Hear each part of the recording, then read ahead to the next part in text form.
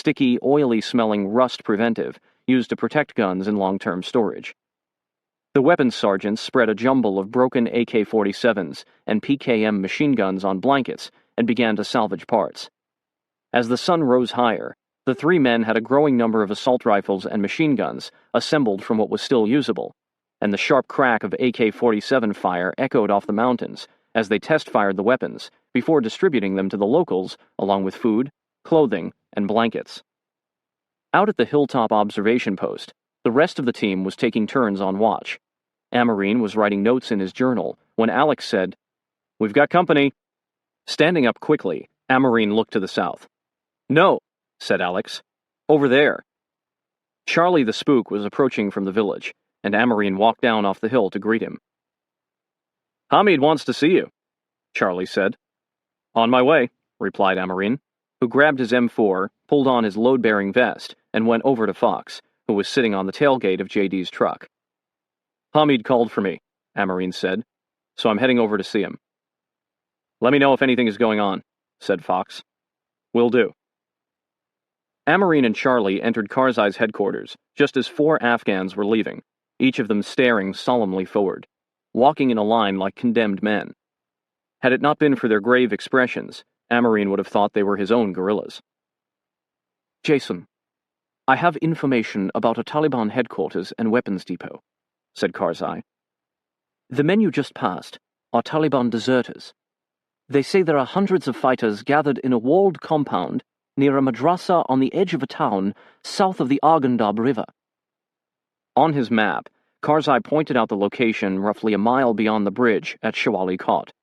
According to the deserters, the town remained staunchly Taliban. Dan had been giving Amarine hourly intelligence reports.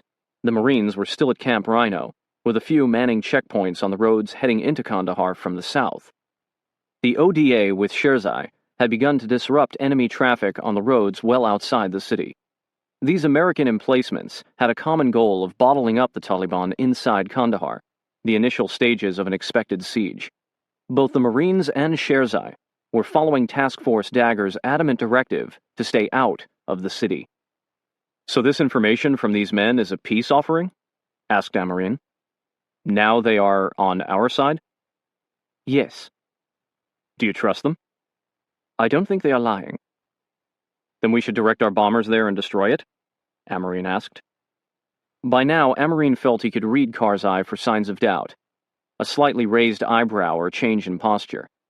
He had noticed this when he told him about the encampment that proved to be refugees. This time there was no hesitation. If they didn't strike the enemy now, they would likely meet them, along with all those weapons, on the road to Kandahar. "Then I believe we should move tomorrow," said Amarine. "After this strike, there's no reason to wait here another day." Satisfied with the airdrops, Karzai concurred. "Tomorrow morning, we depart for Damana." Returning to the observation post, Amarine headed straight to Dan and Wes, who sent sit-reps to Task Force Dagger and brought up satellite imagery of the intended target on their laptops. Alex directed aerial reconnaissance aircraft to the area. Amarine then informed Fox and Bolduc of the new developments, and the three of them were looking at the maps on Alex's computer when recon pilots radioed that they had eyes on the enemy compound. Their report fit the description the deserters had provided, including the 2 adjacent outbuildings purportedly being used as large weapons caches. A great many vehicles were scattered in the area, a pilot said, like grazing sheep. Since the target was located near the edge of a populated area, this strike held the greatest risk for collateral damage that Amarine had authorized, and he sought Fox's opinion. Fox, with a nod from Bolduc, agreed. It was risky, but necessary. ODA 574 monitored the situation for the rest of the day, learning from the pilots that a steady stream of people was coming and going from these small buildings. It appeared the Taliban fighters were stocking up.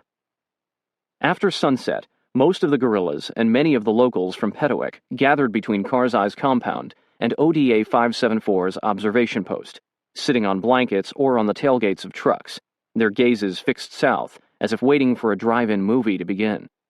Word had spread that the Americans were attacking a Taliban position, and they were here for the show.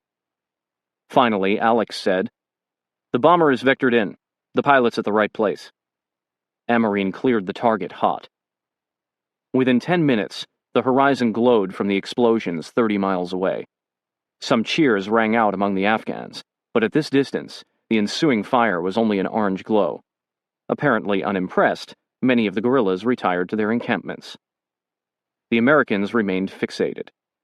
Another explosion blipped on the horizon. Then another. These secondary blasts were from the cached weapons, stores of grenades, RPGs, perhaps even surface-to-air missiles. They continued sporadically, alleviating Amarine's concerns that the deserters might have fed them bogus intelligence. He marked the location on his map with an X, then pulled out his black journal, describing the explosions and distant glow as death on the horizon. Dawn broke clear and cold on the 3rd of December. The guerrillas were scattered among their vehicles, carpets rolled out on the hardened soil where they had been praying toward Mecca moments before.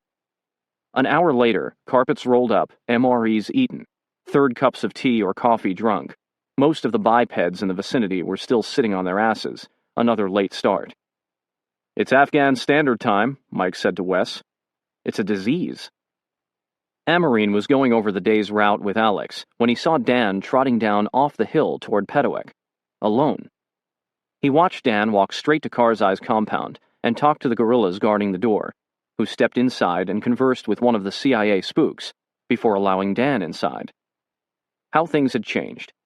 Now the team was going through Afghan bodyguards or the CIA to speak with Karzai.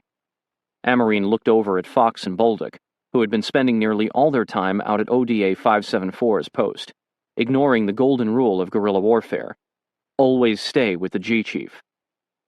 Half an hour later, or 3 cups of tea, Amarine guessed, Dan and Karzai emerged from the compound and strolled up to the observation post, Dan looking like a woolly mountain man and wearing his Red Sox cap, and Karzai, beard neatly trimmed, wrapped in a tan blanket.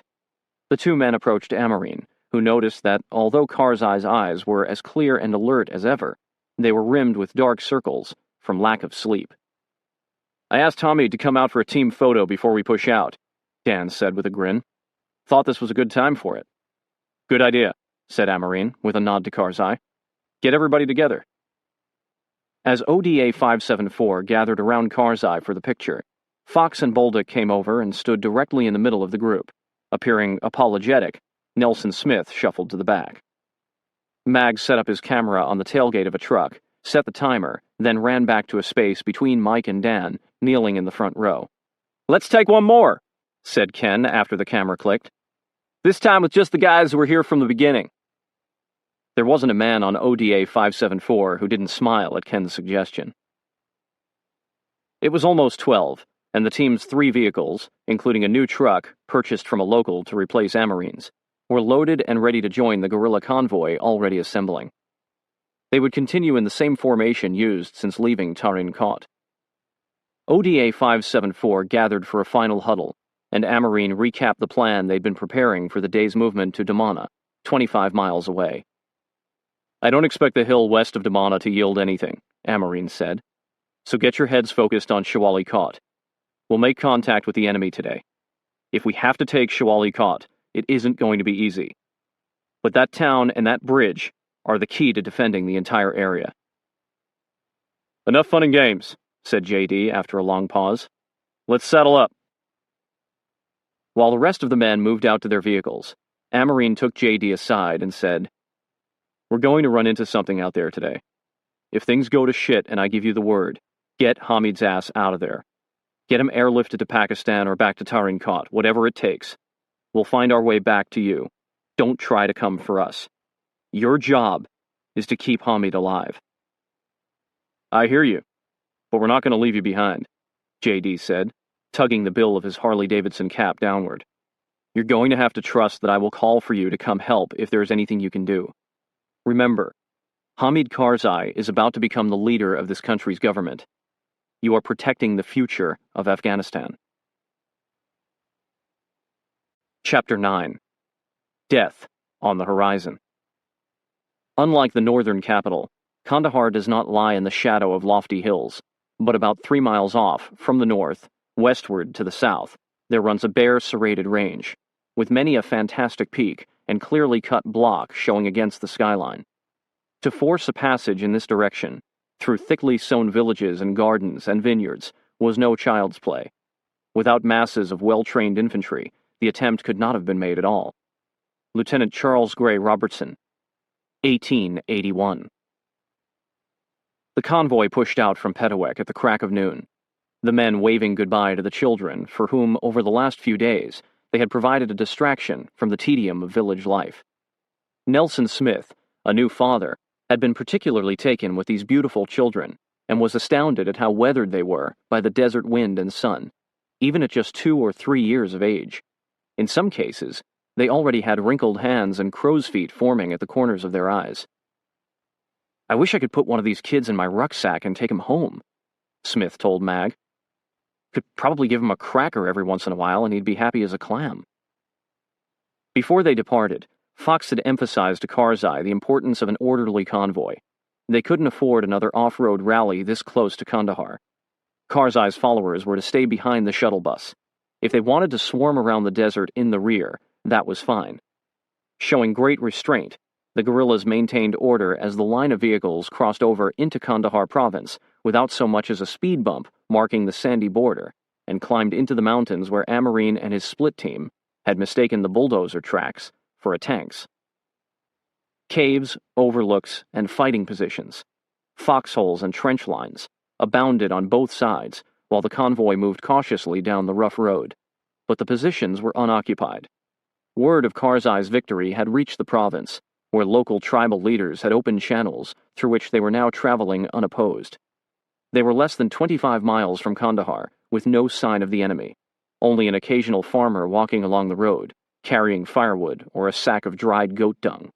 Every so often, the outline of a camel in the distance alerted them to a Bedouin camp. Around 3 p.m., the lead element crested the far side of the range, and the terrain smoothed out before them, an arid landscape striped by belts of vegetation, some green, but mostly the burnt hues of autumn. The few villages in the valley below looked like handfuls of pebbles strewn among the brown and tan fields. There was nothing to suggest that a thriving metropolis lay only 15 miles beyond the sharp peaks, jutting like the serrations of a saw blade on the far side of the valley. The road swept down through the foothills of the range until Damana appeared abruptly on the plain below. A dozen scattered mud huts and a few compounds surrounded by hundreds of acres of farmland. From here, Amarine could see the hillock Fox was interested in occupying as a new command post. It was too rugged and steep, seemingly impassable and thus unsuitable as a vantage point. Just as the guerrillas' vehicles rolled into town, 2 trucks pulled out from behind buildings on either side of the road ahead of them and turned away from the convoy. Mike slowed his truck. Through binoculars, Amarine could see men in the cabs, but the beds were empty. He suspected it was a Taliban patrol. The truck sped south over a rise, and Alex, who had jets waiting overhead, glanced at Amarine, awaiting his orders. Amarine shook his head. The men had not opened fire and might only be frightened locals. Mag and his guerrillas were right behind Amarine. Amarine instructed 20 guerrillas to secure Damana for Karzai's segment of the convoy, then radioed Mag to follow him toward Shawali Kot. The 2 trucks full of Americans, along with 30 guerrillas in 3 trucks led by Bashir, emerged on the south side of Damana. From here they could see Shawali Kot. 3 miles farther south and, on its western edge, the bridge over the Arghandab River. To get there, however, they had to pass through Shawali Kot. As Amarine's truck followed Bashir's men, a soldier's intuition warned him that bullets were about to fly. In the back of the vehicle, Alex learned from aerial recon that the 2 trucks fleeing Damana had turned off the main road and continued south along another track toward the more densely populated eastern side of Shawali Kot, about a mile upriver from the bridge. The guerrillas took this same road, followed by the Americans, while the pilots reported that the vehicles had now pulled into Shawali Kot and parked among its densest cluster of buildings. The north side of the town, facing the desert, was protected by a berm ranging in height from 10 to 20 feet, a natural barrier that had been created by episodic flooding of the river. This was the only thing standing between the lead of the convoy and Shawali Kot. 100 yards ahead of Amarine's truck, The guerrillas pulled over to the west side of the road, 75 yards short of a wide gap in the berm, and parked their vehicles facing back toward Damana, as if preparing to retreat. "That can't be good," said Mike. Jumping out of the trucks, the guerrillas ran toward the embankment. "At least they didn't just drive into town without taking a look," said Amarine. Mike slowed the truck but continued to creep forward, catching glimpses of the town through the notch where the road split the berm. There was no gate, no guard tower, no machine gun emplacements, and no people. Unlike the guerrillas, he parked the truck facing forward, which allowed Amarine, Mike, Alex, and Selab to watch the Afghans scrambling up the berm. Selab pointed out a barely visible white flag waving from the top of a distant roof. "Taliban," he said, just as the guerrillas peered over the berm. Automatic weapons fire erupted from the town, and some of the Afghans flattened themselves to the ground. "This town is not clear," Alex calmly said into his radio on the local channel. Switching channels, he went to work, calling out, "Troops in contact," to the F-18 Hornet pilots flying overhead. A quarter of a mile behind them, Mag was riding in the back of the second American truck with his M4 rifle, a half-dozen RPGs, and a PKM machine gun that Brent had salvaged. Nothing gave Mag more confidence than a perfectly operating weapon with unlimited ammo, and this PKM had purred when he'd tested it out in the desert, just after leaving Petowek. A rocket suddenly streaked into the sky at 1 o'clock from their position, and Mag gripped the machine gun tightly, swinging it to his 9 o'clock and 3 o'clock, anticipating an ambush. They cleared a gradual rise. Before them, a wide, sloping plateau descended 600 yards to Shawali Kot. Beyond the town, the yellow and orange of what appeared to be orchards stretched along the banks of the Arghandab, which at this time of year was a muddy ribbon of earth. On the other side of the riverbed, mountains shot up from the valley floor. Ken turned the truck sharply to the right and parked behind a low rise, and the Americans grabbed their weapons and hurried into a roadside ditch. "What's going on up there?" Ken said into the radio. "What's the status up there? You in contact?" Far ahead they could see Amarine's truck, facing away from them, and in front of it, the guerrillas' vehicles facing toward them. The Afghans were on a 20-foot-high section of the berm that ran east-west for a mile. Machine gun tracers arced from the town toward the berm like a line of sparks. Amarine's voice came through the radio. "Our guerrillas are in contact north of the town with an unknown number of enemy using small arms and RPGs." The main body of the convoy was closer to the lead element than it was supposed to be. The trucks had just reached Amana when gunfire crackled over the Americans' radios. "The town is not clear," both JD's and Fox's men heard Alex say, and Smith, who was driving JD's truck, came to an abrupt stop, halting the convoy. JD, Fox, Bolduc, Ronnie, and Dan jumped out and spread a map across the vehicle's hood, while Smith set the parking brake, grabbed his rifle, got down on one knee, and covered the left flank. After studying the map for a few moments, Dan radioed a sitrep to Task Force Dagger. "I need to get forward and see what they're up against," JD said to Fox. "You coming or staying with Karzai, sir?" Bolduc was itching to get forward, too. Like Fox, he was supposed to stay with Karzai, but both men considered the CIA to be Karzai's bodyguards. "Sir," Bolduc said to the lieutenant colonel, "we got to get up there and help out." With a last look at the map, Fox gave the order. "Let's move." Smith got back behind the wheel, the sound of explosions in the distance, accompanied by non-stop machine gun fire over the radio. Not far behind, Karzai's bus was idling with the rest of the convoy, Afghans and CIA guarding its rear, front, and flanks. "Should we send more men forward with them?" Karzai asked Casper. "I don't know," said Casper. "We'll monitor the situation. For now, let's get you off the road." "Enemy strength unknown." Alex completed his brief of the situation to the pilots standing by, while Mike looked to Amarine for an order. "Stay here with Alex," said Amarine. "I'm running ahead to see what we're up against. Get ready to pull back to Damana." Pushing the door open, Amarine pulled Selab out with him and sprinted toward the berm. "Hey!" shouted Mike. Selab and Amarine turned in unison, and Mike tossed the interpreter his rifle. "You might want this." As he ran forward, Amarine saw the reddish-orange flame of an RPG arcing high overhead and heard the whoosh of more in flight. Looking up, he saw one RPG fly steeply into the sky, then hit its apex and angle back toward Earth. The trajectory was off to the west, and the explosion was far beyond their vehicles. The Taliban were pointing the rockets up in the air like artillery rounds, using the road to Shawali Kot as their target. "We are being engaged by mortars!" radioed Ken. "Negative," Amarine radioed back. "Those are RPGs." Bashir's guerrillas had begun to head back down the berm toward their parked trucks, and Amarine ran toward them, waving his arms and shouting, "Stop! Stop!" Beside him, Selah belted out something in rapid-fire Pashto and mimicked Amarine's movements. The guerrillas continued their retreat. "Stop!" Amarine continued to yell, gesturing frantically. "Stop!" At last they did, though appearing ready to bolt again at any second. Panicked American voices came over Amarine's radio. "All elements hold tight," he radioed back, "and keep the net clear. I'm reconning the town."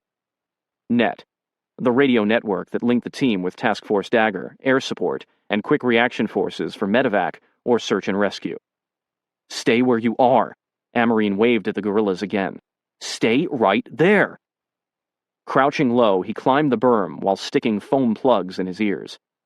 When he reached the top, he dropped on his stomach and edged forward to survey Shawali Kot. "What's going on up there?" Ken said over the radio. "Are you in contact?" Lying prone beside Ken, Mag said, "No fucking shit, Ken. They're in fucking contact. Ask them which side they want support on." It seemed to Mag and Wes that Ken was more concerned with the RPGs falling just ahead of their position than the fact that their lead vehicle was in contact with the enemy. The gunfire increased, and more RPGs ripped across the clear sky. "Ken!"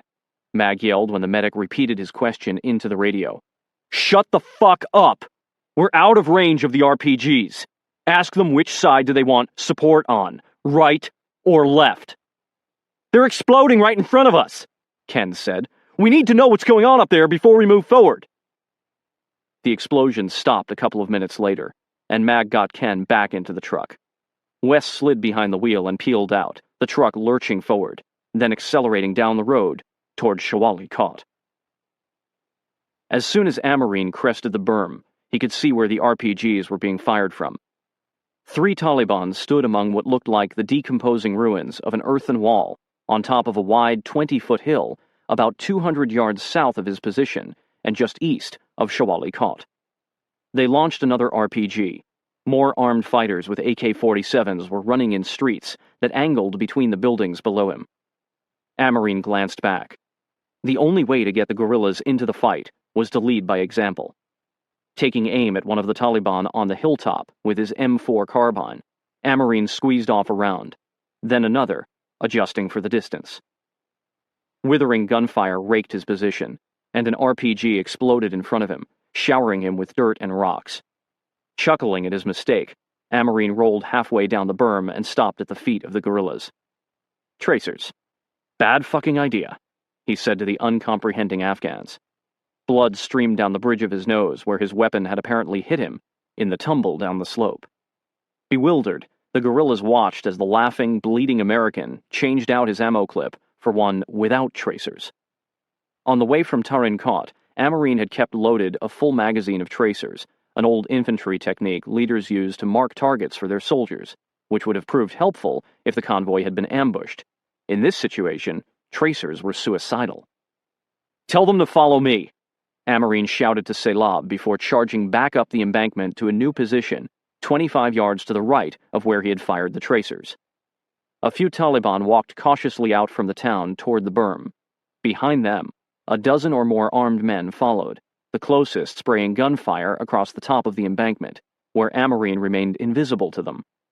He slid his M4 into position and opened fire. The Taliban returned fire with wild bursts of ammunition and scattered. A few fell to the ground and were still. The rest fled in confusion, running and diving for cover behind buildings. Scanning the town, Amarine swung his carbine east to the hill, where there were now only 2 Taliban, both firing at him with AK-47s. Did I hit the guy with the RPG? Or did he run out of rounds? Amarine wondered, taking aim at one of the 2. He shot 3 rounds, and the man dropped out of sight behind the wall. Keeping his weapon in the direction of the hill, Amarine glanced toward Shawali Kot. The street was completely empty. Several shots kicked up dirt along the berm, and Amarine noticed movement to his right. He turned and shot twice at a lone figure sprinting toward him and the berm, clutching an AK-47. In the silence that followed, Amarine could just hear the sound of the body hitting the dirt less than 50 yards away, and he stared at it for a moment, realizing that the guerrillas, who were now hunched down beside him, had been watching, but not shooting their rifles. A few armed men hid around the corners of buildings and sprinted at intervals across the streets. "Tell them to shoot!" Amarine yelled at Selab. Mike didn't want his captain to be alone up there on the berm, but he knew his position, 200 yards back with Alex, was crucial. Alex was their link to air power, and if they were overrun, air power would cover their retreat. That was why Amarine had ordered him to stay put. But Mike could see that the guerrillas weren't being much help, and would most likely abandon Amarine if the enemy came rushing over the berm. This was heat-of-battle reasoning behind Mike's split-second decision. "I gotta get up there with the captain." "I'm going," he told Alex, who had every pilot in Afghanistan headed their way. "If you see us getting overrun, put air on us and get the hell out of here." Mike sprinted forward 20 yards, hearing bullets whizzing overhead. "Holy shit, this is for real," he thought. "Oh fuck, I'm scared as shit. Oh man, they're really shooting. I can't believe this. This is funny. No, this is not funny. I need to kill these motherfuckers. I need to go that way, toward them." He paused 20 yards out. Directly ahead of him was a fatal funnel, where he would be exposed for at least 100 yards without cover. "Fuck this," he said out loud. He ran back to the truck. "These fuckers are trying to kill us," he shouted at Alex, and they both laughed. "This is a bad fucking place to park. We'll have more cover ahead, closer to that berm." The guerrillas did not react as Amarine shouted at them to attack. They just stared at the retreating Taliban. Amarine kept shouting, "Shoot! Attack!" Misinterpreting Amarine's order, Selab stood up on the crest of the berm, yelled something in Pashto, and charged down toward Shawali Kot with a guttural roar, spraying bullets wildly from his AK-47, his bright aqua robe flowing behind him. As surprised as Amarine, the other guerrillas immediately sprinted after him, and Amarine followed, laughing. Mag's vehicle pulled up to the berm just as Amarine disappeared over it. He climbed up the embankment to see Amarine and the guerrillas running forward, despite the gunfire ringing through the air. What in the hell does the captain think he's wearing? Thought Mag. Bulletproof everything? As Amarine ran, he grabbed 3 guerrillas and diverted them to their left toward the hill, where he was certain he'd shot the Taliban with the RPG. He was motioning for them to get up there when he saw an old man walking slowly and deliberately toward the body of the Taliban whom Amarine had shot. The AK-47 was in the dirt in front of the body, and Amarine moved forward, grabbed the weapon, and tossed it to a guerrilla behind him. The older man did not hesitate in his stride. He kneeled down, pulled the limp body onto its back, scooped his hands under what Amarine now saw was a teenager, and carried him back to the town. Amarine continued to watch over his shoulder as he began to climb up the berm, pausing when the man pushed open a door painted turquoise and disappeared into a building. Most of the guerrillas had followed Selab, with Bashir just behind, into the streets of Shawali Kot.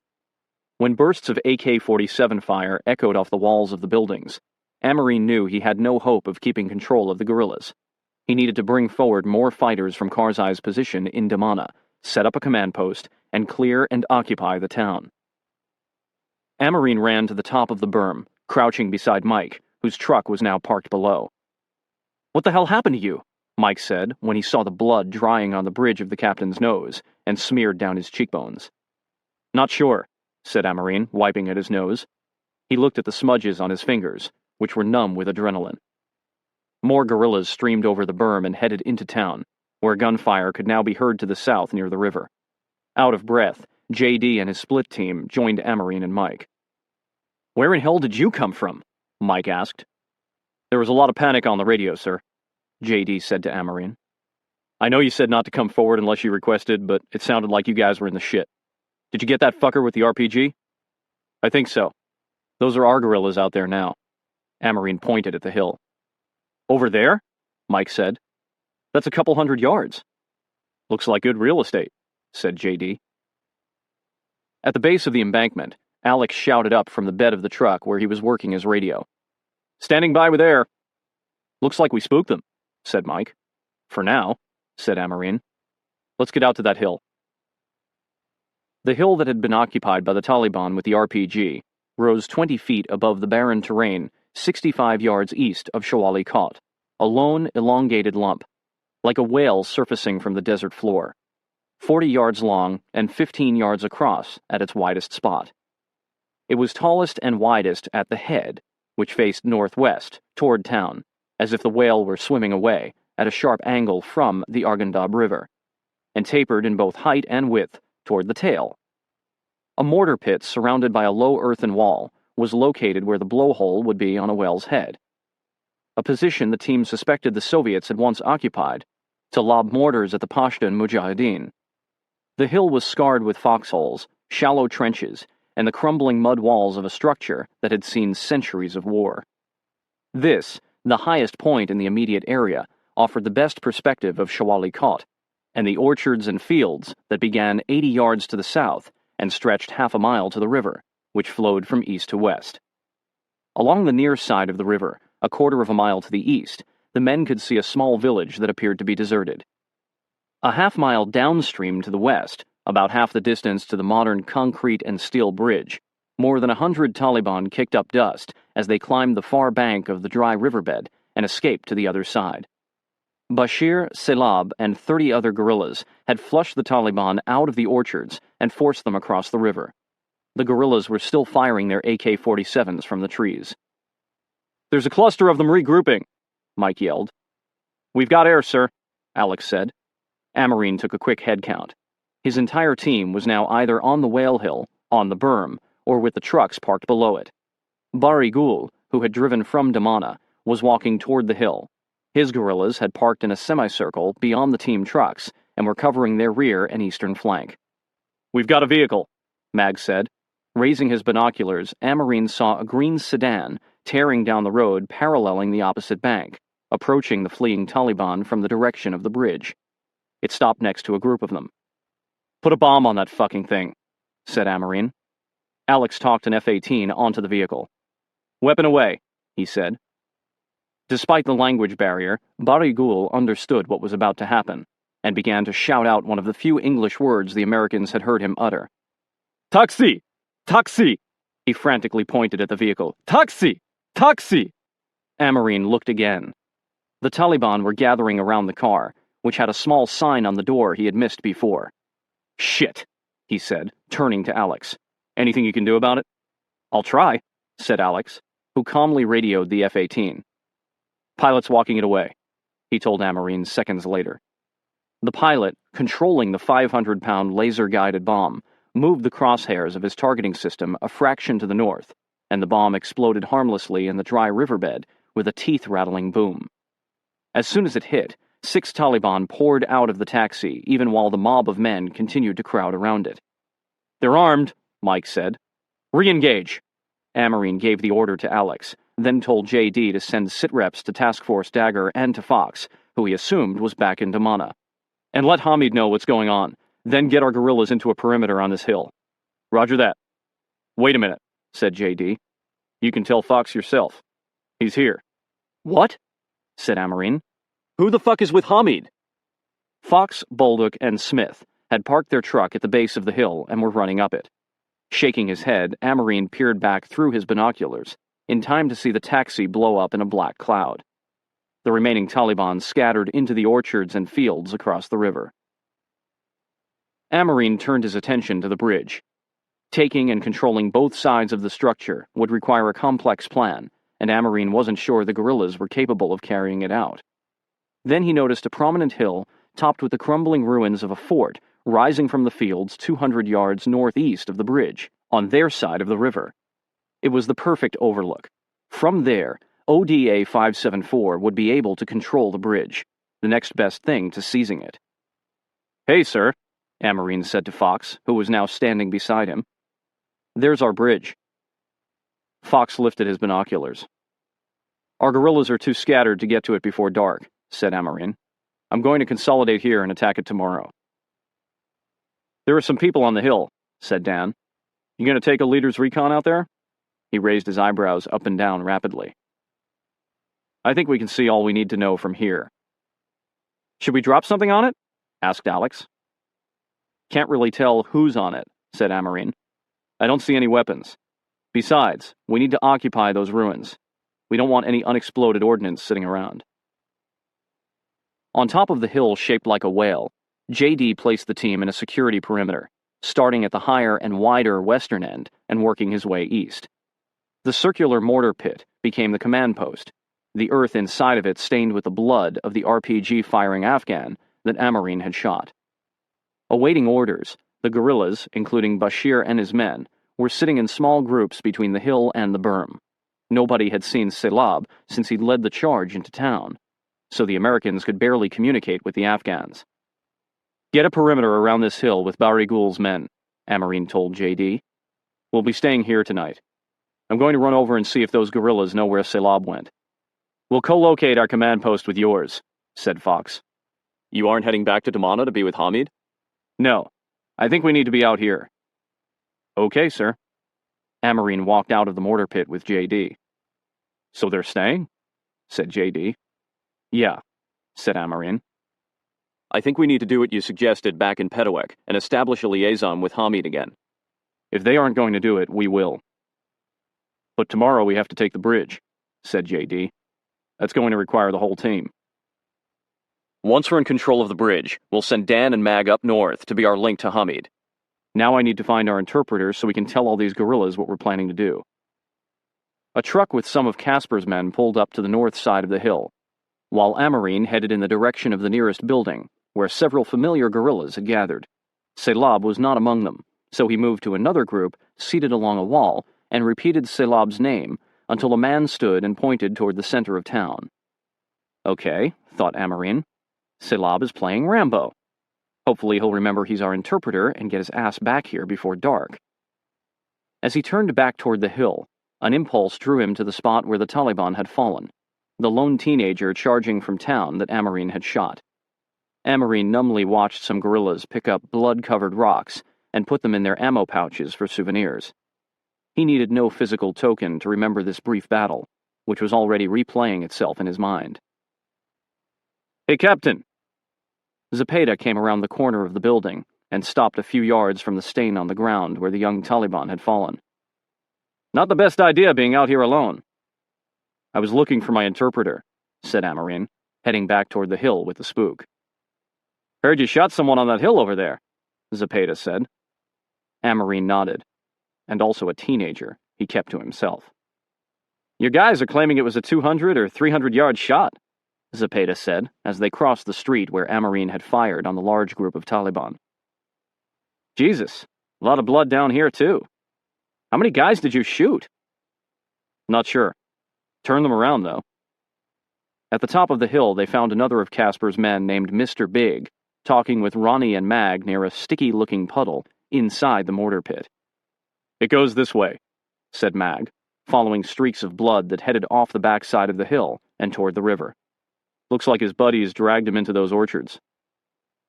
"Welcome to the club," Mr. Big said quietly to Amarin, who gave him a puzzled look.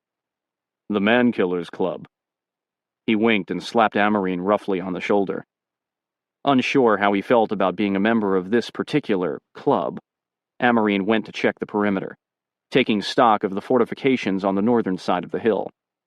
At the far end, Bari Ghul was standing with his guerrillas and some locals, staring at the seemingly deserted village along the river to the east. "Taliban," said Bari Ghul, pointing to the village. Then, to convey the number, he stabbed the air repeatedly. "Taliban, Taliban, Taliban, Taliban, Taliban." Amarin nodded. "I get it. Many Taliban." Using binoculars and hand motions, Bari Ghul singled out a compound with a large building inside. He pantomimed bombs dropping from the sky. Karzai had warned Amarin about Afghan-style retribution, that they would gladly bomb everything in sight to settle old scores. While Amarin was confident he could rely on Bari Ghul in battle, he didn't know if he could trust his judgment in this situation. especially since he seemed to be getting his intelligence from locals Amarine didn't recognize. He would have to check with Karzai. "No bombs," he said, shaking his head. Just before dusk, an excited Selab returned to the hill and recounted his adventure to Amarine, of chasing the Taliban through the streets, of capturing a Taliban flag as a gift for Karzai, of chasing them into the orchards with Bashir and his men. At this point, he began to make sounds like gunfire, then rattled off the rest of what must have been a hell of a story, in Pashto. Amarine let him finish before steering him over to Barigul's position, where he was watching the village to the east. People had been spotted occasionally walking between the buildings. After 15 minutes of Selab's interpreting, it became clear to Amarine that the building they wanted to bomb had been a Taliban refuge, but Barigul's men couldn't agree on whether that was last month, last week, or yesterday. Still, Barigul and the locals wanted it bombed. Again, Amarine refused, telling Barigul that unless they could visually identify armed men or believe the building to harbor an immediate threat, they would have to wait until he discussed it with Karzai. By dusk, half of the 300 guerrillas had come forward to Shawali Kot, leaving the other half with Karzai and the spooks in Damana. Trucks were, as usual, parked haphazardly everywhere. Between the vehicles, these Afghans sat in large circles, laughing and at ease, occasionally firing off bursts of celebratory gunfire to punctuate their revelry. Fox and Bolduc settled into ODA 574's command post in the mortar pit, telling Amarine that they were coordinating with the CIA to handle Karzai. Meanwhile, Smith had backed his truck up to the nearest building, a deserted medical clinic, which JD had designated as the team's sleeping quarters, and was unloading his radio equipment. Anticipating a counterattack, Amarine set security at 50%, and JD and half of the team headed down to the medical clinic to get some sleep. Amarine watched them cross the 100 yards of open ground, smiling when he saw that the pole from which the white Taliban flag had been hung was now flying the flag of Afghanistan. At 6:30 p.m., it was dark enough for the rest of ODA 574 on the hill to don their nods and hunker down into the fighting positions they'd chosen to cover their assigned zones. Mag put his go-to-hell pack in a shallow trench facing the river, checked his weapon, and before sitting down, trotted a few yards away to investigate a shadow he'd noticed 2/3 of the way down the slope. "We've got a bunker over here," he called out to Amarine. "How the hell did we miss this?" Amarine said, joining Mag. He stared at the opening of what looked like a cave just below the trench line, marking their security perimeter. "It doesn't look like it can go very deep," said Mag. "You want to lead or cover?" "I'll cover you, sir," Mag said with a smile. They walked down to the large opening, and without making a sound, turned on the lasers mounted on their carbines. Mag knelt on the slope above, while Amarine crouched on one side of the entrance, which was a couple of feet wide and high enough to allow him to walk upright, his beam lighting the interior earthen walls in an infrared glow. Cautiously, Amarine peeked around the corner and scanned the recess fully, his laser tracking quickly from one side of the bunker to the other. The small space was empty, except for a beat-up carpet on the dirt floor. Calling out, "All clear," he entered the bunker. Mag followed. On cue, 3 of Barigul's men came in behind them, carrying blankets and flashlights that blinded Amarine and Mag, who quickly pulled off their nods. The Afghans smiled at the Americans. "Guess they found a home for the night," said Mag. With half of ODA 574 asleep in the next room, Smith worked by the glow of his open laptop to orient the satellite antenna out the open window of the clinic and into the night sky. When the computer was dialed in, he sat back in a folding chair and surveyed his workspace. His M4 carbine was propped up against the wall, his rucksack was on the floor beside him, and 6 inches to the right of the keyboard was his spitter, an empty water bottle for the big dip of skull packed behind his lower lip.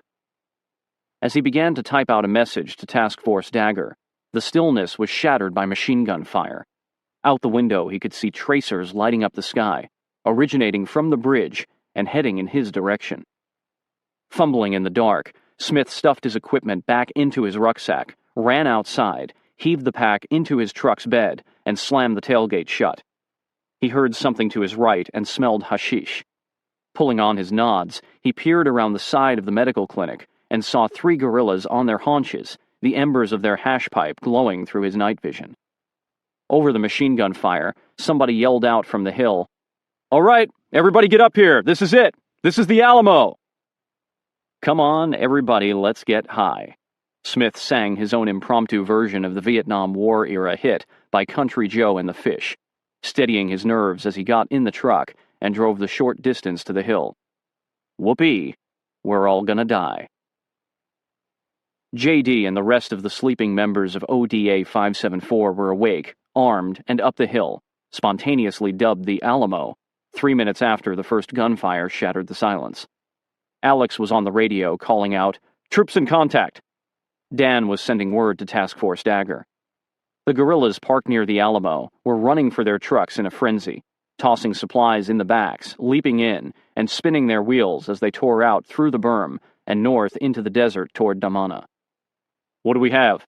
JD asked Amarine, who was watching tracer fire from enemy guns streaking across the bridge a little over a mile to their west. "Counterattack is in progress. I'm seeing dozens of enemy dismounts, foot soldiers, pouring across the bridge. Around 50 so far and more coming. They're firing something big at what must be another group of our guerrillas retreating from the bridge toward Damana." "We have guerrillas by the bridge," JD said. "I don't know which other trucks would be getting fired at." To Dan, Amarine said, "Try to get combo with Hamid." "Who am I supposed to call?" asked Dan with a glance at Fox and Bolduc. "Try the CIA," said Amarine. "This is fucked up, sir." "Do your best," said Amarine. "We need to let them know what's coming their way."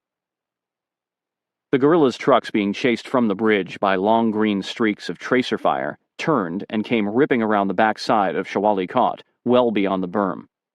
Their headlights and the Taliban tracer fire were suddenly on a crash course with all the trucks that had just retreated from the Alamo. It was a cluster of auto lights and tracer streaks zigzagging out in the desert. "What a goat fuck," said Mag. "Fucked up as an Afghan convoy," said Mike. "The Taliban might be trying to circle around our rear, sir," said JD. "I'd rather them surround us here at the Alamo than head north after Hamid," said Amarine. "Damn, who started calling this the Alamo anyway?" JD laughed. "Still can't reach the CIA," Dan told Amarine. He had been trying the CIA's radio for over 2 minutes, and Karzai's satellite phone was emitting a busy signal. With Fox, Bolduc, and Smith, who was also trying to reach the CIA, on the hill with ODA 574, Amarine had no idea how the 150 guerrillas had been set up to protect Karzai, who he assumed was still in Damana. And since the Taliban were attacking on foot, there were no vehicles for the American jets to bomb. Furthermore, it sounded as if the enemy was firing both light and heavy machine guns, suggesting that this was not just a mob, but likely an organized unit. "See the range of those tracers?" Amarine said to Mike. "Doesn't that sound like a Dishka?" The DSHK, called Dishka, or more commonly Dushka, is a Russian 12.7 by 108 mm gas-operated, air-cooled heavy machine gun that fires 575 rounds per minute with an effective range topping 2,200 yards, which put the Alamo within range from the north side of the bridge. "Sure does. Good thing they don't have night vision, because if they wheel that thing down the road a ways, we're in easy range." "Make sure Barigul stays with us," Amarine told JD. "Integrate his men into our perimeter at this end of the hill. Tighten up the lines. We have no idea what we're up against." JD jogged east toward the other end of the Alamo. "We've got Spectre inbound," said Alex, referring to a heavily armed AC-130 gunship. A transport plane mounted with a range of guns on its left side fuselage, including 25mm Gatling guns capable of firing 1,800 rounds per minute, and integrated with targeting systems that allow the gunship crews to attack targets with surgical precision. Made famous during the Vietnam War for protecting ground forces and fire bases surrounded by the enemy, it is said that no American base protected by one was ever lost. "I think we're going to need it," said Amarine. Due to its low, slow flight path, the AC-130 would have to return home at dawn when it would become an easy target, but it would probably keep the men alive until then. Having pantomimed the instructions to Barigul, Seylab was missing again, JD returned to the team while Barigul spread his guerrillas out among the American lines of defense, using a flashlight pointed at the ground for guidance. He then approached Amarine, holding his AK-47 at the ready position. Unlike his countrymen, he and his men weren't going anywhere. With the rest of the guerrillas having fled north, the enemy guns fell silent. This disconcerted the Americans, who had been using the gunfire to estimate the size and location of the Taliban force. None of the attackers had returned to the bridge, which meant there were at least 100 Taliban on the near side of the river, most of whom had last been seen in the desert beyond the berm, firing toward Damana. But they had also seen some small arms tracers coming from closer in, on the other side of the berm, suggesting that the Taliban had possibly come back toward Shawali Kot and surrounded the team's position. It was deadly guesswork. The enemy could be anywhere. At 100% security, ODA 574 covered all avenues of approach with their carbines aimed into the night and a supply of RPGs near each man. "Can we set up the mortar tube?" Ronnie asked JD. "Go ahead." Ronnie, Mike, and Brent ran to the trucks at the northern base of the hill and grabbed a huge 82mm Russian mortar, behaving like kids who had just been given permission to launch their new model rocket. They lugged the tube back to the hilltop and began to set it up, while Wes, Smith, and some of the guerrillas brought cases of mortar rounds. "We need to hang around to get the plate set," said Brent. Together, the three weapons sergeants aimed the mortar toward the bridge, and Brent dropped a round in the end of the super-elevated tube. There was a loud thump when the round launched. No one spoke for several seconds as they listened for the blast. "Jesus," said Mike. "A dud?" said Brent. "Either that or we left on way too big a charge," said Ronnie. Alex looked up from the digital map on his computer. "We'll have an AC-130 on station in about 30 minutes. Boom! The mortar exploded in the distance. "Not a dud," said Brent. "We have a problem," said Amarine, who was standing next to Alex, scanning the berm that wrapped around the northern side of Shawali Kot. "The guerrillas left some of their own behind, and now they're up on the berm and who knows where else." "That's going to make it tough for the gunship to know where to shoot," said Alex, "especially if we get attacked from the north." Amarine nodded. "Sir," he said to Fox, who was still trying to get through to Karzai on the radio, "I'm sending out a recon element to bring back some of our guerrillas. I don't know how many are out there, but they're going to get cut to shit." "How many are going?" asked Fox. "A split team. We won't be gone long. We only have a half hour before Spectre gets on station. Just wanted to keep you in the loop." It had been 5 minutes since the Taliban had attacked, and Amarine was expecting them to open fire on the Alamo at any moment. "Okay, here's the plan," Amarine told JD. "2 jobs. The first is for a split team to go get the guerrillas before the gunship arrives in roughly 20 minutes and mistakes them for Taliban. After the first team returns, a second split team will set up on the berm over there." He pointed north to his original assault position, where Selab had led the charge earlier that day. "They're going to keep watch so the bad guys don't sneak up on us." Perhaps a half-mile beyond the berm, a heavy exchange of automatic weapons fire erupted, but the men couldn't see who was shooting or what they were shooting at. JD checked his watch and said to Amarine, "You take your split team out to get those lost guerrillas. That way you can run the defense when the gunship is on station. All right, you re-establish the perimeter. I'll issue a contingency plan before we head out." Amarine walked over to Mag, who had taken up a position facing north. "Get Mike, Brent, Wes, and Dan," he said. "We're going on a rescue mission." "Yes, sir," said Mag. ODA 574 assembled in the center of the Alamo and conducted a pre-combat inspection of their nods, the lasers mounted on their carbines, and their radios. "Good to go," said Mag.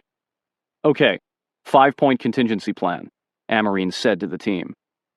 "I'm heading out with Mag, Mike, Brent, Dan, and Wes. We'll be gone 20 minutes.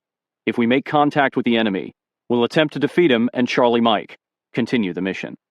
If we meet a superior force, we'll pop smoke and get back here right away. If you make contact, stay put in this position and we'll return to you. You have nowhere to retreat from the Alamo, so stay here unless you're overrun, then initiate the evasion plan. If you come under attack, keep an eye out for a way for my split team to get back inside the perimeter. If that's impossible, we'll form a second perimeter on the berm and link up when the situation permits. If we're not back in 25 minutes and have not made contact, Prohibit all AC-130 fires along the corridor from this hill, west to the bridge, and south of the berm, unless you're engaged with an enemy attack from that direction.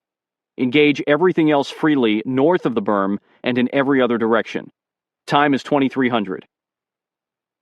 The split team moved north in a wedge, with Brent walking point, Mike, Mag, Dan, and Wes on staggered flanks, and Amarine trailing. Not so fun being the point man on this little walk, Mike whispered to Dan. They made their way past the medical clinic, then turned west to follow the southern side of the berm. From here, they walked toward the bridge with the berm on their right and Shawalikot on their left.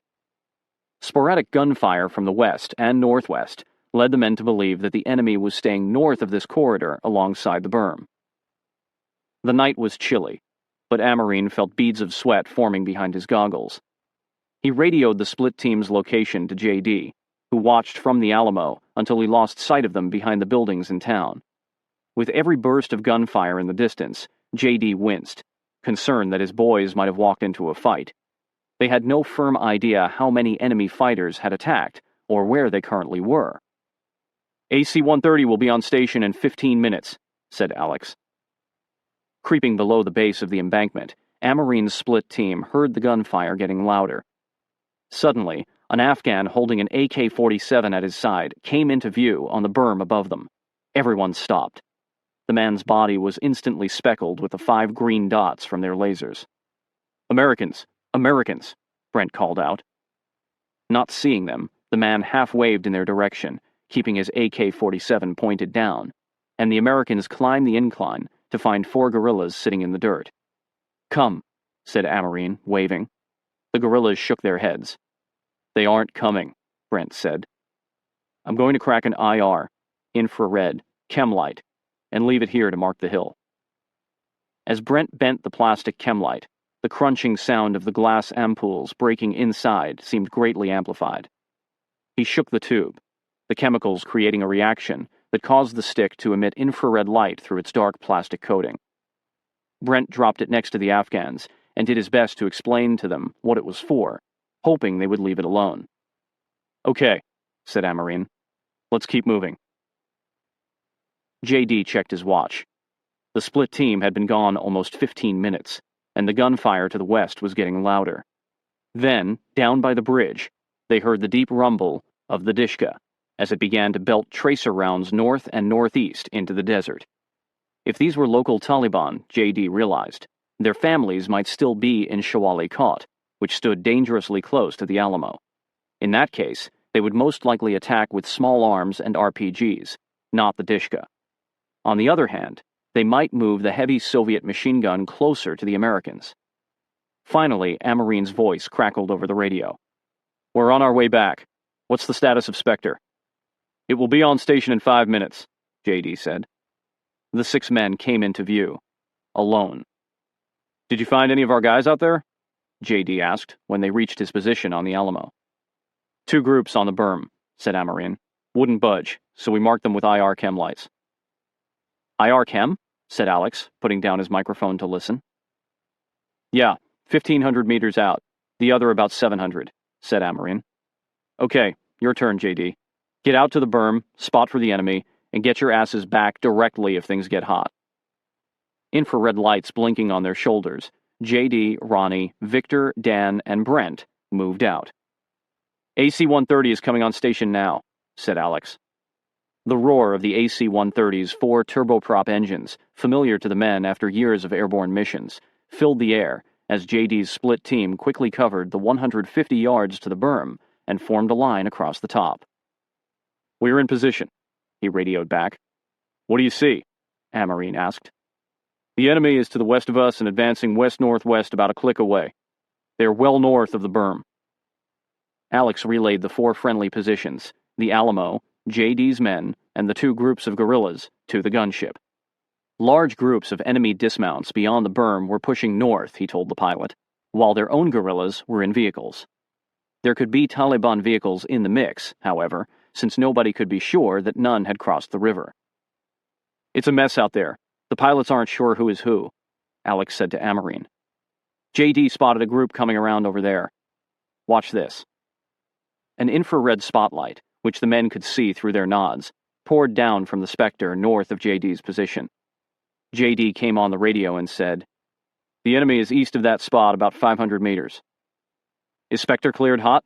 Alex asked Amarine. "Yep. Put them to work." The gunship banked into an orbit over the target, and long streaks of flame, each composed of hundreds of bullets, began pounding a group of 20 to 30 Taliban who had been following a road that ran to Damana. "They're dead," said Alex. Behind them, Fox was on the radio, finally talking to Casper. "Most of our guerrillas retreated back to you in Damana," Fox said. "We need you to get them to come back down." "And that's why we needed you there and not here," thought Amarine. "The enemy is so scattered I have no idea how we're doing," said Alex. "But this is definitely going to scare the shit out of them." A moment later, the gunship took out another target farther north. "Sucks to be the Taliban tonight," said Mag. About an hour and a half after the initial attack began, the Taliban stopped firing and vanished into the night. "Gunship isn't seeing anything between Damana and Shawali Kot," said Alex. "Start working targets south of the river," said Amarine. "Usual rules of engagement. Look for any convoys coming this way." It appeared that the AC-130 had forced the Taliban to retreat, but ODA-574 couldn't chance it. They had to assume the enemy was still out there. For hours, the men had missed a bunker they were standing on top of. What tunnel systems and camouflage trenches did the surrounding desert, orchards, and structures conceal? Amarine decided that he'd better keep the team close, in case there were any more surprises. "Wes," he said, "call JD and have him come back." While the gunship continued to orbit the immediate vicinity, the team stayed at 100% security, positioned close to one another along the Alamo's upper slopes, with Bari Ghul's men covering the eastern end. IR chem lights scattered down the slopes marked their location for the AC-130.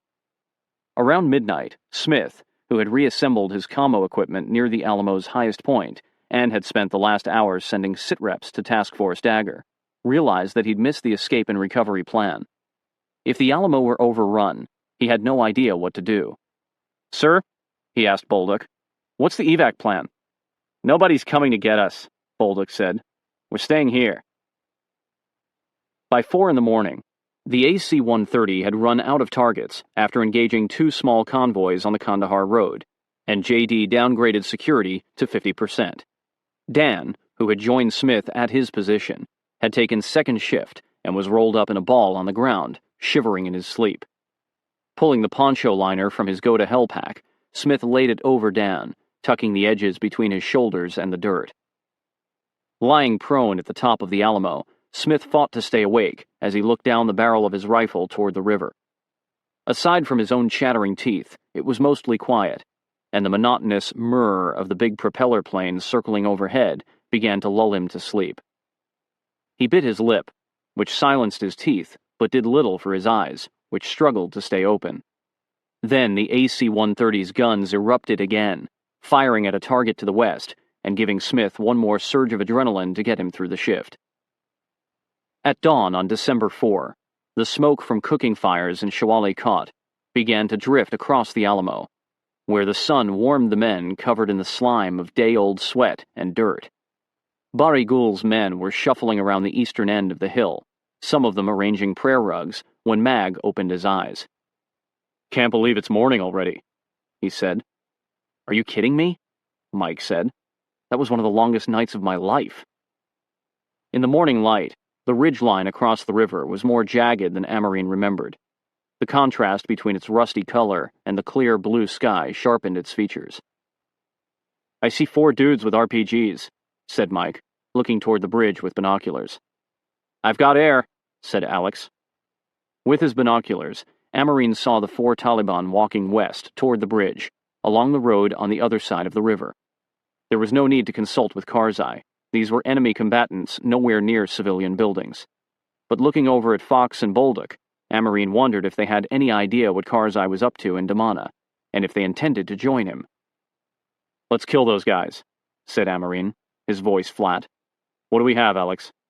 "Clear line of sight. Let's laze them." Mike was already on it, having set up the SOFLAM, which estimates the distance to a target and marks it for laser-guided munitions, on a tripod. All of the previous bombs had been guided by the aircraft's own laser marker targeting systems. This was the team's first use of a SOFLAM on this mission. Within 3 minutes, Alex had talked an F-18 pilot onto the target's position, confirmed that it was cleared hot by the captain, and chosen a 500-pound laser-guided bomb from the jet's weapons menu. Turning to Mike, he said, "Laser on." "Lasing," said Mike, as he pointed the beam at the center of the four-man group. Seconds later, black smoke and brown dust consumed the men, followed by a loud explosion. "Damn!" somebody yelled, but otherwise, the Alamo was quiet. The cloud dissipated. 2 of the Taliban, bloody and obviously injured, were dragging a body out of sight behind a rise. There was no sign of the 4th man. Bolduc walked over to Mike to request a SOFLAM tutorial. Hearing this, Mag muttered under his breath, "OJT," on-the-job training.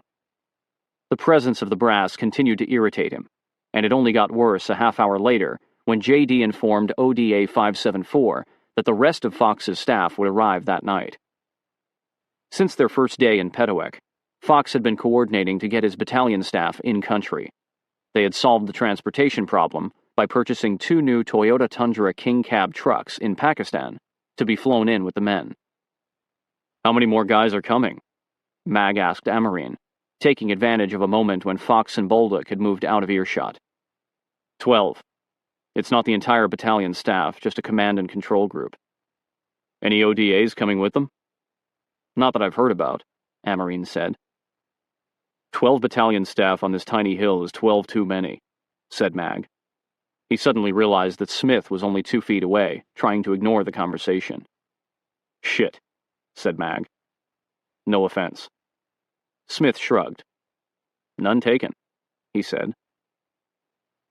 Shortly before 1 o'clock that afternoon, the guerrillas who had fled to Damana returned to Shawali Kot, honking their trucks' horns and holding their weapons overhead as though they had won the night's battle. The men of ODA 574 watched in numb amusement, too tired to be angry at them for running away the night before. The fact that the guerrillas were able to return supported the evidence from aerial recon that their attackers had either been killed by the AC-130 in the desert between the 2 towns, or escaped back to the southern side of the river. Soon after, Karzai drove in with the CIA team, and Fox trotted down the hill to greet him. Looks like we won't have to send Mag and Dan to Damana, said JD to Amarine. On the flip side, it sure isn't a good idea for Hamid to be down here right now. I know, but I would really rather keep him close to us after that mess last night, said Amarine, as he watched Karzai and his entourage take over a cinder block building adjacent to the medical clinic. When he walked down the hill, Amarine was greeted by the usual group of guerrillas guarding Karzai's headquarters. Inside, Karzai was sitting with his circle of tribal leaders, Fox by his side. Hello, Jason, Karzai said. Amarine sat down. I need your help, Hamid, he said. I have to organize a group to take control of the hill overlooking the bridge west of here. This will require a more elaborate explanation than Selab can manage. So could you translate? I'd like to get things moving right away. Of course. Tell me what men you require. I need Bashir. His men did very well yesterday. I will also take my friend Barigul. Seated across from Karzai, Bashir nodded when Karzai spoke to him. They will be ready in an hour, Karzai said to Amarine. Bashir, Barigul, and their men were assembled beside the Alamo, listening to Karzai translate the details of the plan. JD's split team and Barigul's men would establish a support by fire position on the berm a mile west of Shawali Kot, overlooking ODA 574's new objective, the hill with the ruins, 600 yards to their south. 3 PKM machine guns with a range of more than 1,000 yards would provide support fire for an assault team led by Amarine. Once JD's team was in place, Amarine's team would drive to some compounds they had identified at the base of the hill. There, they would lead Bashir's men in a classic infantry assault to seize the ruins at its top. 4 years at West Point and that's all you come up with? JD said to Amarine. Admittedly, it wasn't much, but the simpler the plan, the harder it would be for the guerrillas to mess up. As the guerrillas dispersed after the briefing, Amarine took Bashir by the arm and led him over to Karzai. "Can you ask Bashir if he's clear on everything?" Amarine asked. Karzai uttered something in Pashto, and Bashir gave a nod. "He says his men are ready to take the hill." "See you on top," JD said to Amarine just before he got in his truck, shortly after 3 p.m., to follow Barigul's 3 vehicles to the western end of the berm.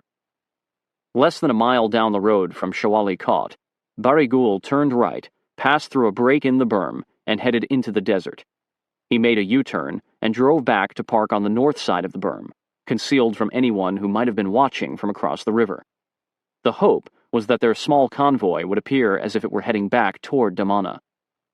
JD parked alongside the others and hiked up the berm to recon the position before emplacing his men. He lay prone across the compacted ground at its top, the open desert behind him to the north.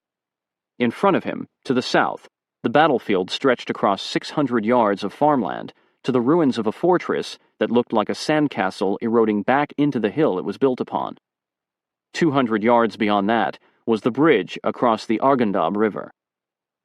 When he sighted down his carbine barrel toward the ruins, JD saw an open, unplanted field, divided at the 400-yard mark by an irrigation canal with a large compound on either side. The nearer one, on the north side of the canal, they'd named Compound 1, and was to be the objective rally point. A wooden bridge, barely large enough for a vehicle, spanned the canal to Compound 2. Past the canal, the terrain sloped gradually upward to the ruins, then downward to the orchards along the riverbank. The road that JD's element had taken out of Shawali Kot turned to the left where the fields ended, skirted the right, western side of the hill, and continued on over the bridge and to Kandahar. On the west side of the road, about 200 yards from the bridge, was another set of ruins dubbed Compound 3, atop a small rise that the men thought might conceal enemy movement to the west. Amarine's assault team would leave the road a quarter of a mile before it went left and drive across the field to Compound 1, then move on foot across the canal to the second compound, where they would stage their assault up the hill. The machine guns manned by JD's team would engage any enemy positions on the hill or in the trenches that existed around it. They would also spot for Taliban hiding in the orchards on their side of the river. If needed, the machine guns could be super elevated to reach the orchards and ridgeline on the other side of the Arghandab as well. JD could see no Taliban, anywhere. The guerrillas lugged the PKM machine guns up the slope, staying quiet and low so as not to silhouette themselves. Soon the guns were in place, tripods dug in and ammunition stacked, with Ronnie, Brent, and Victor standing by, as JD arranged Barigul's men in a security perimeter. Dan, who had set up next to the guerrillas amid the boxes of ammunition, called Amarine, speaking in a hushed voice into his radio. "Support by fire is good to go, but we don't see any enemy anywhere." In an infantry attack, the job of the support by fire element is to soften up the target, that is, kill the enemy defenders on and around the objective by surprising them with overwhelming firepower just prior to the assault team's attack. In this case, the enemy had not shown themselves, which made the assault all the more dangerous. "This just became a movement to contact," replied Amarine, thinking, "Shit, we just lost the initiative." Movement to contact, an offensive operation in which a unit maneuvers through an area or toward an objective while uncertain as to the location or number of enemy defenders. It becomes a contest of who spots the other first, though the offensive unit is often considered bait to flush out the enemy from its hiding places. "We've got you covered," said Dan. "Roger," said Amarine. "We're moving out." Chapter 10. The Ruins. In preparing for battle, I've always found that plans are useless, but planning is indispensable. General Dwight D. Eisenhower. Mike started his truck, shifted into first gear, and eased between the Alamo and the medical clinic onto the dirt road that led west out of Shawali Kot. He looked over at Amarine in the passenger seat and Alex in the back of his pickup, then focused on Bashir's guerrillas, each armed with an AK-47, in the truck 20 yards ahead. He wondered if their smiles and laughter were born from nervousness, bravado, or the prospect of meeting Allah in the next few minutes. There were 3 trucks ahead of Mike's, each with 8 guerrillas, and 2 more close behind. Mag's truck brought up the rear. Standing on top of the Alamo, Fox, Bolduc, Smith, and a handful of Bari Ghul's men watched the convoy disappear behind the buildings in town. Karzai's security was now the responsibility of his 200 remaining guerrillas, who had scattered onto rooftops and along the berm. Inside his command post with Casper's spooks, Karzai was on the phone with reporters, diplomats, the Northern Alliance, his family, and intermediaries of the Taliban, all of whom were probing the statesman for news of his intentions now that he was, as he put it, just outside Kandahar. Once the trucks cleared the town's center, Mike could see fields on their left, desert and the berm on their right, and the deserted main road that headed over the bridge and onto Kandahar dead ahead. Passing JD's position on the berm, Bashir's trucks followed the road west, then turned sharply across unplanted fields toward Compound 1, the uneven terrain causing the vehicles to spread apart, with wide gaps between them. When the first truck parked at the compound, the Afghans immediately dismounted and charged toward the hill, not waiting for the rest of the convoy. A second truck stopped, its guerrillas jumping out and running after the first group, followed by the third truck. These ragged clusters of men moved over the rough-hewn timber bridge that spanned the irrigation canal separating Compound 1 from Compound 2, with Bashir running alongside and making no attempt to stop or organize them. Bouncing across the field in their truck, Amarine and Mike watched the Afghans sprint over the bridge in a textbook guerrilla attack. Lots of gusto and zero organization. Mike threw up his hand in frustration. "There they go." "So much for the simple plan," Amarine said. "You have quite a mess there," radioed JD, as Mike parked next to the empty trucks. He, Amarine, and Alex got out and began to run forward. "Roger that," said Amarine. "We'll go round them up, but it looks like our objective might be deserted after all." Just as Bashir's lead group was halfway up the hill, unseen Taliban fighters opened fire on the guerrillas.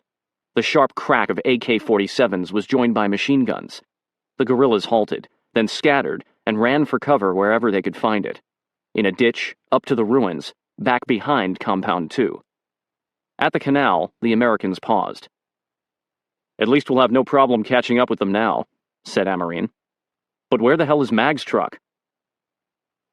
Mag, Wes, and Ken had been bringing up the rear when the truckloads of guerrillas at the head of the convoy had reached the fields and suddenly sped up, leaving a cloud of dust in their wake. Unable to see where they'd turned off the road, Ken slowed the truck. The hill with the ruins was 400 yards behind them to their left.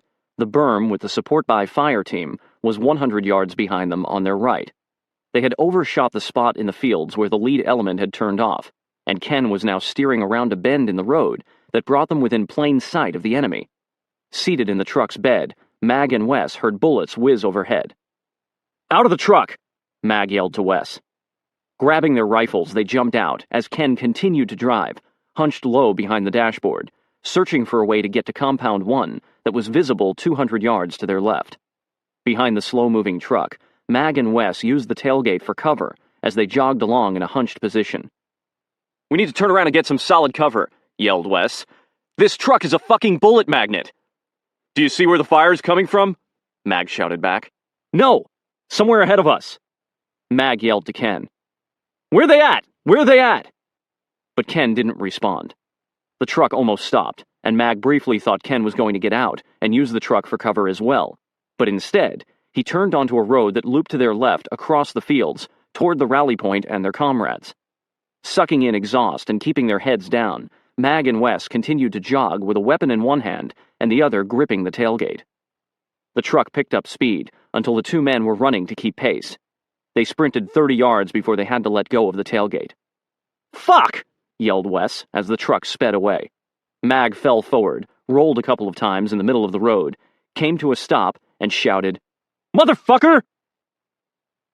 At the support by fire location, JD watched the guerrillas, who had been charging toward the ruins, react to the gunfire. The lead group, including Bashir, broke left and continued their ascent, traversing to the northeast corner of the ruins and disappearing into a crumbling section of the wall. The others scattered to the right, diving into the trench that ran vertically up the side of the slope, parallel to the road that continued onto the bridge. It appeared that this trench line had originally been dug as outer defenses for the hilltop fortress. After approximately 10 seconds under fire, the entire guerrilla force had broken its attack and was now hunkered down, out of sight. JD's split team had identified the positions of the Taliban as soon as they had opened fire, and JD immediately radioed a salute: size, activity, location, uniform, time, and equipment. Report to Amarine. We see 2 enemy positions by the orchards along the river to the west of the bridge, and 1 enemy position on the ridge across the river to the south of the bridge. They are engaging you guys with small arms and light machine guns. No idea how many there are. Roger, said Amarine. Can you see what my guerrillas are doing on the hill? I have visual on 3 groups of guerrillas. You own the hill. They aren't really taking much fire, but they sure are keeping their heads down. To reach the Taliban in the orchards on the near side of the river, and on the ridge more than 1,000 yards away on the other side of the river, JD's team pointed their guns into the sky and used plunging fire, shooting the bullets in a rainbow-like arc at more than 650 rounds per minute. As the bullets landed, they kicked up dirt that JD tracked with his binoculars, directing the men to walk the fire onto the heads of the enemy. The Taliban on the other side of the river, who had been firing their light machine guns at the guerrillas, were now staying low or had retreated from their gun emplacements, or were dead, but the Americans continued to rake their positions with bursts of gunfire. There was still enemy AK-47 fire, however, coming from the orchards. We're encountering some light resistance, Amarine radioed to Fox back at the Alamo, his calm voice contrasting sharply with the echo of machine gun fire. Some of our guerrillas have holed up in the northeast corner of the fort, and we're trying to get the rest to move up. Spitting out the dirt he'd eaten during his somersault along the road, Mag darted behind some low rocks with Wes, the only cover they could find. Bullets were crackling in the air, but all Mag could think about was taking a piss. Lying on his side, he got his pack's waist strap undone and dug below his pistol belt in search of the zipper, his hands fumbling with fear and adrenaline. By the time he unzipped his fly, it was too late. Urine was streaming down his legs. Wes didn't notice. He was too busy trying to scope out the best route to rejoin their teammates without getting shot. He decided on the straight line approach. Looking back at Mag, he said, "Let's do it," and started running across the open field toward the compound some 200 yards away. Mag zipped back up and charged after him. "I am gonna kick Ken's ass," he growled. A minute later, they were at the vehicles, bent over and sucking wind. Mag glanced up to see Amarine beckoning to him. With a grunt, he jogged over, forcing himself not to look at Ken, who was standing beside their truck. Wes joined Mike at the corner of the compound wall, where he was peering around it to the west. There the road met the bridge, the likely avenue for an attack. The last 2 truckloads of guerrillas were by their vehicles, awaiting orders. Still breathing hard, Mag knelt beside Amarine next to the canal. "What happened?" asked Amarine. "I'll fill you in later. Now's not the time." "All right," said Amarine, puzzled. JD's boys are keeping the enemy pinned down. There seem to be positions in the orchards, along the river, and on the ridge to the south. Our guerrillas are in the ruins and all over this hill. I'm going to run forward to Compound 2 and assess the situation. Then we'll get the rest of these guys moving. He radioed JD. "See anything new?" "Negative." "Nothing at the ruins?" "Nothing but our guerrillas keeping their heads down. Looks like they aren't going anywhere." "Keep that fire coming," Amarine said. "I'm putting the CCP, casualty collection point, at this wall," Ken called out to Amarine. "With the trucks." "All right, I'll come back for you in a bit." Amarine turned to Mag. "You're coming with me." One of the basics in small unit tactics is for the team leader to move his men physically on the battlefield, point out where men need to go in person, not over a radio where directions can be misinterpreted, leading to fratricide accidents. This ensures full situational awareness.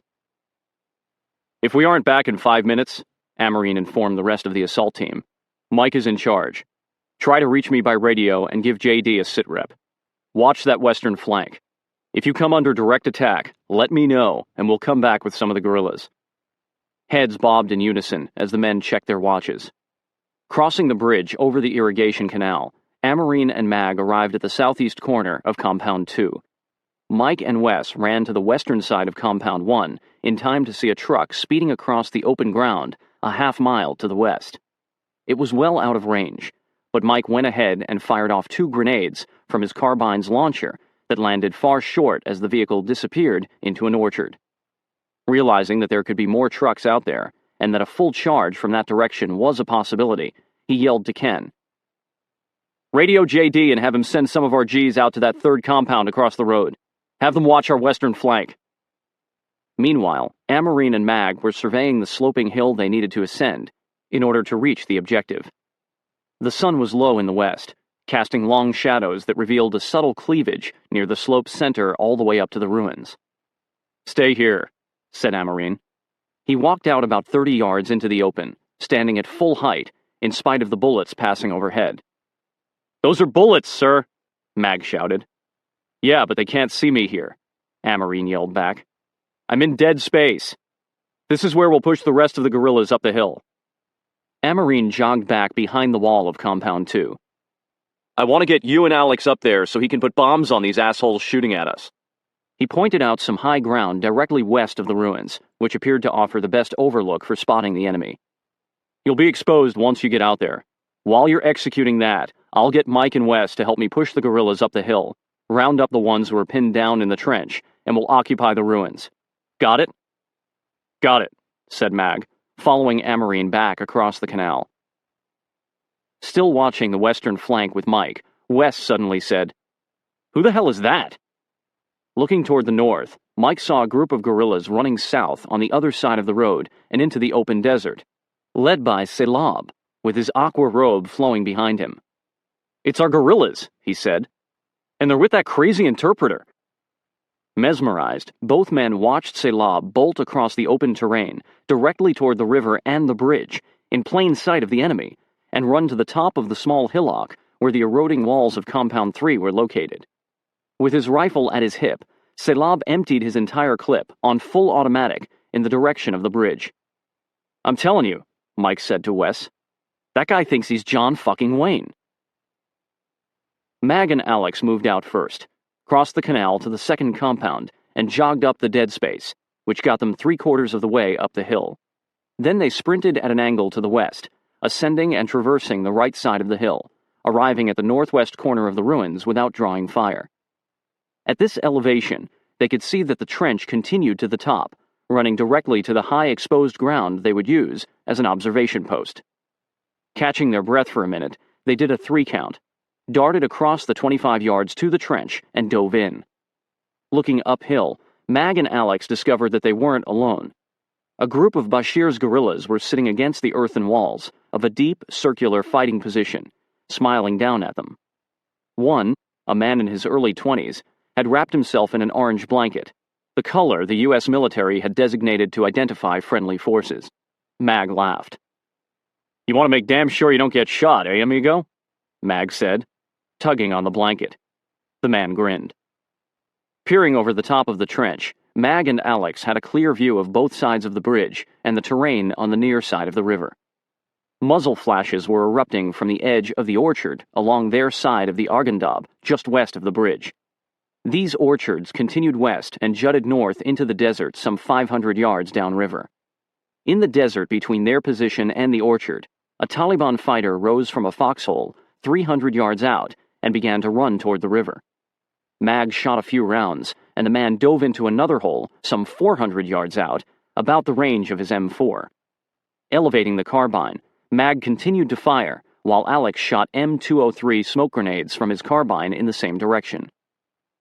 The rising smoke acted as markers that Alex used to direct the coming strikes from F-18s. Almost instantly, a jet shot by, heading northwest toward Shawali Kot. It banked, dropping in elevation, and came back on a western heading, only a mile or two away, and screaming directly at them. "He sees us, right?" Mag said. "He can't actually see us," said Alex, continuing to spot his targets. "I got a signal mirror here."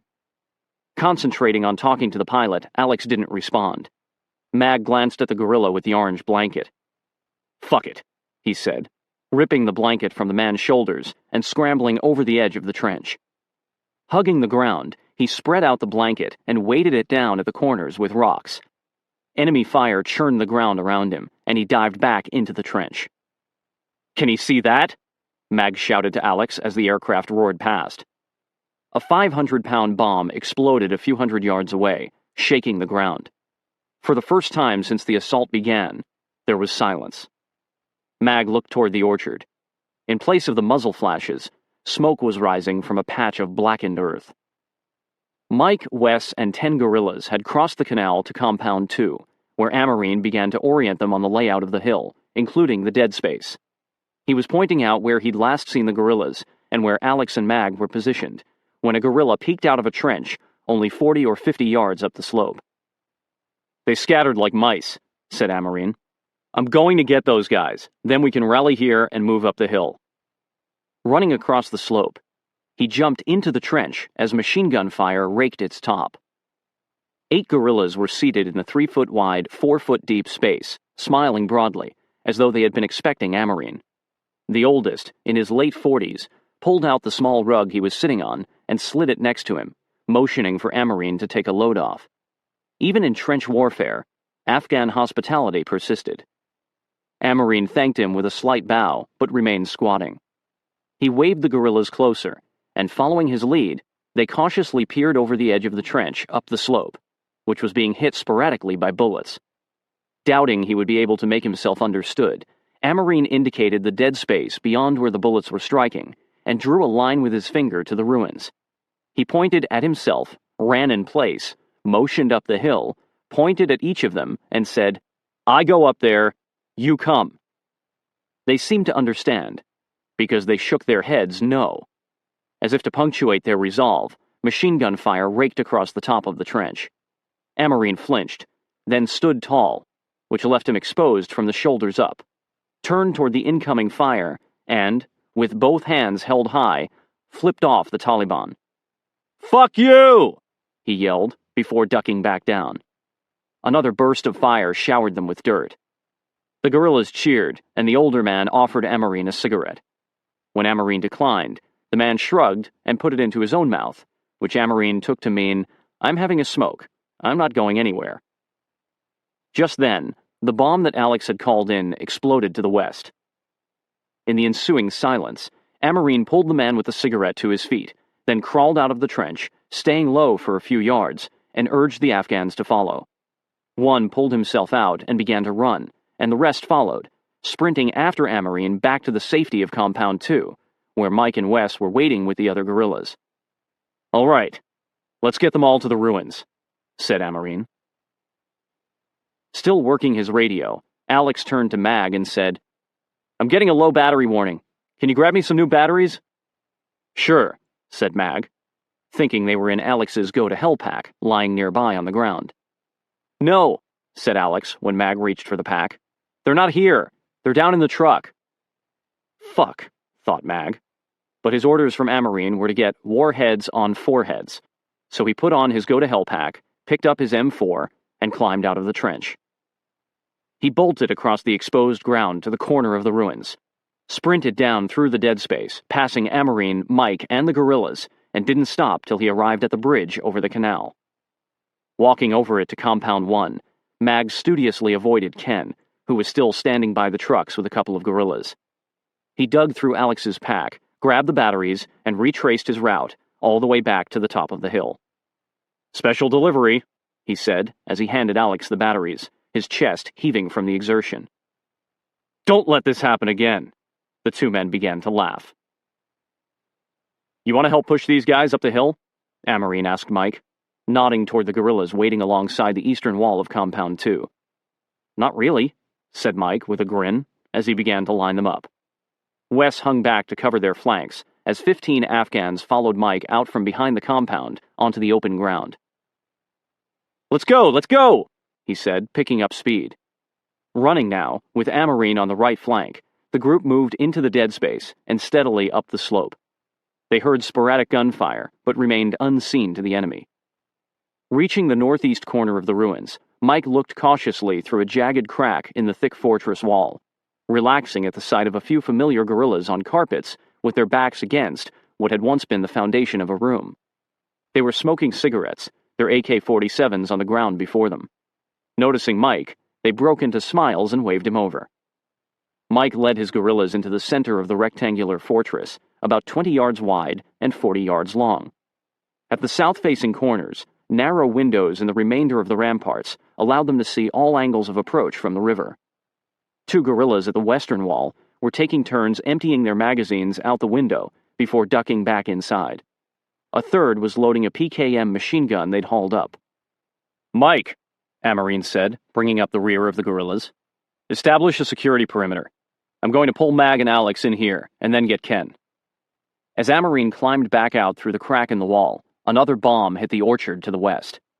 He ran along the wall of the ruins to the northwest corner, where he could see Mag and Alex's position in the exposed trench line, and hopped in without drawing any fire. "We're moving into the ruins. Get in there and set up a command post. Mike is establishing security." When the next explosion resonated from the orchard, Mag and Alex crawled out of the trench and headed toward the ruins, followed closely by the guerrillas. Inside, Mag laid the orange blanket on the ground near an old bomb crater in which Alex set up the command post. Checking his watch, Mag was jolted by the realization that it had only been a half hour since they left Shawali Kot. Probably only 20 minutes since the shooting began. He had experienced time warps in training, but nothing like this. He would have sworn they'd been getting shot at for hours. The guerrillas joined the fighters Mike had already positioned at the windows, most of them facing the orchards to the west, where a few pockets of Taliban had survived the bombing sorties and were raking the fortress with bursts of light machine gun and AK-47 fire. On the left side of the western wall, Mike was helping 3 of the Afghans adjust the sights on the PKM machine gun. Bashir, who was to their right, waved at Mag, and smiling broadly, stepped to a window, sprayed a clip of ammo, and jumped back. Another guerrilla stood at a window in the southwest corner, fully exposed for 30 or 40 seconds, as he took his time aiming his rifle. This unnerved Mag, who pulled the man away and set him down on the ground. To avoid creating a pattern the enemy could anticipate, Mag began to move randomly from window to window, watching for muzzle flashes. In sniper training, his instructor had said, "You give me 3 seconds, I'm going to put you down." Now Mag repeated in his head, "I'm up, they see me. I'm down," to keep himself from staying exposed for too long. If he saw flashes, he returned fire with his carbine, sometimes even pumping out a few M203 grenades from his carbine's launcher, before moving on to another window. "I'm up, they see me, I'm down. I'm up, they see me, I'm down." Amarine ran down the hill, passing Wes, who was on his way up. He found Ken with some guerrillas between a truck and the wall of the first compound, on standby at the CCP. "We've got the hill," Amarine said to him. "Have the guerrillas grab the mortar tube and whatever ammo they can carry and come on up. Follow the dead space there." The shadow made by the slope's cleavage was more prominent now that the sun had dropped lower in the sky. "Someone else should do it, sir," said Ken. "It's better for me to stay here at the CCP." "I'm telling you again, Sergeant. Get those men and the mortar up the hill. The CCP is now up there." Amarine grabbed his rucksack from his truck and bolted back to the ruins, joining Alex, who informed him that they were continuing to take small arms fire from the orchards. "But I think we got most of them," he said. "Or they ran, because it has definitely slowed down." "I'm going to have the guys start moving their gear up from the trucks," Amarine said. He headed over to Mike's position and told him to go down for his rucksack, then joined Mag by a window. "Still seeing muzzle flashes at the tree line," said Mag. "They're focusing everything they've got up here, and it ain't much." Amarine peeked out the window, scanned the trees, and pulled back just as machine gun bullets pounded into the outer wall, sending a puff of dust floating into the space where his head had just been. Something hit the top of his boot, and he glanced down at an enemy tracer round glowing green in the dirt between his legs.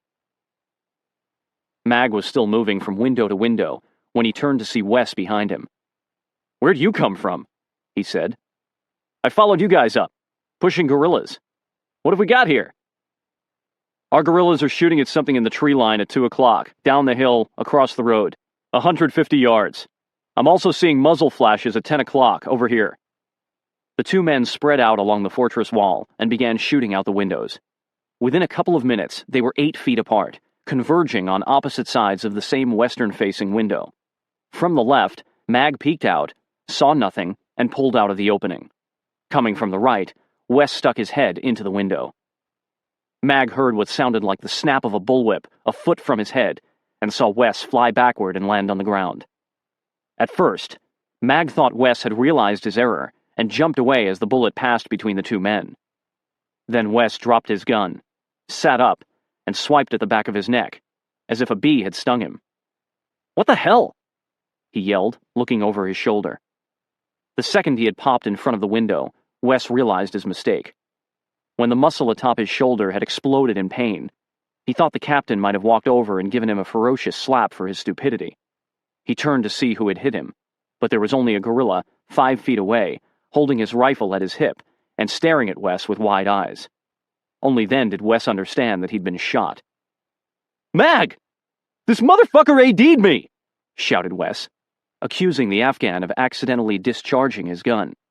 "Put the gun down," Mag ordered the gorilla, who looked terrified as he sputtered something in Pashto. "Shoot that motherfucker!" Wes shouted. "Captain!" yelled Mag over the din of machine gun fire. "Wes got shot!"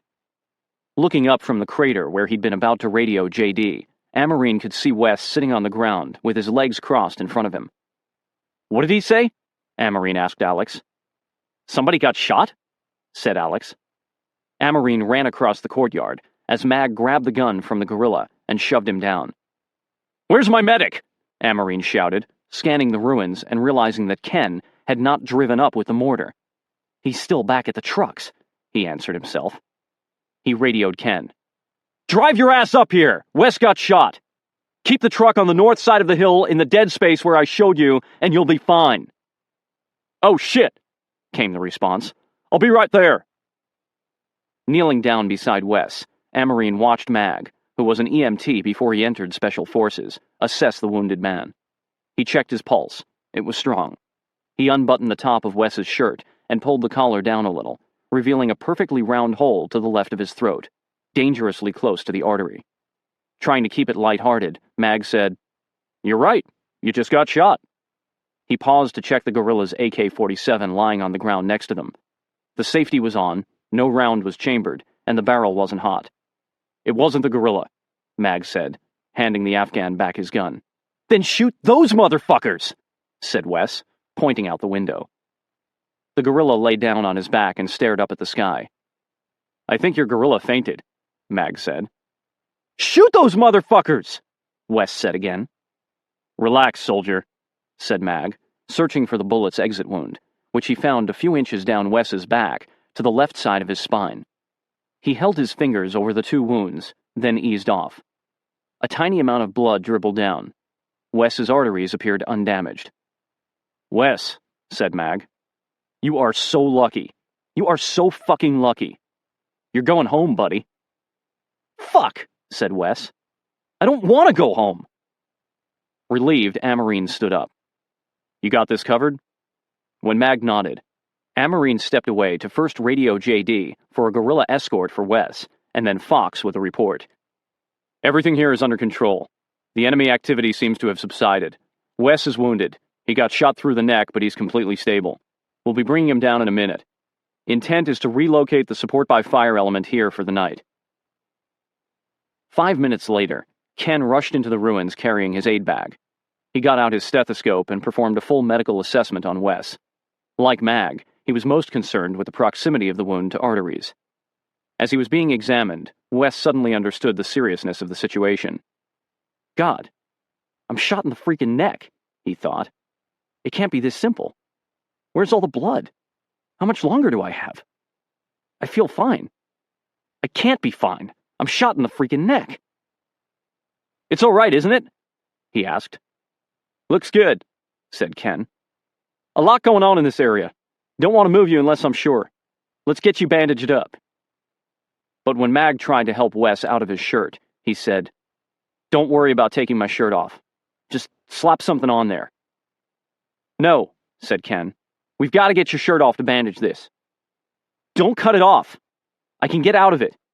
Then I can walk off this hill." "You can walk to the truck," said Ken. "It's parked over by the northern wall. Once Wes was properly bandaged, Ken helped him stand, and Wes moved unsteadily to the truck parked in the dead space right below the ruins, supported between Ken and Mag. "You got my shirt, right?" Wes said, as they helped him lie down in a cradle of rucksacks and gear. "What is the big fucking deal about your damn shirt?" asked Mag. "There's a bullet hole in it. That's my souvenir. Don't lose it, okay?" Mag shook his head. "Don't worry. I'll keep it safe." Mag drove the truck down to Compound 1, parked, and climbed in back, where Ken was continuing to monitor Wes. "Hear that?" Mag said to Wes. It was quiet. Completely quiet. "Sounds like somebody got that motherfucker for you." When Amarine came off the hill a few minutes later, Wes was still lying in the bed of the truck by Compound 1, being tended to by Ken. Two of Badi Ghul's trucks, sent over by JD, were just pulling up to take Wes back to Shawali Kot, where a helicopter would medevac him once it was dark. "You doing all right?" Amarine asked. "I'm doing all right," Wes answered, groggy from the shot of morphine Ken had given him. "Have fun in Kandahar. Sorry I won't be here to help." "We aren't going anywhere for a while. When the Taliban surrender, our mission will shift to counterinsurgency, and that's going to be for the long haul. Get fixed up and maybe they'll let you come back and join us."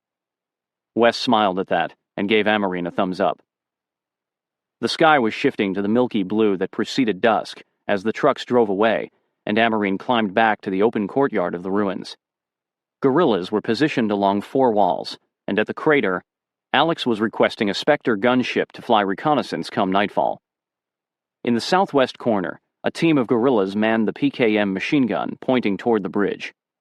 Mike and Mag were in the center of the ruins, directing guerrillas as they set up for the night. "Everything is looking good," thought Amarine, as his radio crackled to life. It was Fox. "Okay, we need your honest assessment," Fox said. "How are things there?" "We're in a good position," Amarine said. "We're solid. Once it gets dark, we'll bring JD's split team over. We control the whole area from this hill." "Roger," said Fox. In spite of Wes's wound, it had been a successful day. The bridge was secure, and they controlled everything north of it for several miles. Across the fields, the sun was setting, prompting Amarine to give JD a warning order to prepare his team to relocate to the ruins. Amarine began to discuss the delegation of duties with Mag and Mike. Once ODA 574 was together in the ruins, Alex and Dan would alternate shifts controlling the AC-130, while the rest of the men would switch off on security, using their night vision to keep watch over all avenues of approach. Another radio call interrupted. "Texas 1-2, said Fox. "I need you to pull your forces off the hill and move to the support by fire position." "Let me reiterate," Amarine responded. "Everything is under control here. I think we really need to stay put. The helicopters bringing in your staff tonight will be landing north of our position. This was the axis of attack last night. We need to control the bridge." "Roger. Understood. Move your men." Amarine stared at the radio, shaking his head. Fox's order was a cliché right out of Vietnam, where soldiers would sometimes seize terrain from the enemy during the day, incurring great loss of life, only to be ordered to withdraw, thus giving it back to the Viet Cong that night. ODA 574 had taken this hill and suffered a single, non-life-threatening casualty. Now the lieutenant colonel wanted to pull the team back? Tactically, this was the only terrain from which to fully control the bridge, and Amarine knew that Fox understood this. The only reason he could guess for Fox's order was that he believed they were too far out front, that it was too dangerous. Of course it's dangerous, thought Amarine. Does he understand we're fighting a fucking war here? "Bad news?" asked Mike. "Fox wants us to give up the hill and move back to JD's position." Mike shook his head, while Amarine thought through his options and concluded that everything was rapidly going to shit. Worst of all, there wasn't a single thing he could do about it. He was a professional soldier, and he would not disobey this order, because it was neither illegal nor immoral. The lieutenant colonel had the tactical authority to move ODA 574 wherever the hell he wanted. If Amarine expected his own men to follow his orders, he had to follow those of his superiors. But he didn't bother to hide his displeasure from Mike and Mag. "Can you believe this shit?" he said. Mike shook his head again, and Mag said, "This is about as fucked as it gets." "Yep," said Amarine. "Fucked up as an Afghan convoy." The assault team, minus Wes, begrudgingly packed up their gear to the confusion of the guerrillas. Without an interpreter, there was no way to explain why the Americans were walking away from the place they'd fought so hard to occupy. As the men transferred the equipment from the ruins to their trucks parked at Compound 1, they noticed a vehicle coming toward them from the direction of the support by fire location. It was Casper, being driven by one of Barigul's guerrillas. "Sorry, Skipper," Casper said to Amarine, getting out of the passenger seat. "I thought you were too far forward here. It just isn't safe. I was talking to Fox and told him you don't need to be here. Better to pull back because these guerrillas, they'll run if push comes to shove." Amarine couldn't help himself. He began to laugh, then stifled it. Had Casper spooked Fox into moving the team? "Sir," Dan said over the radio, "we're standing by here at the support by fire. You're coming to us. Is that affirmative?" "That's affirmative," said Amarine. "See you in a few minutes." The assault team drove back across the fields just as darkness fell, taking a right turn onto the main road, then a left through the gap in the berm that led to the rear of JD's position. Mike hadn't even killed the engine before Amarine was out the door and stomping up the berm, where Ronnie, Victor, Brent, and Dan had formed a perimeter around the machine gun emplacements. Though the captain rarely displayed emotion, he was now visibly angry. "Take a walk, sir?" JD said when Amarine reached him. "Let's," said Amarine. They walked a short way down the ridge, where Amarine unloaded a string of scathing curses. JD stood with his arms crossed, nodding his head and listening. Abruptly, Amarine stopped and smiled. "I feel better," he said. "Would you like to add anything?" "You about covered it. Do you kiss your mother with that mouth?" "All right then," Amarine said with a laugh. "Let's see what's next, right?" Fox was standing on the berm when they got back. "Was he here the whole time?" Amarine asked JD. "He's been here," said JD. "He came forward with Casper when the shooting started, and he's been hanging back and observing. Bolduc and Smith are back at the Alamo with some Gs." "Thanks for diverting me. Part of my job, sir." "Sorry, Captain," said Fox, stepping up to them. "It just didn't feel right to me. The guerrillas might have left you. We've got good fields of fire on this side of the bridge from here." Not trusting himself to be civil, Amarine just nodded. He could see that Fox was struggling with what to say. Perhaps he was considering an apology, or a further explanation of his decision. Amarine waited in silence. A call from Smith came through the lieutenant colonel's radio. "Task Force Dagger is ordering Texas 1-2 to regroup in Shawali-Kot." "Say that again," Fox said. "They want the ODA to consolidate back in Shawali-Kot?" "Roger," said Smith. "All right," said Fox, taken aback. "But radio them again for clarification. Make sure they understand we're asking the team to pull all the way back to Shawali-Kot." Fox contemplated how he might challenge this order. Hey, there's nothing illegal, immoral, or unethical about pulling us back to the town. Maybe they know something we don't know. "Okay, this doesn't make any sense," he said to Amarine. "But Task Force Dagger wants all of us to pull back to the Alamo." In spite of Amarine's simmering anger, he found himself amused by the irony. "No, it doesn't make any sense," he said flatly. "Well, they're ordering us back," said Fox. "We have to go." "Yep," said Amarine. The team drove their trucks to Shawali-Kot in silence and parked at the base of the Alamo. Getting out, the exhausted men leaned against the vehicles, awaiting orders. Nobody on ODA 574 had gotten more than a couple of hours' sleep in the past 48 hours, and they were dirty, tired, and bitter about having been pulled off the hill. "What's the call, sir?" JD asked Amarine. "Since we don't control the bridge, we're running the same risk of a counterattack. We'll keep the entire team on the Alamo tonight, re-establish the perimeter, and put some of the boys to bed." While the men retrieved their rucksacks from the trucks, Smith came down from the Alamo to tell Dan he was having trouble reaching Task Force Dagger. Actually, he was unable to reach anybody via satellite, and he thought Dan, who had a reputation for being able to make commo when others failed, might be able to figure out what the hell was wrong. Dan followed him back up to the command post on top of the hill. Remaining where he was, Amarine pulled out his map and erased the circle he'd drawn around the bridge earlier that day. Fox drove up with Casper, avoiding eye contact with Amarine as he walked back up the Alamo. Soon, Dan returned with JD, who reported that the team was positioned for the night. The net was down. A satellite glitch, Dan informed Amarine. Smith got the message to pull back from Task Force Dagger. Clear as day, he heard them say. Pull back. Then they lost the connection and could not reconfirm. It's still down. I couldn't make commo. Oh, and Bolduc says some Taliban were in the orchards across the river trying to sneak over here. Dan pointed south. Says it was a flanking maneuver and he took care of it with some guerrillas. JD snorted. Did anybody hear about any flanking going on? Amarine and Dan shook their heads, as did Brent and Mag, who had come down for more gear. Fox never mentioned it, said JD to Amarine. Sounds like bullshit. He's trying for medals. Anyway, let me know when commo is back up, said Amarine. To JD, he said, the team needs sleep. We'll go to 30% immediately. Make sure they're straight on the alert plan if the Taliban come across the bridge again tonight. How do you want to do it, sir? You want me to take first shift or you? Amarine asked. I don't care, said JD. Why don't you get some sleep since you're smoked? Okay, said Amarine. Thanks.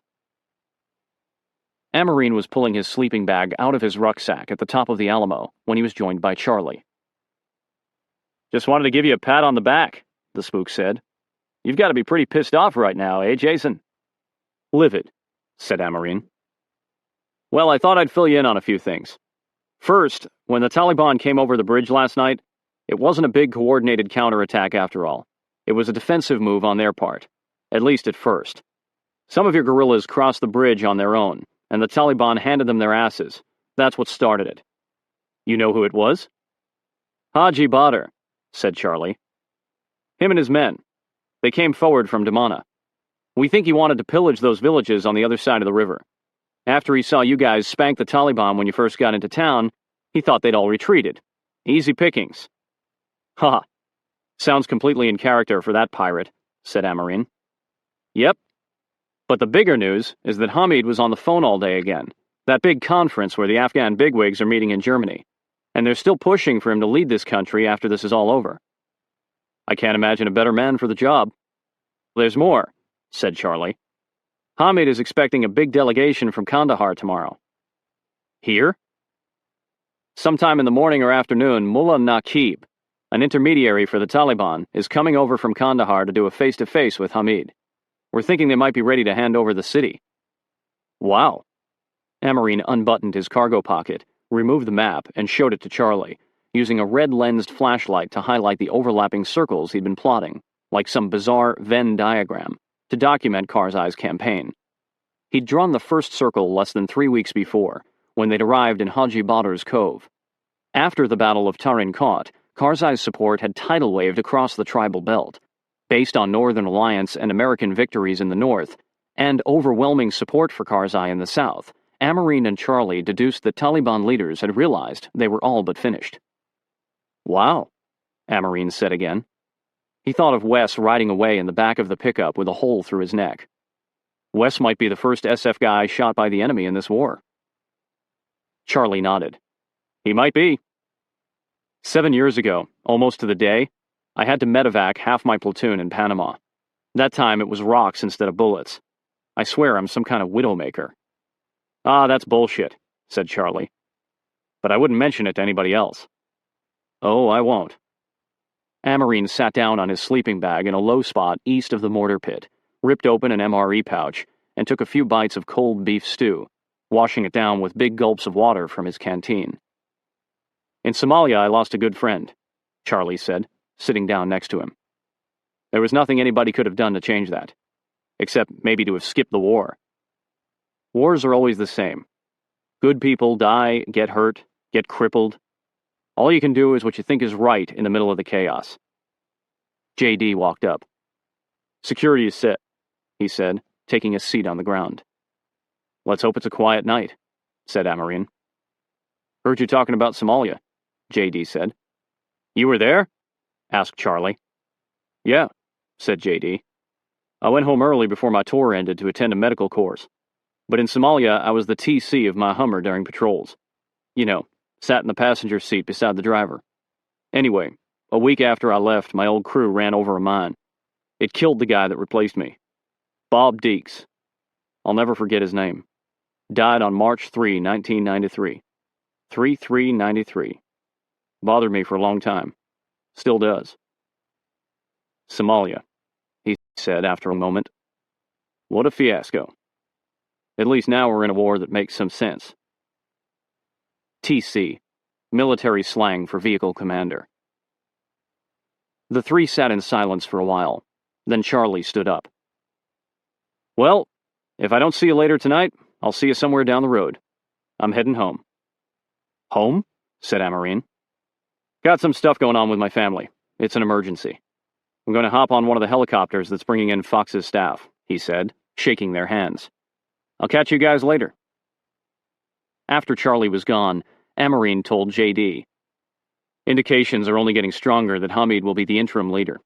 They're working out the final details tonight in Germany. It's not official yet, but Hamid is almost guaranteed to be named the chairman of a transitional government. The Bonn Conference has created a timeline. Within 6 months, Afghanistan will have a Loya Jirga, and then, in 2 years, a presidential election. So Hamid is going to get his Loya Jirga. That's all he wanted. God help him if he's elected president, JD said. He's too good a man for those political games. They'll eat him alive. Once JD left, Amarine finally lay down in his sleeping bag and was a second shy of nodding off when Dan strode over to tell him Kama was up. You're going to love this. We got a message from Task Force Dagger asking for awards recommendations from all the 5th group elements in theater. They want them ASAP. Amarine sat upright. He had never been to war, and he was fairly certain that neither had the people asking for such crap. He would have expected awards to be considered after teams redeployed, but here they were requesting a submission from the field, something he hadn't given a thought to, and wasn't going to until they completed the mission. Better get moving on that Silver Star recommendation for me, sir, said Dan, grinning. Oh, never mind. Medals like that are just for you officers. When they put out the usual quota system for awards, I'll make sure to keep you at the top of the list, retorted Amarine. I'm going to rack out for a few hours.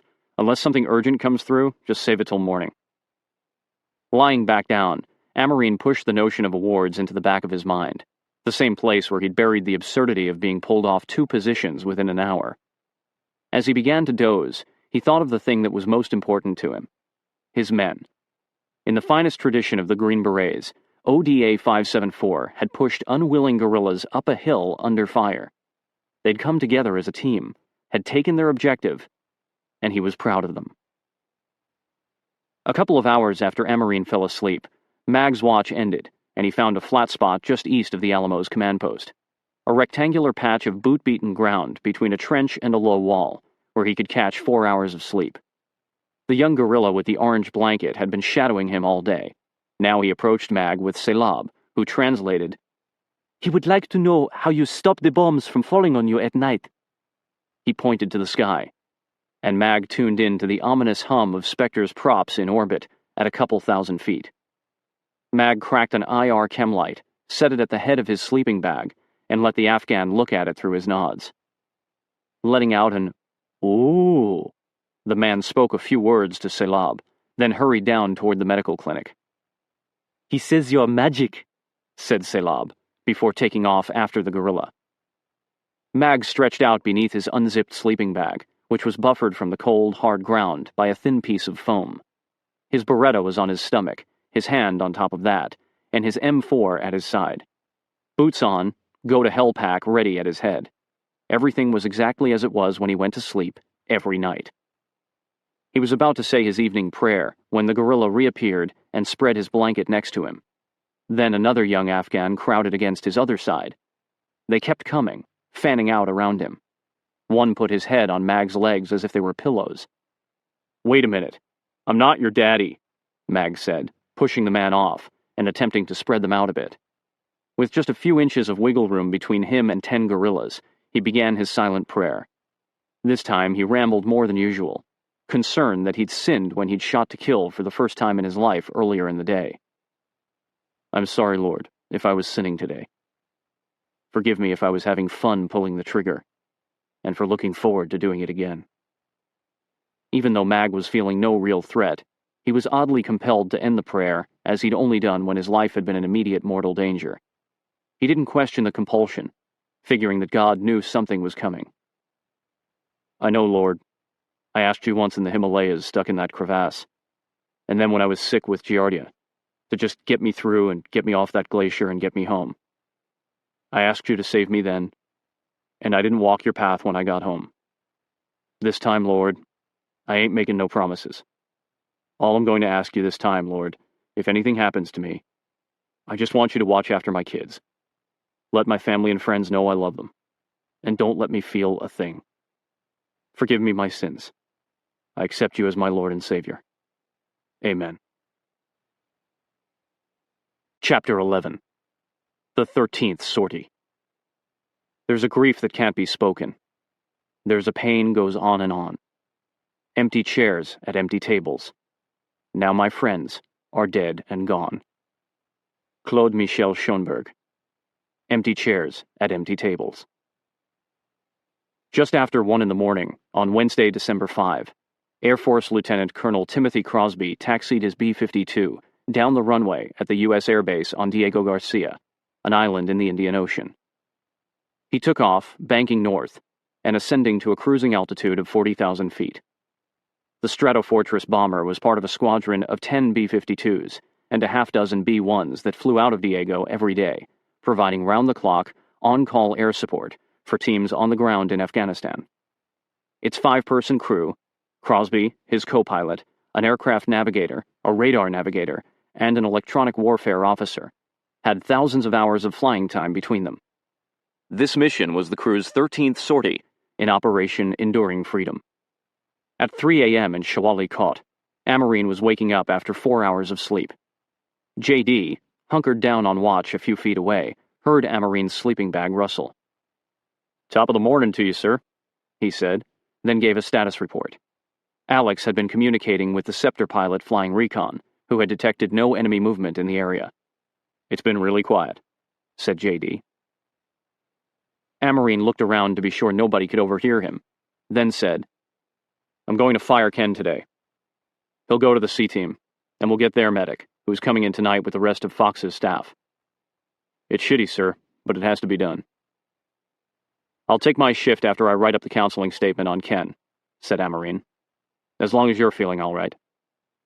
"I'm feeling pretty good, considering," said J.D. "Still wired." Walking along the Alamo's perimeter, Amarine passed Fox, asleep on the ground, as was everyone else except for J.D., Wes, and Ronnie. He chuckled when he saw the guerrillas around Mag like a litter of puppies. Toward the northeastern end of the Alamo, he came upon several Afghans huddling by a small fire they built in a shallow depression. The guerrillas were still inadequately outfitted for the nighttime temperatures that dipped into the 30s. Despite numerous supply drops, few of them had even a sleeping bag. When he got close enough to hear their chattering teeth, he didn't have the heart to make them extinguish the meager flames. In fact, he joined them, sitting off to the side as he wrote Ken up. The fire broke a cardinal rule of fieldcraft, yet Amarine wasn't concerned. He found the moment oddly nostalgic, remembering bonfires on the beaches of Oahu. His guard was down, he realized, just as it was during Ranger School, when he and his fellow students would build fires to mark the completion of a training mission. He sensed that the battle with the Taliban was over.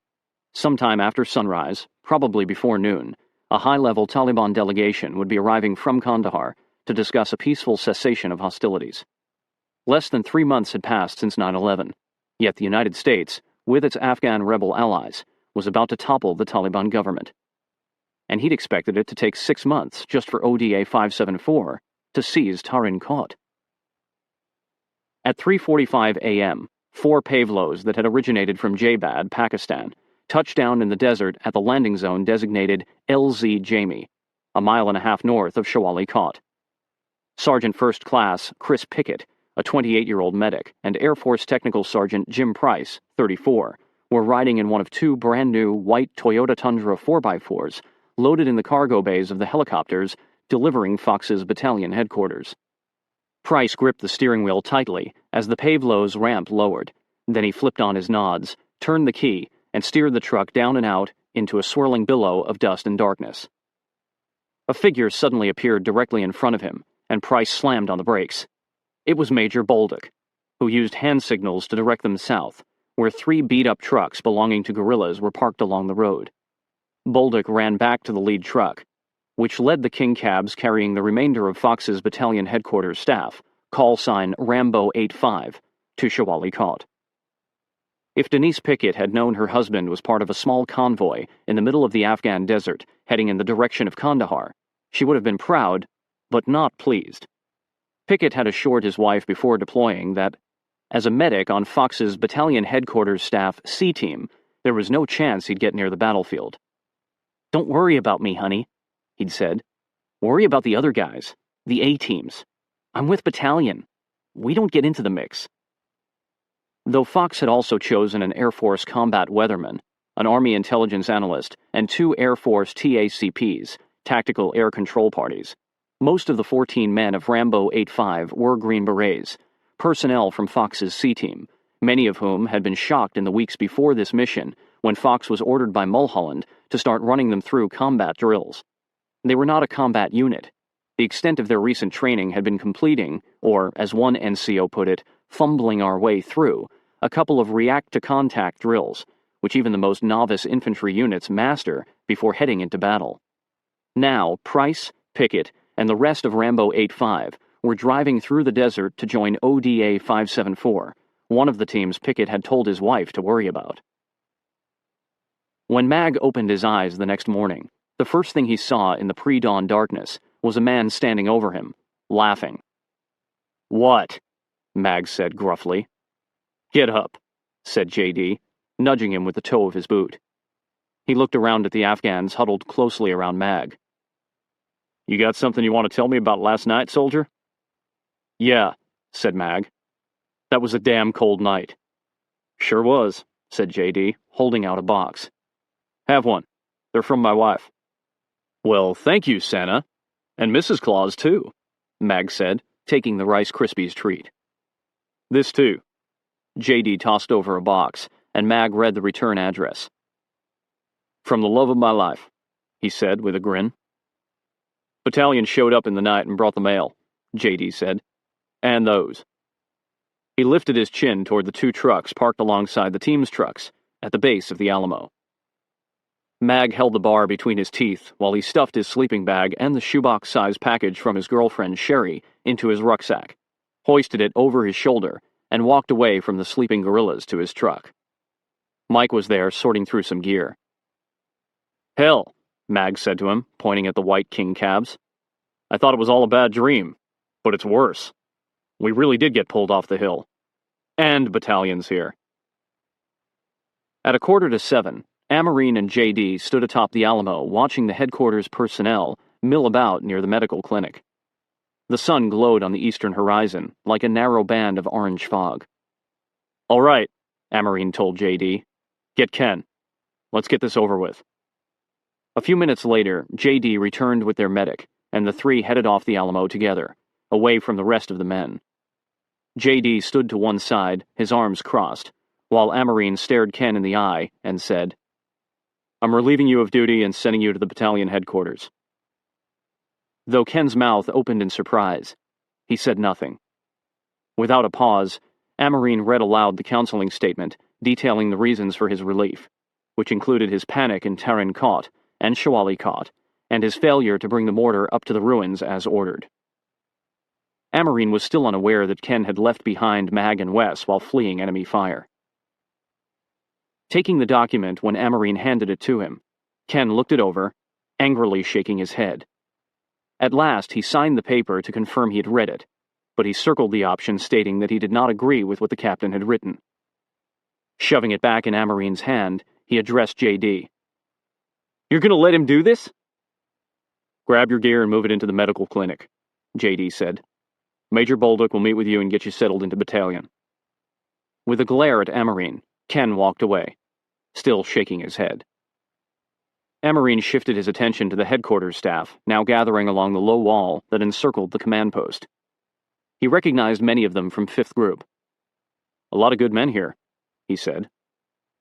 "When I got the mail, Chief Reed told me that Bolduc is going to brief the headquarters up there on the Alamo," said J.D. "What's our next move, sir?" "Let the men enjoy their mail, but tell them to be ready to pack up and go as soon as I give the word."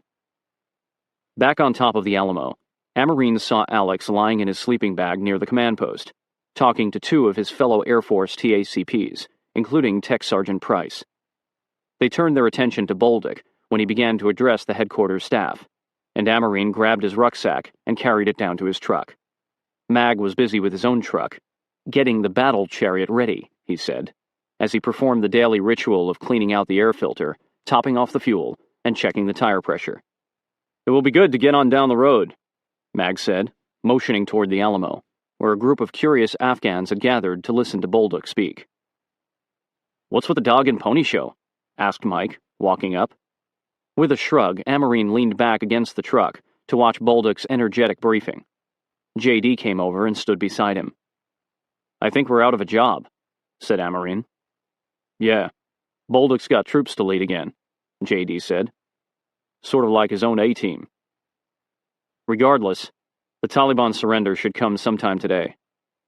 "Don't fool yourself, sir," said J.D. "They aren't going to surrender. We're about to go from being insurgents to counterinsurgents." Bolduc's briefing lasted 15 minutes. By 7:30, he was ordering some of his men to set up communications in the medical clinic, while he directed others to mingle with members of ODA 574 in order to learn more about the area and recent events. Amarine was standing off to the side of the Alamo's command post, waiting for a chance to talk to the major, when Fox walked over after greeting his staff. Just as he arrived, a Pinzgauer crested the berm north of Shawali Kot and parked on the top. Another one appeared farther west. Only one unit used these customized fighting vehicles, which are high-speed, go-anywhere tanks on wheels, bristling with heavy machine guns, grenade launchers, and state-of-the-art armaments such as anti-tank rockets and mine-clearing weapons.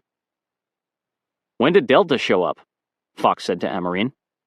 "Did you know they were here?" "No idea," said Amarine. "Must have come in during the night." "Why wasn't I consulted?" Fox said, shaking his head. Amarine watched him trot down toward the medical clinic, then walked over to Bolduc and said, "It's way too crowded up here, sir. If you want this position, I'll move my men somewhere else." "No," said Bolduc. "We want your team to stay and pull security. Later on, we want you to retake the hill. So come up with a plan with Captain Bovey, write an order, and brief me on it before you move out." "Yes, sir," said Amarine. Though the headquarters had no authority to order ODA 574 to pull security or take the hill with the ruins, they could keep the team in place based upon Fox's TACON command authority. Amarine was happy to retake the hill, and he was not about to argue over authority. "I want to get my men as far from here as I can," he thought. "We're staying put for now," Amarine told Mag back at the trucks. They were watching the guerrillas on the Alamo, crowding around the headquarters weapons sergeant, Chris Fatih, who spoke Farsi, Urdu, Turkish, Kurdish, and some Arabic. Word had gotten around that an American spoke the local dialects, and more Afghans gathered until more than 30 were pushing in around Fatih, talking over one another, and resting their hands on his shoulders. Amarine felt for him. It had taken days for the men of ODA 574 to relax when their backs weren't covered. He also knew that the Afghans were giving him an earful about how the Taliban are everywhere. During the mission, local Pashtun had encouraged ODA 574 to attack homes, buildings, caves, even schools, always stating with certainty that Taliban fighters were inside. As more clans joined Karzai's movement, the false leads and dubious intelligence multiplied until Amarine found it nearly impossible to distinguish reliable tips from bogus information. Amarine walked from the trucks to the southwestern end of the Alamo, past Fatih and the group of Afghans to where J.D. sat in the dirt near Dan, reading a letter. Next to him was a small cardboard box, on which lay a 4x6-inch photo of J.D. and his family that his wife had sent. "How's the family?" asked Amarine. "They're great," said J.D., reaching for one of the remaining Rice Krispies treats. "Here, sir. Have one." "Thanks," said Amarine, taking a bite. Amarine hadn't gotten a care package or letters. He hadn't provided his family with a mailing address, telling them he would be in touch when he could. He didn't know when he would be able to write, and hated the thought of receiving a pile of letters with no way to respond. Even worse, he didn't want that pile of letters going back to his family unopened if he was killed on the mission. Washing down the last of the bar with a swig of JD's lukewarm cocoa, Amarine told him that they'd been ordered to take the hill by the bridge. "You mean, retake the hill?" "Exactly," said Amarine, turning to leave. "I'm going to work the plan with Bovey. I don't see us doing things much different from yesterday. We can consider that our live fire rehearsal. We'll talk later. Enjoy that letter." "Want another?" JD held up the box. "You eat them. Then tell the guys what's up." Amarine walked a few steps over to Dan, who was tinkering with a disassembled radio laid out on a poncho liner. "Everything going to be working in a couple of hours?" Amarine asked. "Should be. What's up?" "We're taking that hill again, so make sure our internal comms are squared away. The radios aren't faring too well, and I'm a little worried." "You gotta be gentle with them," Dan said, cradling one of the radios in his open palm. "Treat it like a baby." He looked up from behind his bushy beard, cocked his head sideways, and squinted at Amarine. "So we're going to take the hill again, eh?" "Looking that way." "Groundhog Day," said Dan.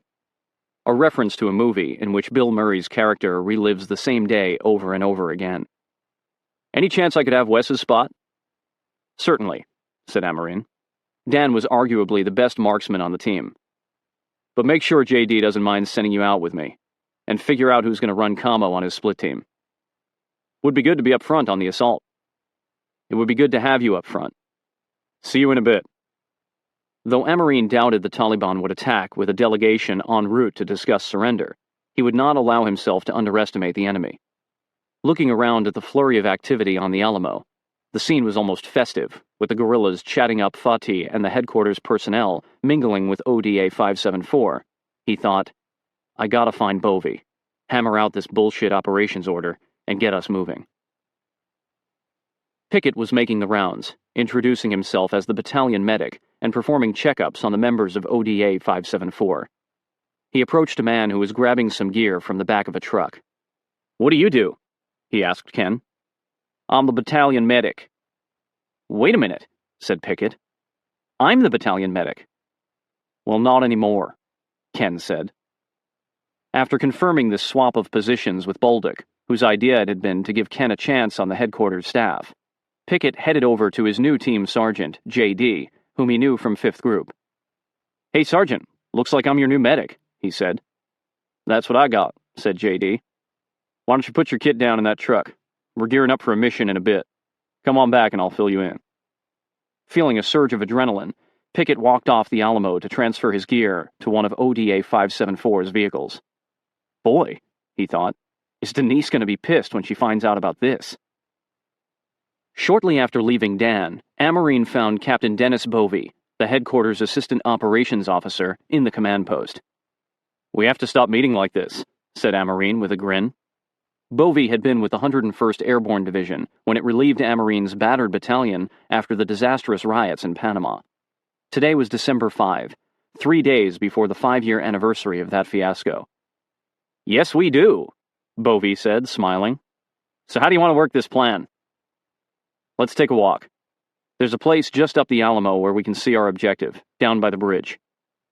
The two captains strolled north along the edge of the Alamo, past the ashes of the guerrillas' fire from the night before, to a section of crumbling wall where they sat facing the bridge and the hill with the ruins a mile to the west. "Good view," said Bovey. "Makes a leader's recon pretty easy," said Amarine. With a flash of fire, a 500-pound bomb exploded on the ridge across the river just south of the bridge, sending up a billow of brown dust and black smoke. Both men stood up. "What the fuck?" said Amarine. The Afghans on the other side of the Alamo started to cheer. "Hold on a minute," Amarine said to Bovey, and walked quickly over to the command post. There he saw the headquarters TACP, Price, with his radio and map spread out on the ground before him, and Alex next to him, sitting with his legs in his sleeping bag and eating an MRE. Alex returned Amarine's angry look with an apologetic shrug and glanced over at Fox and Bolduc 5 yards away. Amarine understood immediately what was happening. Bolduc's brief had become the headquarters airstrikes. The fighting headquarters, he thought, getting a piece of the action. Only there was no action, and, as far as Amarine could tell, nothing to strike. Combat had ceased the day before, soon after Wes was shot. There hadn't been so much as a bullet fired in the past 15 hours. Noticing Amarine, Bolduc stepped over while Fox looked on. "What's going on, sir?" asked Amarine, choosing words that weren't confrontational, but using a tone that clearly was. "What are you doing?" "I'm orienting my staff, Captain," said Bolduc. "We're engaging Taliban positions on the ridge. I'll get one of the new TACPs linked up with your team sergeant later." "Well," Amarine said through clenched teeth, "whenever you're done doing whatever it is you're doing, send the new TACP over to JD. Wes is the lucky one, Amarine thought, as he headed to JD's position at the southwestern edge of the Alamo, where 40 or more guerrillas had massed to watch the bombing. He doesn't have to witness this bullshit. Reaching JD, Amarine asked if the team was ready to move. "They're all packed," said JD. "Just holding in place, waiting for the word." Nelson Smith joined Fatih after the bomb hit. It had taken Fatih only a few short conversations with the Afghans, locals and guerrillas, to determine the locations of numerous enemy positions on the other side of the river. The bomb had been directed at some men the Afghans pointed out, and that the headquarters staff had confirmed with binoculars were armed, coming down the ridge on a trail. No other enemy were spotted. "So where are the bad guys now?" asked Smith. "They go inside a cave on that ridge over there," said Fatih, pointing downstream toward the bridge. "How do they know?" Indicating one of the Afghans, Fatih said, "He's from that village over there, and he says he knows where they are, and that's where they go, to escape the bombing." "We should tell Colonel Fox about this," said Smith. "Just heading that way," said Fatih, accompanying Smith to where Fox was standing alone a few yards away. Bolduc had left the Alamo to pick up his own mail at the medical clinic. After giving the information to Fox, Smith pointed out the general direction of the cave to Price and Alex, who began to scan the ridgeline with their binoculars. Fox was doing the same. He'd been looking at this ridge all morning and hadn't noticed any caves. "Holy shit," he thought. "There it is." Fox turned to Price and said, "Destroy that cave. Put a bomb on it." This command was the first instance in Price's 6 years working exclusively with Special Forces teams that anybody other than an ODA captain, warrant officer, or team sergeant had approved an airstrike. It just wasn't done that way in Special Forces. But who was he to question a lieutenant colonel? He'd already crossed Fox once back in Jordan. He had been ordered back to Fort Campbell by his Air Force superiors to refit and prepare to deploy for the war in Afghanistan. But Fox had forced him to stay with the headquarters, citing his need to retain a TACP. When Price reminded Fox that he was the property of the Air Force, he suddenly found himself serving chow in the mess hall at the base where they were staying in Jordan. Because he hadn't been able to refit at Fort Campbell, Price had borrowed a new type of laser designator, called a Viper, from the battalion's weather specialist, who used it to measure cloud ceilings for his weather reports. The Viper was essentially a pair of binoculars that, paired with GPS, could provide the coordinates for a location with its laser. Price set the Viper on its tripod and found the cave in its viewfinder, but he didn't see any enemy combatants. "They must be inside," he concluded. Though Fox agreed that the cave looked like a good place for Taliban to hide, none had been spotted there. The only people the Americans could actually see across the river at that time were unidentified and unarmed Afghans walking southeast of the cave down the road on the other side of the valley. But Price's job was not to assess the viability of a target. His job was to put bombs on it when ordered. He radioed the position of the cave to an F-18 pilot, reading off the GPS latitude and longitude coordinates from the Viper. North 31, 46, 29, decimal 48. East 65, 45, 46, decimal 92. Next, he used a topographic map to estimate its elevation at 4,000 feet, about 700 feet higher than their position on the Alamo. Then he talked the pilot onto the target with various features, including the dry riverbed and the bridge. With all the required information received, the F-18 pilot began his attack, releasing the second 500-pounder of the morning. Around 8:30 a.m., Lieutenant Colonel Crosby guided his B-52 into Afghan airspace. It had been 7 hours since he'd taken off from Diego Garcia, on course for a pre-assigned orbit point in the north. Following protocol, Crosby checked in with a combat flight controller, who redirected him to a developing situation in the south, near Kandahar. The pilot tuned his radio to the channel on which Tech Sergeant Price was working an F-18, using Fox's battalion headquarters call sign, Rambo 85. Once over Kandahar, the B-52 entered a clockwise orbit at 40,000 feet, above the meat block altitude, within range of surface-to-air missiles and anti-aircraft artillery. The weather was perfect for flying. Mostly clear, a 50-knot wind from the west, with only light scattered or broken cloud cover below them. Upstairs at the controls, Crosby and his co-pilot could see their arcing contrail, as well as most of the city, but not the F-18 or the location from which Price was calling in air support. Amarine returned to the wall and sat beside Bovey, trying to control his anger. Another bomb exploded on the ridgeline west of where the first bomb had hit, closer to the bridge. Lifting his binoculars, Amarine scanned the area. Smoke and dust.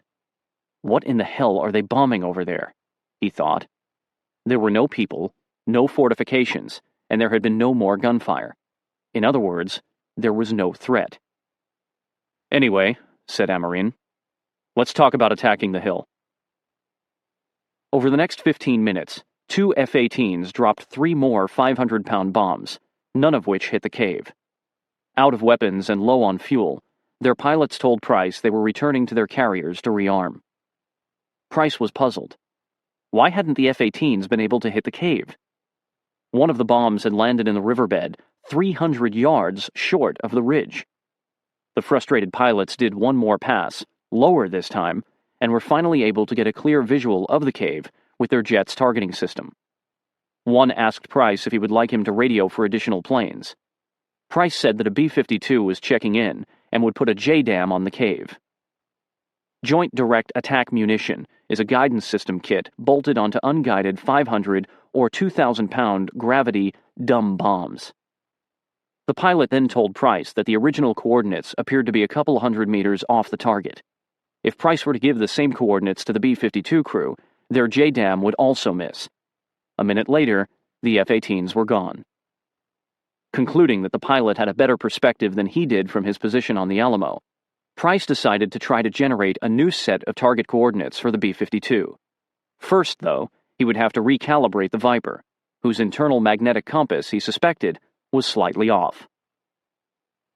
Emerging from his command post west of the medical clinic, Hamid Karzai pulled a tan woolen blanket tightly around his shoulders to ward off the chill. The walls of the cement building were so thick they had muffled the explosions from the half-dozen 500-pound bombs dropped in the previous 20 minutes. Assuming that the large group of men gathered atop the Alamo had been drawn there by the sun, Karzai decided to join them to warm himself before meeting with the Taliban liaison Mullah Naqib, whose arrival he anticipated later that morning. Unaware of the bombing across the river, he walked briskly toward the hill, flanked by his ever-present Afghan and CIA bodyguards. Still circling high above Kandahar, the crew of the B-52 had learned from listening to the radio traffic that the target was an enemy cave near the American position. Finally, Price checked in with Crosby. "This is Rambo 85, he said.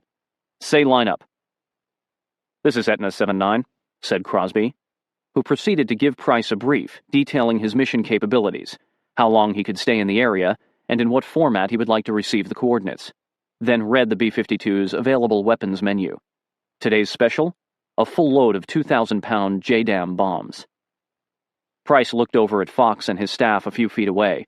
10 yards beyond them, the mob of Afghans, all eyes and a few pairs of binoculars fixed on the ridgeline, waiting for him to destroy the enemy cave. It was time to try a JDAM. While JDAM technology had been around since the Gulf War, it hadn't been used for close air support before Operation Enduring Freedom. That is, ground forces had never called in a JDAM bomb to hit targets in proximity to their position. Still, Price considered it a fairly straightforward weapon. A target's coordinates are entered into its guidance system, and the bomb goes where it's told. But since the JDAM had not been used for close air support, Price and the other forward controllers in Afghanistan had yet to be trained in the procedure to deliver the coordinates to the bomber crews, who would program the data into the weapon's guidance system. Officially, there had been zero training available, period, on the employment, tactics, techniques, and procedures for utilizing the weapon in this manner. This was, for Price, on-the-job training. Crosby informed Price that he had two types of JDAM to choose from, one that burrows into the ground before detonating, and another that detonates upon impact with the target or just above its surface. Since the target was a cave, Price selected the penetrating warhead. Then he told Crosby to stand by. Crosby and his B-52 crew went into orbit safely above Shawali Kot, assuming that the reason Price could not immediately provide coordinates was that his Special Forces team was engaged with the enemy. As the B-52 crew awaited further instruction, Price followed the Viper's directions for recalibrating off its current location, using the built-in compass to guide him as he held the laser at a 45-degree angle to the ground and fired the device to the north, then south, then east, then west. When he finished, he noticed that the GPS showed a low battery warning, so he installed new batteries. With the Viper recalibrated, Price pointed the laser at the cave and shot the location in order to generate a new set of latitude-longitude coordinates. North 31, 46, 53.33, East 65, 47, 07.43, that he relayed to the B-52. The bomber crew also requested the coordinates of Price's location, which he refused to provide. He had heard that providing friendly coordinates was the fatal mistake in the Mazar-e-Sharif incident 9 days earlier, when Lieutenant Colonel Queeg's headquarters staff had called the bomb in on itself. Standard operating procedure dictated that you didn't give your own coordinates while calling in close air support, in order to avoid your location being confused with that of the target. All Price would tell Crosby was that the friendly position was 2,000 yards east of the cave, a distance that put them out of the JDAM's powerful blast radius. When everything was set, Price said to Fox, "Weapon ready. Cleared hot?" "Clear," said Fox. "Drop it." Coming in on a south-southwest heading, the crew of the B-52 announced, "Weapon away," then banked right to await a report from Price. On the Alamo, Amarine sat with Bovey 20 yards northeast of the command post, oblivious to the contrail, barely visible against a dark blue sky, of the B-52 that had been circling high above. He had just finished explaining to Bovey the plan to retake the ruins. "We just need to figure out how you want to present all this to your boss," Amarine said.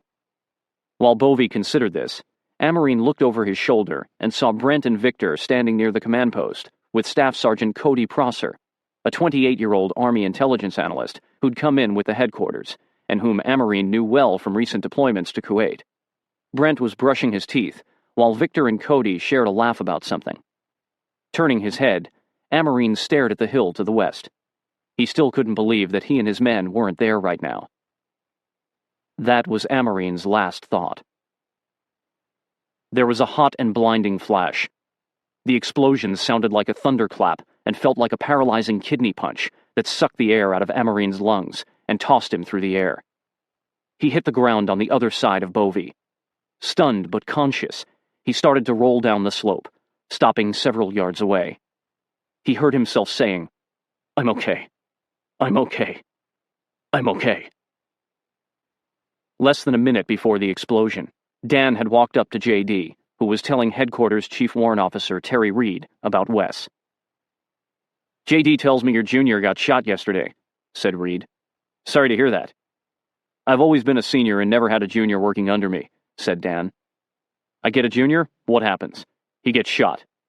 You watch, I'll be next." Leaving Dan and J.D., Reed wove his way through the Afghan spectators along the southern edge of the Alamo. He noticed a pair of binoculars on the low wall of the command post near Fox, and was reaching down to pick them up when the blinding flash turned everything white.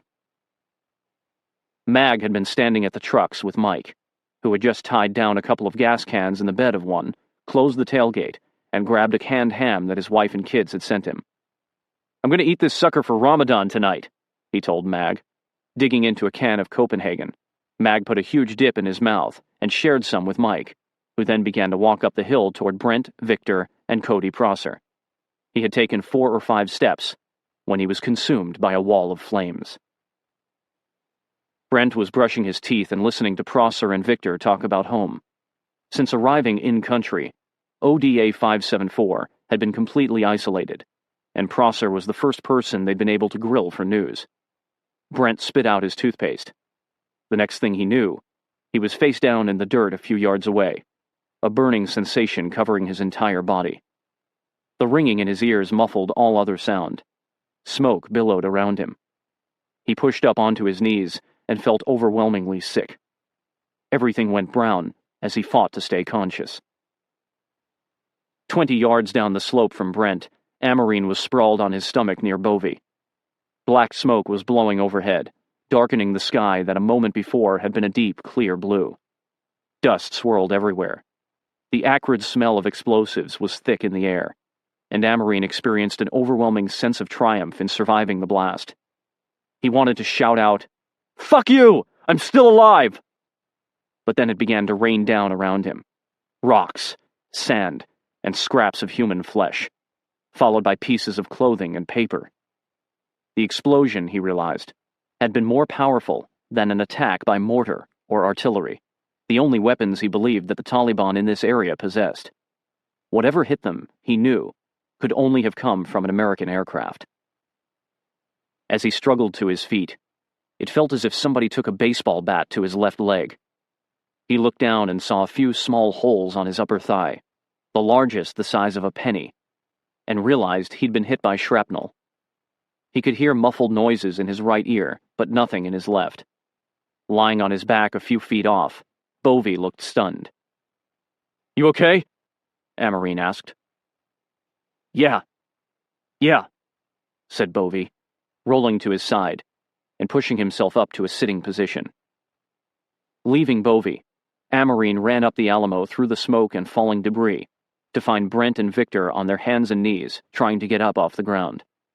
Blood dotted Victor's face and trickled from his ears, but he appeared to have no major injuries. "This is the rally point. Stay here. I'll be back," Amarine yelled to them before scrambling over the crest of the Alamo and stumbling upon a burned, decapitated body. He allowed himself a single thought. That's the most horrible thing I've ever seen. Then he ran forward another 10 yards to the command post. Here, the metallic, sulfur-like smell of the bomb was overpowered by the stench of burned flesh and hair. Within the low walls, 10 bodies were woven together in a mass of limbs, heads, and torsos, covered by a thin coat of gray dust. Amarine couldn't tell where one began and the other left off, and he focused on the one member of his team he could identify. Alex. Drained of color and motionless. Dead, Amarine thought. All of them. There was movement at the edge of the bodies, which had been pushed up against the wall like debris left by the tide. Fox suddenly sat up from the heap of bloody gore, pushing the torso of a dead Afghan off his chest. He sat there, staring forward. "Sir!"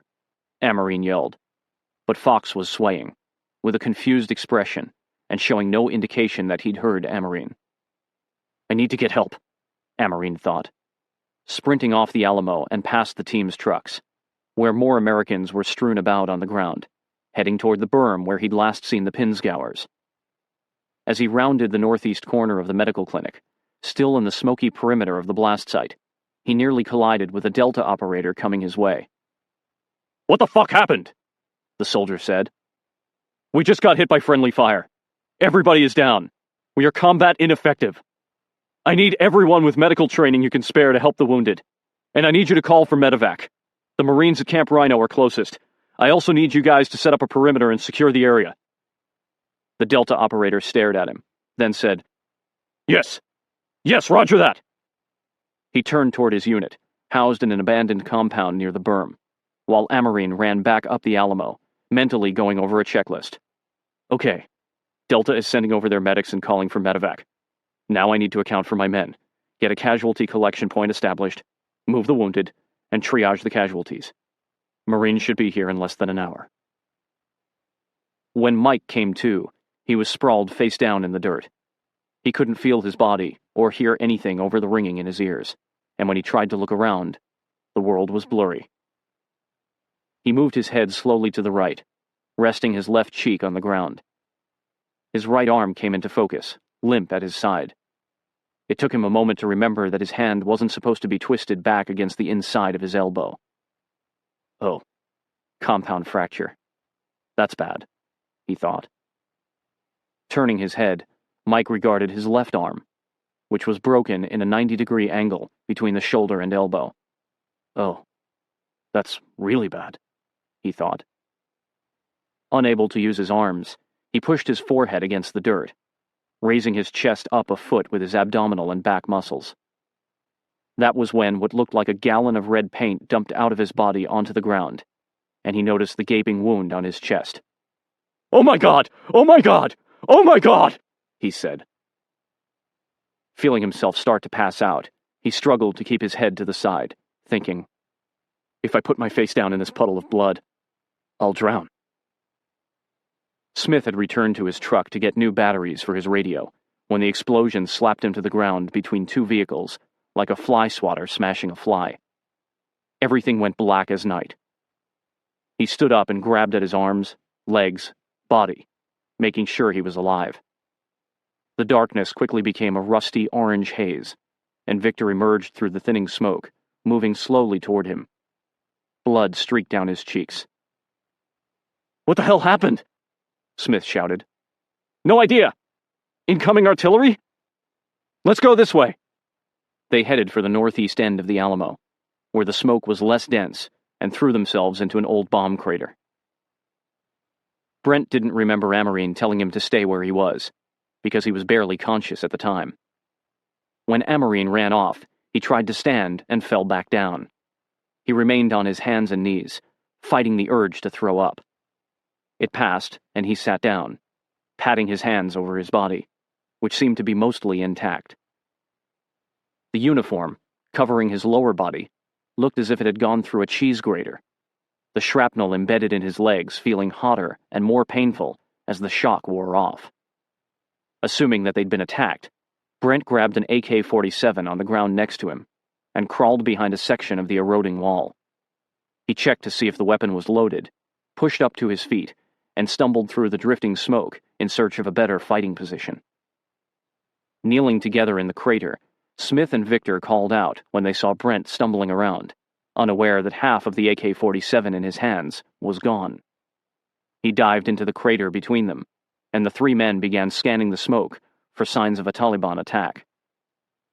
After a couple of minutes, Brent said, "My legs are feeling kind of numb. And my back." Smith pulled up Brent's shirt to reveal a round, nickel-size hole in his lower back, deep and blackened. His torso and both of his legs were peppered with smaller burns and lacerations. "Oh, geez, you're hit, man," Smith said. "Who's hit?" asked the battalion sergeant major, Ray Reed, who appeared out of the cloud and knelt down by the edge of the crater for a closer look at Brent's wounds. "Let's get him off the hill so we have a wall behind us," he said, and Victor and Smith helped support Brent down to the side of the medical clinic. "Set him down," said Reed. Then he yelled out in a deep voice that carried across the Alamo. "This is the CCP!" As Amerine ran back up to the command post, he heard Reed shout. At the top of the Alamo, a short distance from the mass of bodies, he found Fox kneeling beside the headquarters combat weatherman, Staff Sergeant Craig Musselman, who was lying on his back and moaning, his hands covered in blood, and his heels kicking at the ground. Fox's rucksack was open beside him, and he was pressing a bandage over Musselman's right eye, trying to stop the blood that was flowing down his cheeks. "You hit, sir?" Amerine shouted to Fox, whose face, hair, and the front of his uniform were coated in red. Fox looked at him through the smoke, pointing at his ears. Amerine yelled the question again. "I'm all right," said Fox. "This isn't my blood." "Delta is calling for medevac and setting up security. We gotta get these guys down to the medical clinic." Mr. Big, Zepeda, and another CIA spook hurried up, carrying aid bags. "How can we help?" asked Mr. Big. "Help our guys," said Amarine. "We're just getting started. Help anyone you can find." Amarine heard the distinct whoosh of a rocket from somewhere inside the smoke enveloping the Alamo, then saw an RPG's glow rising into the air. Somebody yelled, "Incoming! We're under attack!" More ammunition started to cook off, sounding like firecrackers. Looking down at the trucks, he saw piles of RPGs engulfed in flames. He ran back down the slope to extinguish them. That was when he noticed legs poking out from underneath the truck, parked closest to the blast. The right side of the vehicle was dented and punctured by shrapnel. Its windows were blown in, and the passenger side of the cab was collapsed and bent inward, as if a wrecking ball had clobbered it. Kneeling down, Amarine saw that the legs belonged to Dan. Amarine knew he was dead by the extent of his abdominal wound. As he stared in disbelief at Dan's face, the periphery faded into a blur, until a series of whooshes right beside the truck jolted him back to his surroundings. He looked up, then shielded his face with his arm as 3 RPGs 10 feet away blasted off in different directions. RPGs lay on the ground around the trucks, their cloth carrier bags on fire. The safety cones were still on these rockets, keeping them from detonating, but the burning bags were heating the propellant and causing the RPGs to fire off as lethal projectiles. The guerrillas were notorious for removing safety cones, so it was possible that some of these rounds were live and would explode on impact. Amarine stood up and spun around, taking in the scene. Smoke and dust still hung in the air. Men were staggering aimlessly or sitting down, confused.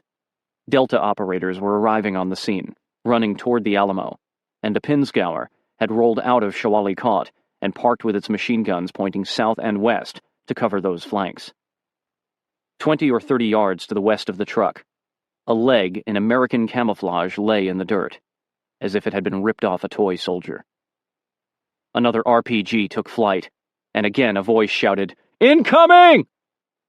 "We are not under attack!" Amarine bellowed. "Our RPGs are cooking off!" He grabbed the nearest RPG and yanked the rocket out of its burning bag, then another, his bare hands feeling nothing, as they reached into the flames, again and again. Chapter 12. Futility. My subject is war and the pity of war. The poetry is in the pity. Wilfred Owen. Swirling brown and black hid the Alamo in a cloud billowing skyward when Chris Pickett pushed himself up off the ground between the trucks and the medical clinic. He tried to stand, his body swaying on unstable legs. What happened? He thought. Are we under attack? Did we get mortared?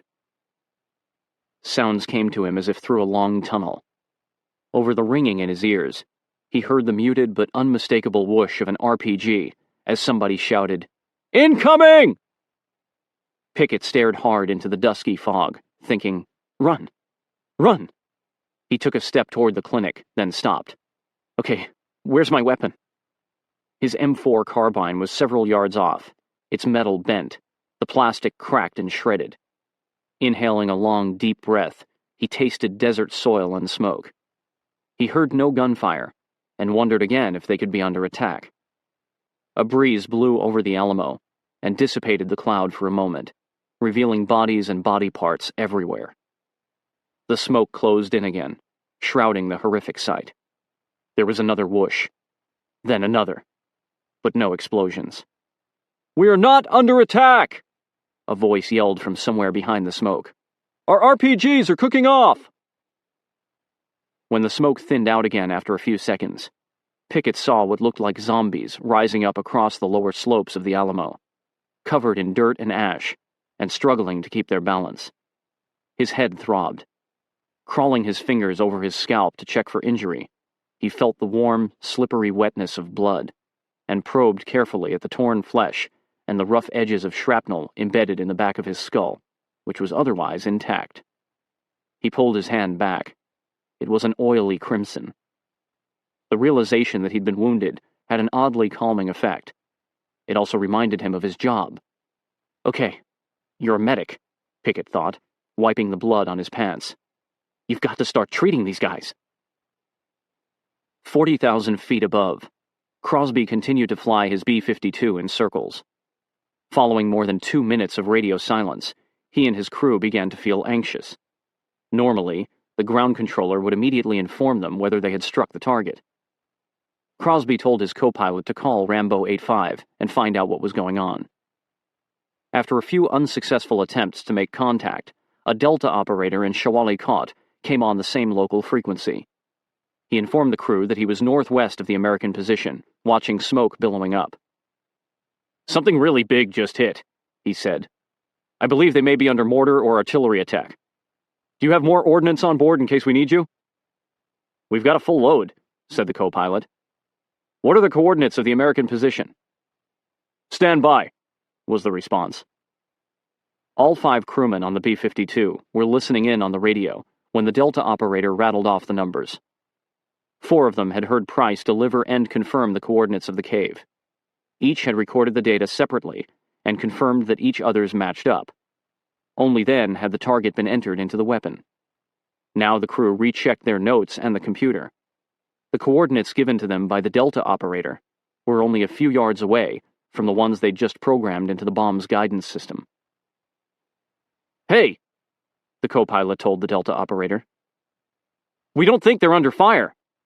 That appears to be where we dropped our weapon. Crosby looked over at his co-pilot, both men sick with the realization that they'd just hit an American position with one of the most powerful weapons in the world.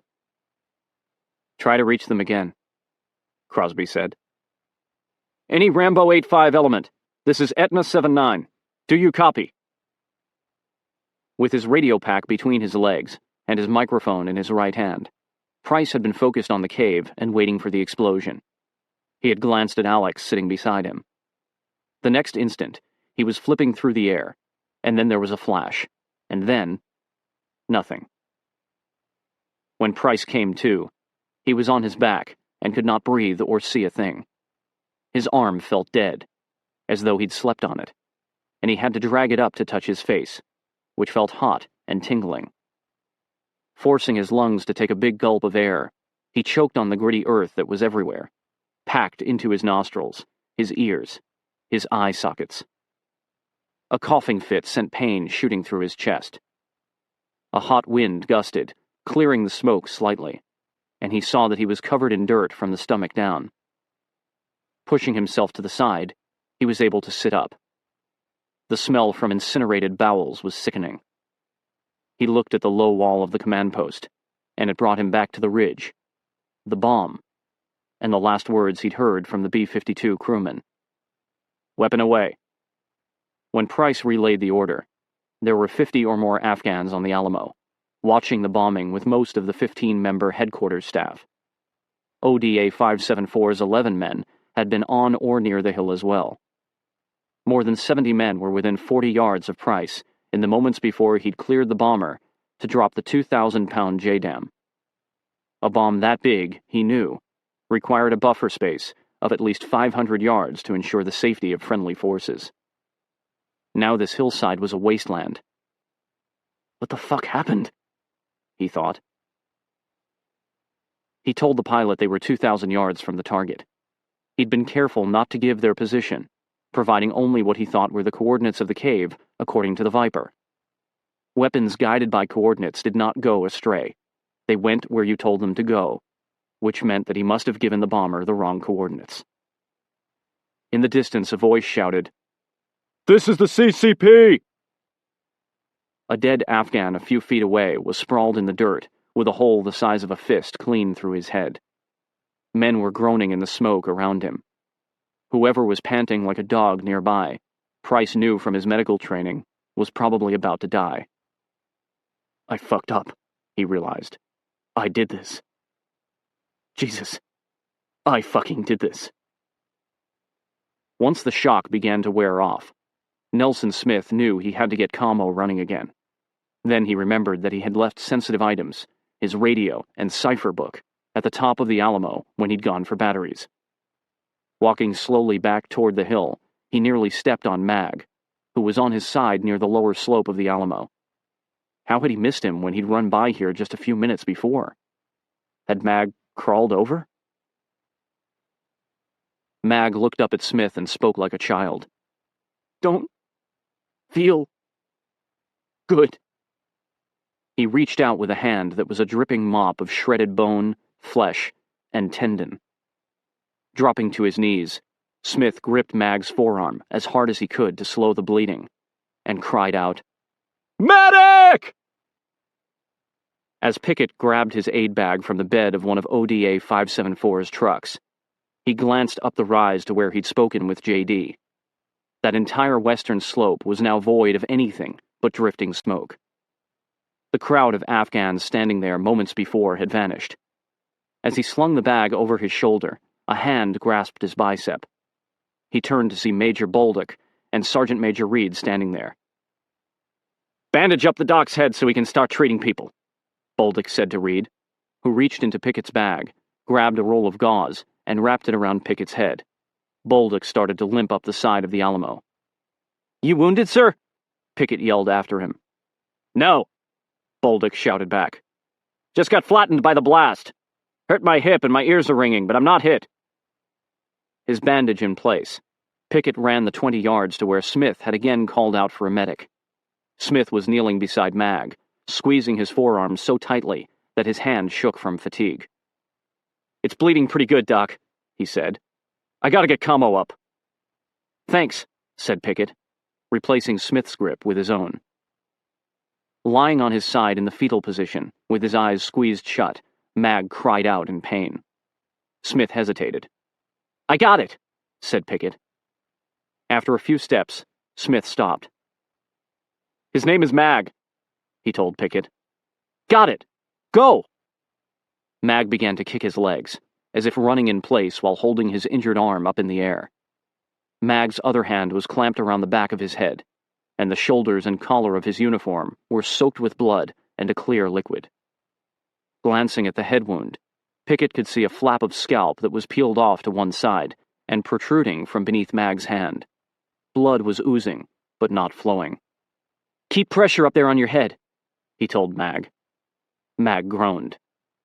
Doing his best to hold the pieces in place, Pickett wrapped Mag's destroyed hand and continued up his arm with Kerlick's gauze.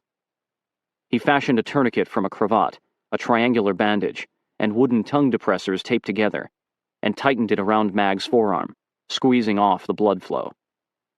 Setting the arm gently down, he eased Mag's other hand away from his head, and was shocked to see Mag's brain framed within a jagged hole in his skull. Quickly, Pickett folded the torn scalp over the opening. As he was using a thick pressure bandage to cover it, Mag went limp and passed out.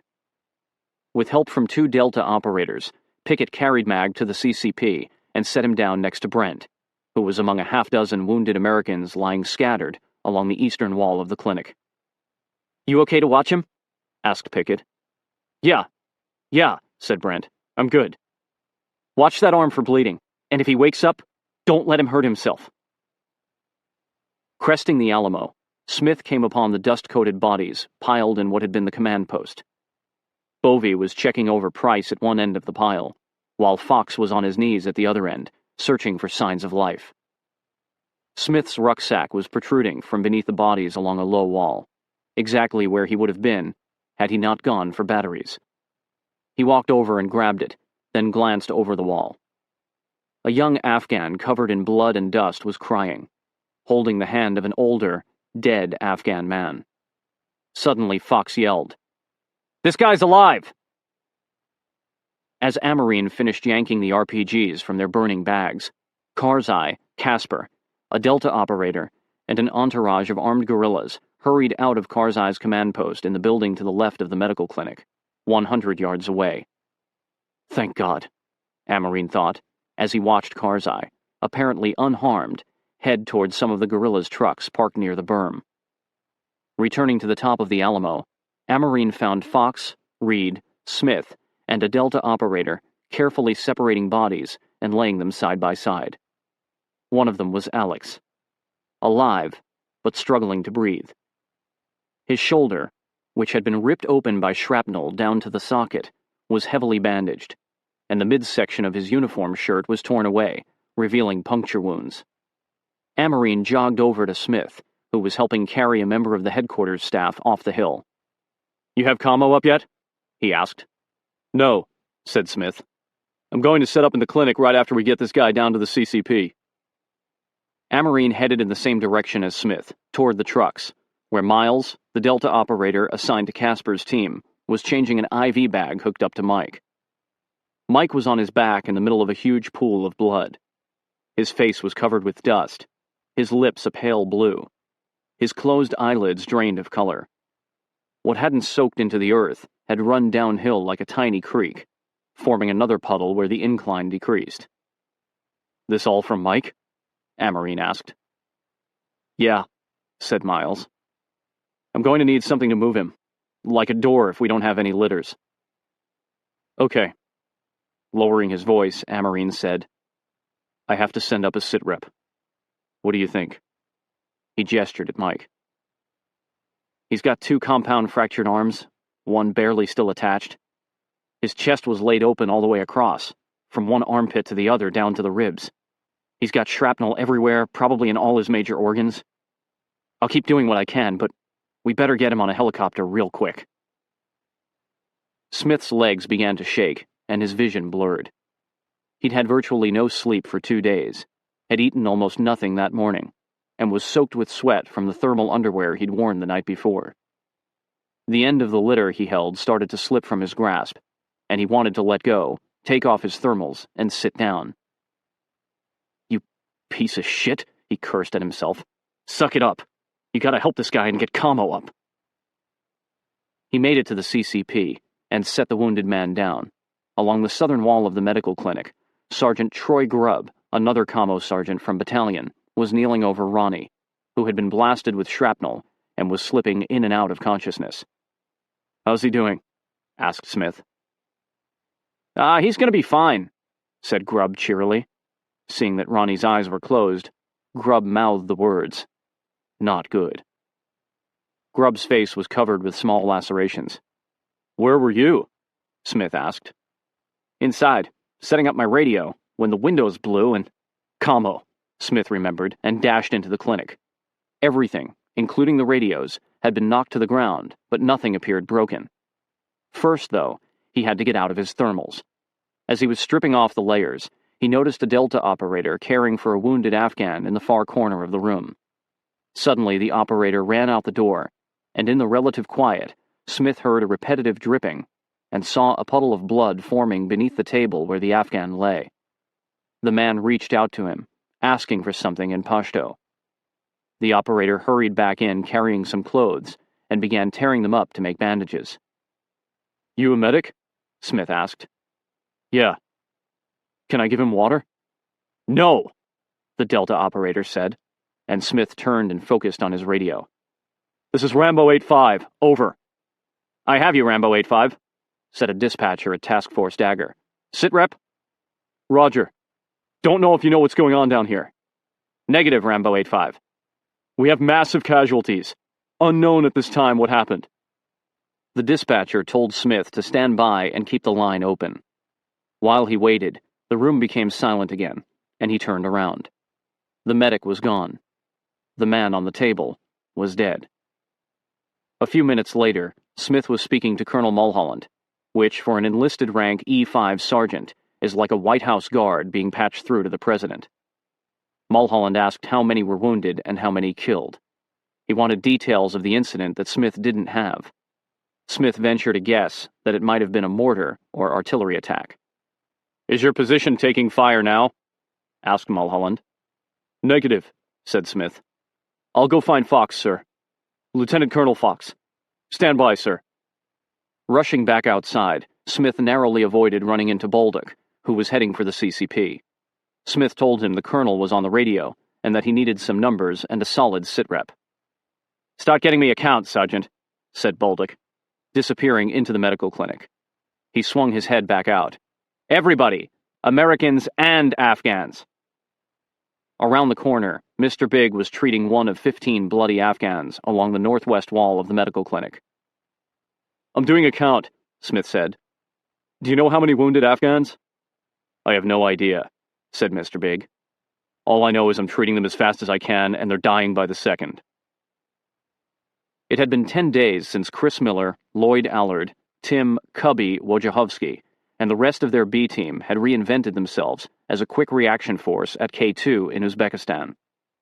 Every member of ODB 570 now kept 3 separate rucksacks, ranging in weight from 50 to 150 pounds, at the foot of his cot in order to be ready regardless of the nature or duration of the assignment. After breakfast on December 5, the men were settling into their cots for a marathon viewing of The Sopranos.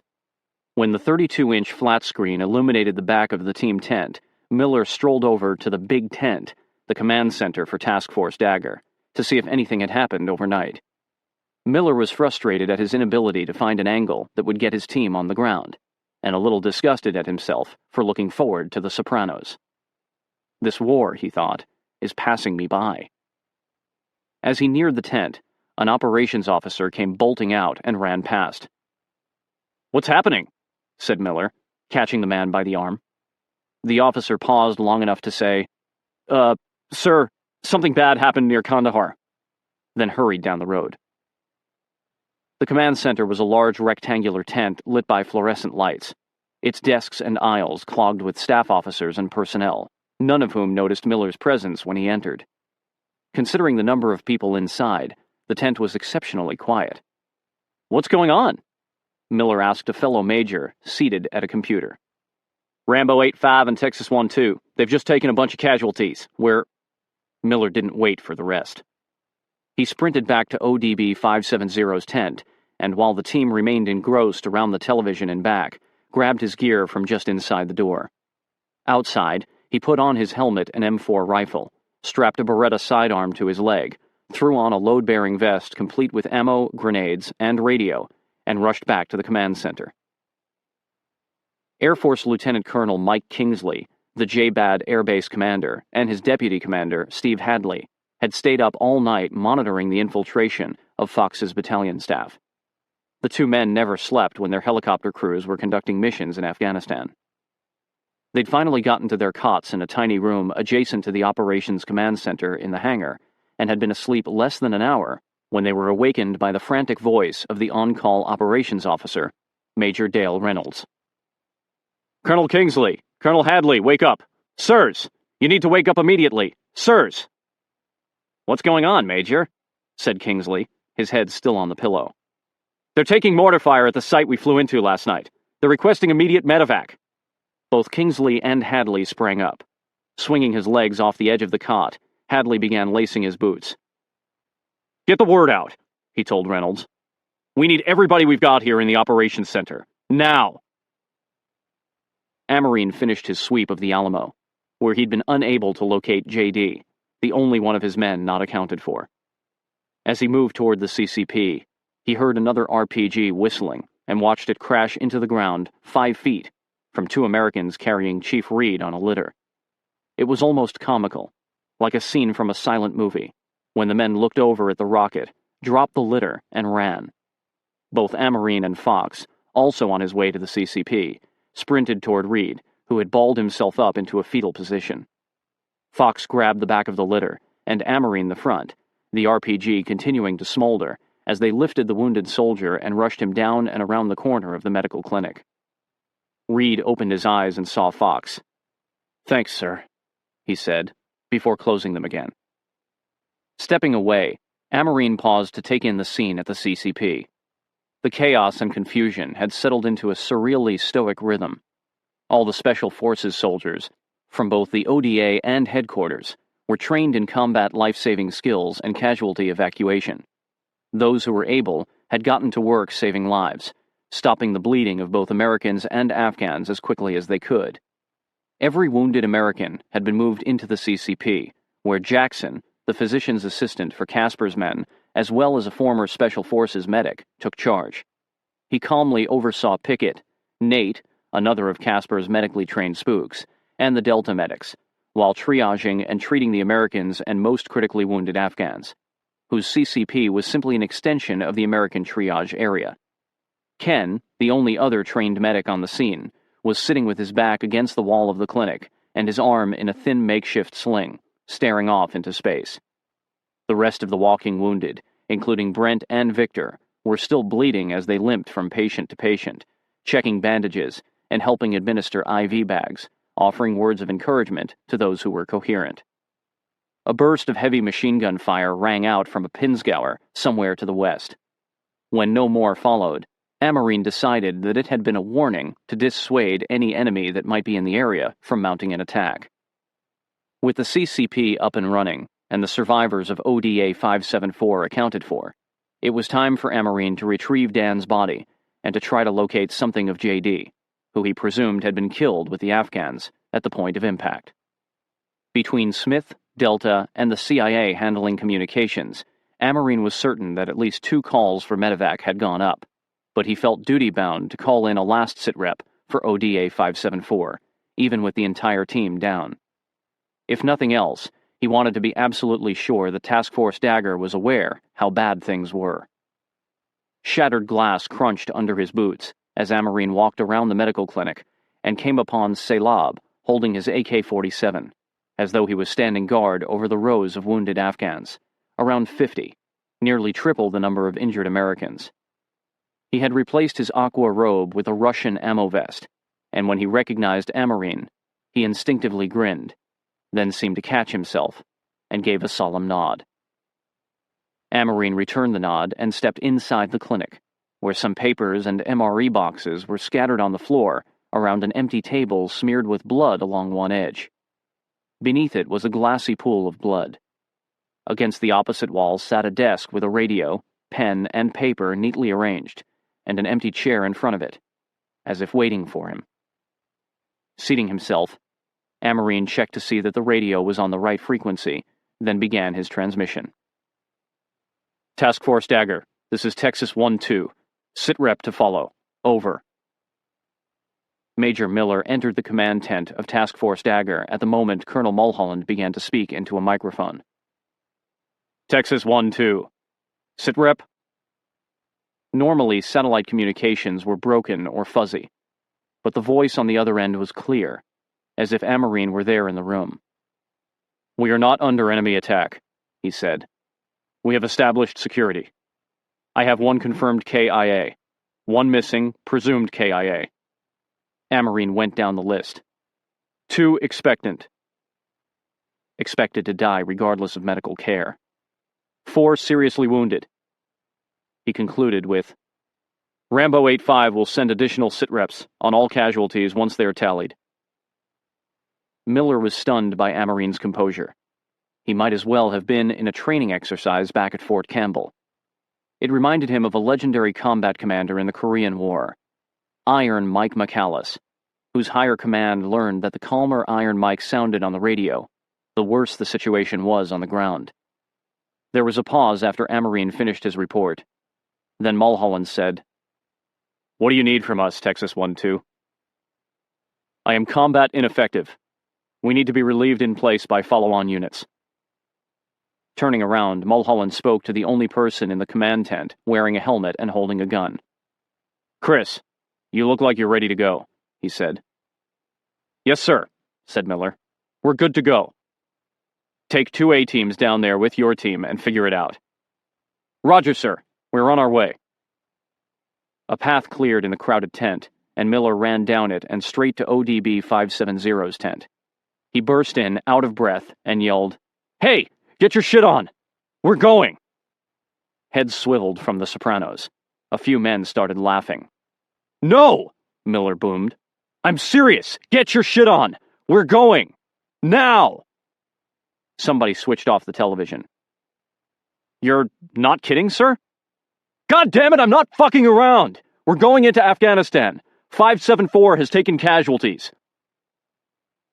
On the northern outskirts of Shawali Kot, Hamid Karzai sat on a knoll, his cheek bleeding from a small cut.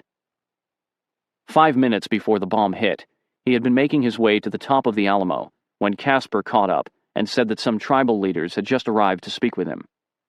Karzai walked back down the hill and entered his command post. A couple of minutes later, the windows exploded inward, and a thunderous blast knocked everyone inside to the ground. Reacting to what they thought was an RPG targeting Karzai, first Casper and then Karzai's Afghan bodyguards immediately piled on top of him, shielding him with their bodies. When no further attacks came, they whisked Karzai to the knoll, where the rocks provided some shelter. As Karzai had been pulled away from his command post, he'd glimpsed the horrendous scene and knew that many were dead. While an Afghan bandaged Karzai's cheek, which had been cut by flying glass, a Delta operator joined the CIA Delta contingent now assigned to him. "What happened?" Karzai asked him. "Not sure," said the operator. "But it appears they were calling in bombs across the river and one fell short. That's all I know. They're too focused on saving lives right now to give the full rundown." Karzai was confused. What had Captain Amarine's team been bombing? Were they under attack? Whatever it was had to have been urgent, otherwise Jason would have consulted with him. He had done so on every other occasion since Tarin caught. "I need to see what I can do," Karzai said in Pashto to his personal guard. To the Americans, he said in English, "I need to check on my friends." Heads shook. His protectors would continue to dissuade Karzai from returning to the Alamo until they were certain about what had occurred and that the perimeter was secure. 15 minutes after the bomb hit, Karzai's satellite phone rang. A reporter from the BBC was calling from Bonn, Germany, to inform him that the tribal factions at the conference had come to an agreement. "Congratulations, sir," she said cheerfully. "You have just been named the chairman of the interim government." When he was finished sending the sitrep, Amarine stepped back outside the clinic to see Fox and Smith, the highest and lowest ranked soldiers on the scene, working side by side, pulling IV kits from the rucksacks of the headquarters personnel, all of whom had been instructed to store at least one behind his backpack's kidney belt. They were making a pile of all available medical supplies outside the CCP, while Bolduc was calling out orders to the headquarters staff. Casper, who was hurrying toward the CCP, spoke to Amarine as he passed. "The Marines are on the way. We're getting the word out. Shouldn't be long. They're coming from Rhino. Hour flight or less." Townspeople from Shawali Kot had emerged to help the surviving guerrillas with the wounded. Others were out by the Alamo, stooped over like farmers in a field, picking up body parts. The hill was littered with weapons, clothing, and equipment. A laced boot stood upright.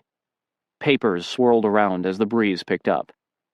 Amarine knew he should collect the sensitive items, fragments of pages from cipher books, maps, anything having to do with their mission, but that would have to wait until after he had tended to Dan. The 5 trucks parked side by side along the northern slope of the Alamo had been perfectly spaced, like a row of dominoes. Now they were askew, lifted up and repositioned by the blast. With a slight limp, Amarine worked his way to the truck farthest right and got down on his knees, which made the shrapnel wound in his thigh burn. "Shit, that hurts," he thought, then felt guilty for even acknowledging the pain. Dan was heavy, cumbersome to move, and as Amarine pulled on him, getting most of his upper torso out from under the truck, he imagined Dan opening his eyes and doing one of his favorite impersonations, Bill Murray in the movie Stripes. "Chicks dig me because I rarely wear underwear, and when I do, it's usually something unusual." Tending to his dead friend was the worst moment in the most hellish day in Amarine's life. Yet this memory of Dan made him stifle a laugh. Casper and 2 Delta operators walked over and silently helped Amarine move Dan onto a poncho. Then they carried him over to a small stone hut, away from the wounded, setting him down carefully. One of the Delta operators asked if anyone had a body bag. "No, I'll use my bivy-sack," said Amarine, thinking it seemed less impersonal, as they lowered Dan inside the weatherproof covering for the sleeping bag Amarine had slept in throughout the mission, almost as though they were putting him to bed. Once Amarine had zipped the bag closed over Dan's ashen face, Casper and the 2 Delta operators left the captain alone. Kneeling beside Dan, Amarine wanted to say something, but he couldn't find words of his own. He stared up at the sky, a deep blue now that the smoke had cleared, and began to recite Futility by Wilfred Owen, about the death of a soldier witnessed by Owen during World War I. Amarine had committed the poem to memory after he'd first read it as a student at West Point. Move him into the sun. Gently its touch awoke him once. At home, whispering of fields unsown. Always it awoke him, even in France. Until this morning and this snow. If anything might rouse him now, the kind old sun will know. Think how it wakes the seeds. Woke, once, the clays of a cold star. Our limbs, so dear achieved, our sides, full-nerved, still warm, too hard to stir. Was it for this the clay grew tall? Oh, what made fatuous sunbeams toil, to break earth's sleep at all? Reaching the end, Amarine looked away from Dan and began to cry. Chapter 13. Rescue at Shawali Caught. Anytime, any place. Air Force, 16th Special Operations Wing motto. At Camp Rhino, less than 100 miles south of Shawali Caught, Master Sergeant David Lee, 3rd in command of ODB 540, was in his team's tent when the request for emergency medical evacuation came over the radio shortly before 9 a.m. The 15th Marine Expeditionary Unit, under the command of Brigadier General James Mattis, had occupied the airstrip since November 25. 2 days later, Lee and his B team had arrived. Their primary role was as a liaison, coordinating the Special Forces actions in the area with those of the Marines. Looking out the door at the parked helicopters, including 4 Cobra gunships, 4 transport CH-53s, and 6 dual-rotor heavy-lift CH-46s, Lee picked up the radio and informed Task Force Dagger that the Marines at Camp Rhino were the closest Americans in a position to respond, a 45-minute helicopter flight away. Meanwhile, Lee's boss, Major Rob Cairns, the commander of ODB 540, was running across the flat, barren landscape to General Mattis's command post, located in one of the few hard structures on the base, a single-story concrete building. He informed the Marine general, face-to-face, that a presumed mortar or artillery attack on a Green Beret position had occurred, and that the wounded needed immediate evacuation from Shawali Caught.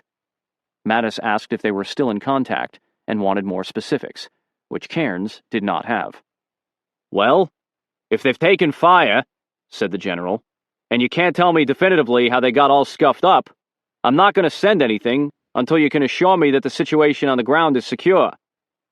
Mattis went on to explain that there were 1,000 Marines at Camp Rhino for him to worry about, and he was not willing to dilute base security and risk sending his air squadron on a dangerous daylight mission just to assist an unknown number of casualties.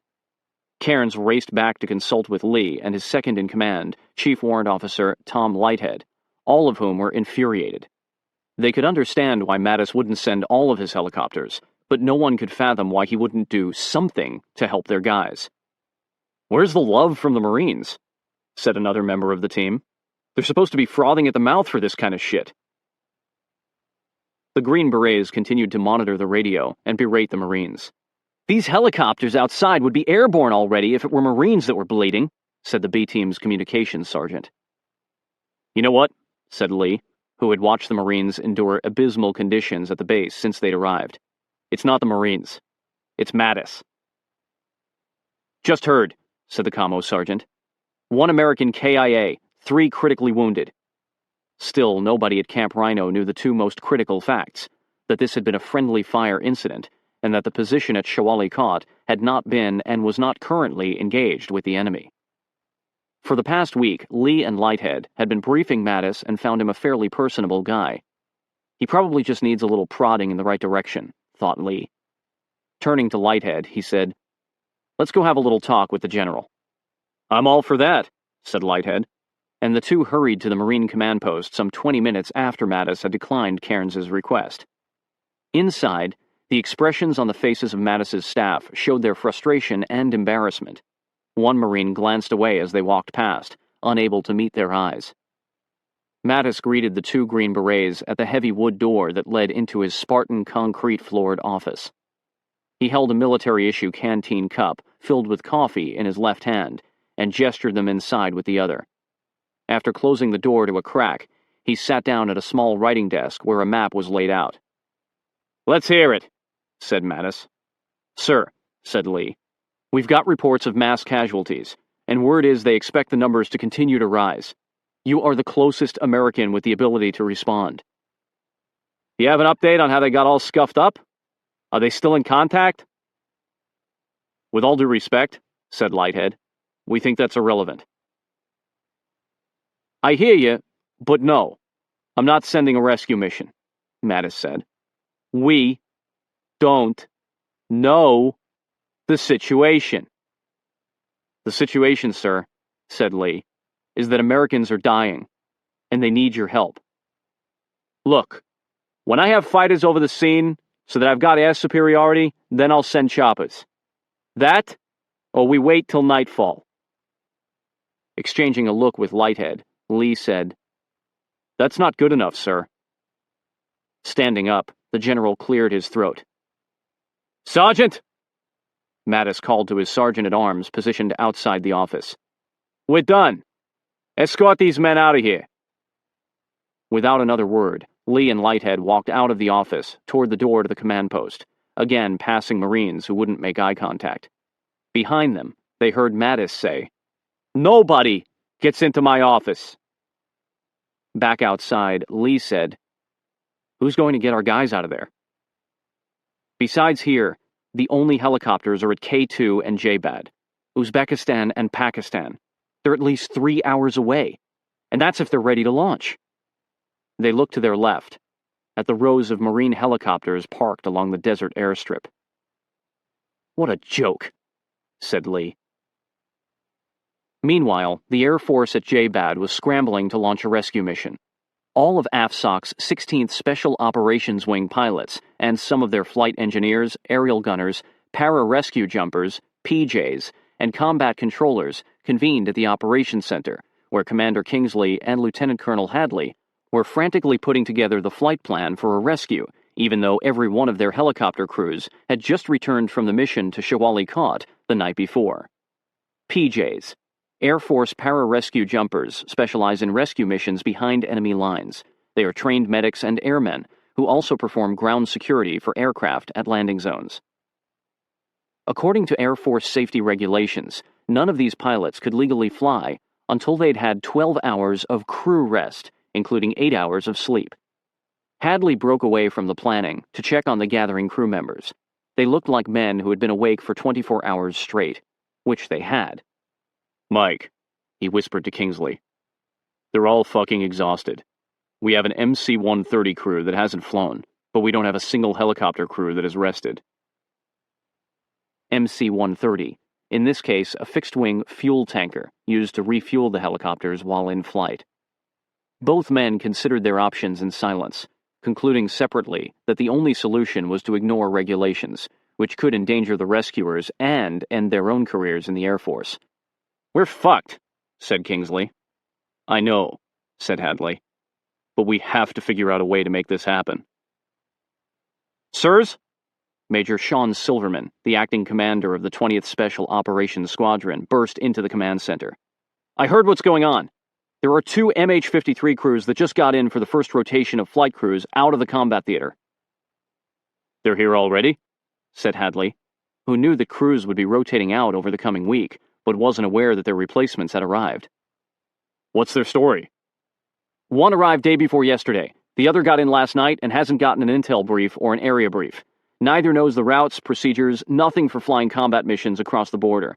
They aren't clear to fly into Afghanistan, but I'm certain they are up for anything. Just say the word." "Where are they now?" asked Kingsley. "Asleep." "Wake them up." Silverman went out the door. "The PJ's squadron commander is chomping at the bit," Hadley said to the on-call operations officer, Major Reynolds. "Tell him to put together 2 CSAR, combat search and rescue, teams, and get them out to the 53s. The air crews will meet them there." Reynolds went out the door. "Steve, we don't know what the situation is," Kingsley told Hadley, "but we'll figure it out on the way. You've been in intel briefs for the past 70 days. You know the routes. You know the missions. You've flown them all. I need you as a doctor and air mission commander." Though Hadley would have helped any American who needed it, his familiarity with ODA 574 gave him an emotional stake in this mission. Hadley and a few other AFSOC personnel at JBAD had been involved in every step of the planning for Karzai's insurgency. He'd been Karzai's personal physician at JBAD. He had treated Karzai's tribal leaders for everything from acid reflux to high blood pressure. And he had shared meals with every member of ODA 574, spending the most time with Amarine, a fellow graduate of West Point. 3 weeks earlier, as Amarine left on his mission, Hadley had said, "We've got your back." "Yes, sir," Hadley said to Kingsley. "I'm in. Let's get them out of there." Air Force Captain Steve Gregg had been in Pakistan only 12 hours when he felt someone kicking his cot. "Sir, wake up," said First Lieutenant Paul Alexander. "There are wounded Americans who need our help. We've got a mission right now." In 5 minutes, Gregg, Captain Pat Franck, and their co-pilots, Second Lieutenant Marty Schweim and Alexander, were dressed in their tan flight suits with aviator bulletproof vests and running to the command center inside the hangar. There, Kingsley quickly shook each of their hands and introduced them to Hadley, their mission commander, before moving to stand beside a map of Afghanistan tacked to the wall. "Welcome to the war, gentlemen. Here's the situation," Kingsley said. "Americans are requesting emergency medevac north of Kandahar, at the same location our squadron flew into last night. We've got the routes, we know where they are, but that's about it. I know you haven't been briefed on intel, routes, or procedures, and I wouldn't be asking you to fly if you weren't our only option. Lieutenant Colonel Hadley has been in on every intel brief since we got here, and he has flown dozens of missions into Afghanistan. He will brief you en route. Flight time is just shy of 3 hours. From the moment you cross the border, you'll be flying through bad guy country all the way. This was a mortar attack on an American position. We don't know if our guys are still in contact, but we're assuming it will be hot. As I learn more, I'll relay it to Lieutenant Colonel Hadley. Ground crews are turning around 2 of the 53s that flew last night. They're already refueled. CSAR teams are getting their gear and will meet you at your aircraft. Godspeed." Following the briefing, Hadley went directly to the medical unit to request the most qualified doctor on the base to be the lead physician in an emergency medical evacuation behind enemy lines that was leaving immediately. Within moments, he was shaking hands with Doc Frank, a family practice physician. When they left the aid station, each man had with him a basic life-saving bag that included airways, tourniquets, IVs, chest tubes, a laryngoscope, and various surgical instruments. In addition, they each carried 2 trauma bags and 6 units of O-negative blood. Pointing Frank in the direction of the helicopters, Hadley went in search of Charlie the Spook, who had arrived at JBAD early that morning from Shawali Kot. He located him in the mess hall. "Got some bad news," Hadley told Charlie. "Your team's position north of Kandahar is requesting emergency medevac." Charlie stood up, dropped his fork on the plate of a half-eaten meal, and hurried for the door with Hadley. "What the hell happened?" he asked. "We're not sure, but initial reports say it was a mortar attack. We're going in to pull them out. I know you need to get home, but you're familiar with the layout on the ground. I'm asking you as a friend and a soldier to go back in there with me." "Just let me grab some equipment," said Charlie, leading the way to the Spook's private armory behind the building that had acted as the safe house for ODA 574 and the CIA during the planning of Karzai's insurgency. On a chain around his neck, Hadley kept a key to the cement-walled storage facility. He had standing orders to divvy up the weapons to his staff if the base was ever overrun. He unlocked the metal door. Loaded carbines and shotguns lined one wall. Crates of exotic weapons, including shoulder-fired anti-tank missiles, were stacked in a corner. In another corner were boxes of grenades and claymore mines, as well as body armor, load-bearing vests, and ammo pouches. Hadley was already carrying his Air Force-issued Beretta M9 sidearm and compact Colt Commando carbine with 7 fully loaded 30-round magazines for each. Charlie selected the same weapons for himself, then added 6 fragmentation grenades with an extra case of 1,000 rounds of ammo for both men. On the way out, Hadley grabbed 3 additional boxes of 10 hand grenades each for the 2 helicopter crews. Jumping into a Humvee, they drove to the 2 Pavlo helicopters being towed onto the runway. Every other air mission into Afghanistan had taken several hours or even days to plan.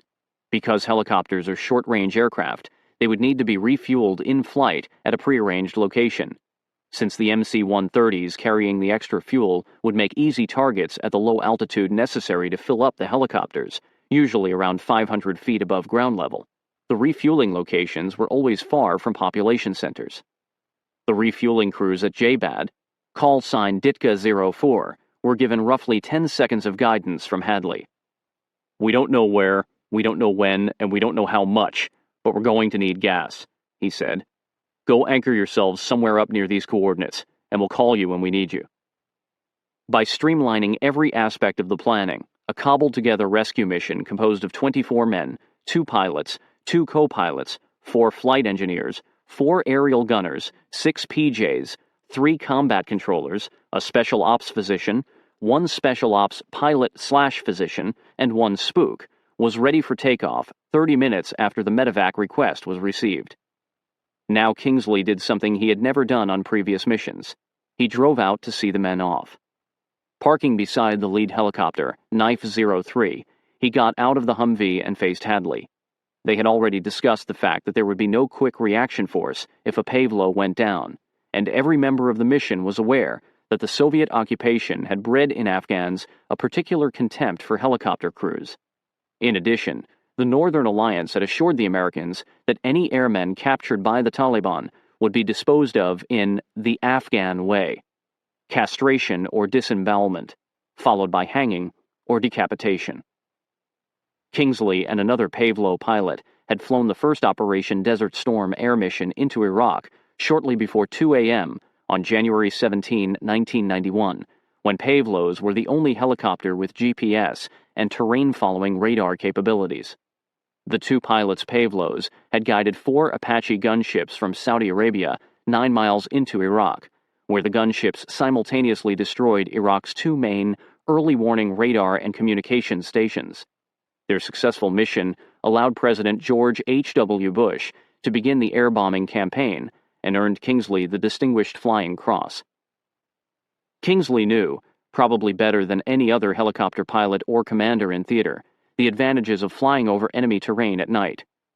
"This is just a reminder in case you hadn't noticed that little yellow ball in the sky," Kingsley told Hadley. "It's daylight, and this is a no-shit, very dangerous mission. Get the job done and bring everybody in my squadron home alive." This was the first daytime helicopter mission in the War on Terror. At the same time, 2 Air Force Special Operations MC-130 combat Talon aircraft, known as JMAU, Joint Medical Augmentation Unit, specially equipped for in-flight surgeries and advanced trauma care, and with room for 50 litter patients, were cruising at 300 miles per hour toward Kandahar from their base at Masira, just off the coast of Oman, 800 miles to the south. The closest runway to Shawali Kot, capable of accommodating the 100-foot-long transport planes, was at Camp Rhino. The JMAUs had been requested by Colonel Mulholland immediately after Bolduc's first estimate of the combined American and Afghan casualties in Shawali Kot: more than 22 killed and around 70 wounded. Mulholland now understood the breakdown to be 2 Americans dead and 19 wounded, 6 of whom were in critical condition and 1 expectant. Of the Afghans, 20 were dead and at least 50 wounded, 9 of whom were critical and 3 expectant. While the 2 aircraft were en route to Rhino, Major Miller and his B team, ODB 570, now tasked as a quick reaction force with the call sign Rambo 70, had been joined by 2 ODAs, plus a forward surgical team at K2, and were just a few minutes into their flight across Uzbekistan, also heading to Camp Rhino. They would then transfer onto what they assumed would be Marine helicopters for the flight to Shawali Kot, where they would defend the site, assist the wounded, and evacuate them back to Camp Rhino. There, the patients would be moved onto the surgical airships that would fly to Oman, the closest military hospital equipped to receive the casualties. The ODAs would remain in Afghanistan under Fox's command, while ODB 570 would return to K2, back in their tents, in time for dinner, they'd been told. The team knew that there was 1 KIA, 1 MIA, presumed KIA, and numerous casualties, and Cubby Wojciechowski was spending the bumpy flight envisioning trauma scenarios in order to prepare himself to treat his former teammates, whom he'd last seen at the back door of the ISOFAC at Fort Campbell a month and a half earlier. As they approached the Afghan border, Lloyd Allard walked back from the front of the cargo hold and squeezed in next to Cubby on the bench. He shook his head a couple of times and mouthed the word fuck, then leaned in and with his hand on Cubby's shoulder, yelled over the sound of the engines. "Dan is dead! So is JD!" Cubby never thought words could pummel a man physically, but that was how he felt, instantly beat down. "You're sure?" he asked Allard. "They wouldn't tell us unless they were certain. We gotta just shove this news in a hole, and we'll deal with it later. Right now we need to get in there and see how we can help." Nodding robotically, Cubby thought about how Dan had tried to cheer him up as ODA 574 planned for the mission without him. "Don't worry, Cub. You don't want to go on this one anyway. We aren't doing anything big. It's going to be boring." Those had been the last words Dan would ever speak to him. JD's final words, he remembered, had been, "We'll probably link up with you guys in country." Still sitting quietly next to Cubby, Allard also dwelled on that goodbye at the ISOFAC. Haunted by the note he'd written on the brown grocery bag with the beer and whiskey he and Cubby had brought the team as a send-off. "If you find yourself alone, riding through green fields with the sun on your face, do not be troubled, for there is beer." The actual quote, which Allard had heard with most of the guys on ODA 574 when they'd gone out to see the movie Gladiator in 2000, ended, "Do not be troubled, for you are in Elysium, and you are already dead." It was 9:30 a.m., 1 hour after the explosion. The northeast wall of the medical clinic had become the 40-foot-long backstop of the CCP, where the wounded lay on blankets, litters, sleeping bags, and doors that had been ripped off their hinges. Casualties fanned out from the clinic, covering a space roughly the size of a basketball court. The most critical were located toward the center, close to the wall, where they were sheltered from the occasional breeze, but still warmed by the sun. The walking wounded had been paired up with critical patients to help the medics monitor their vital signs and keep them talking. Victor and Brent were sitting between Mike, who was unconscious, and Ronnie, for whom they were feigning a no-worries attitude in spite of their own shrapnel and burn injuries. When Mike woke up, he was barely coherent from the mix of shock, blood loss, and morphine, and struggled to keep his eyes open.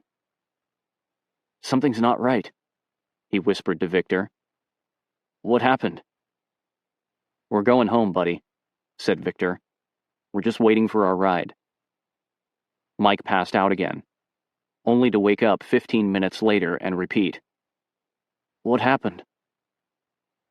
Just down from Ronnie, Alex was covered up to his neck by a sleeping bag, his head resting on some wadded clothes.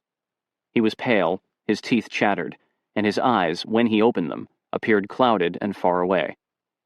On the other side of Alex, Price kept watch over him, one hand resting on the wounded man's chest.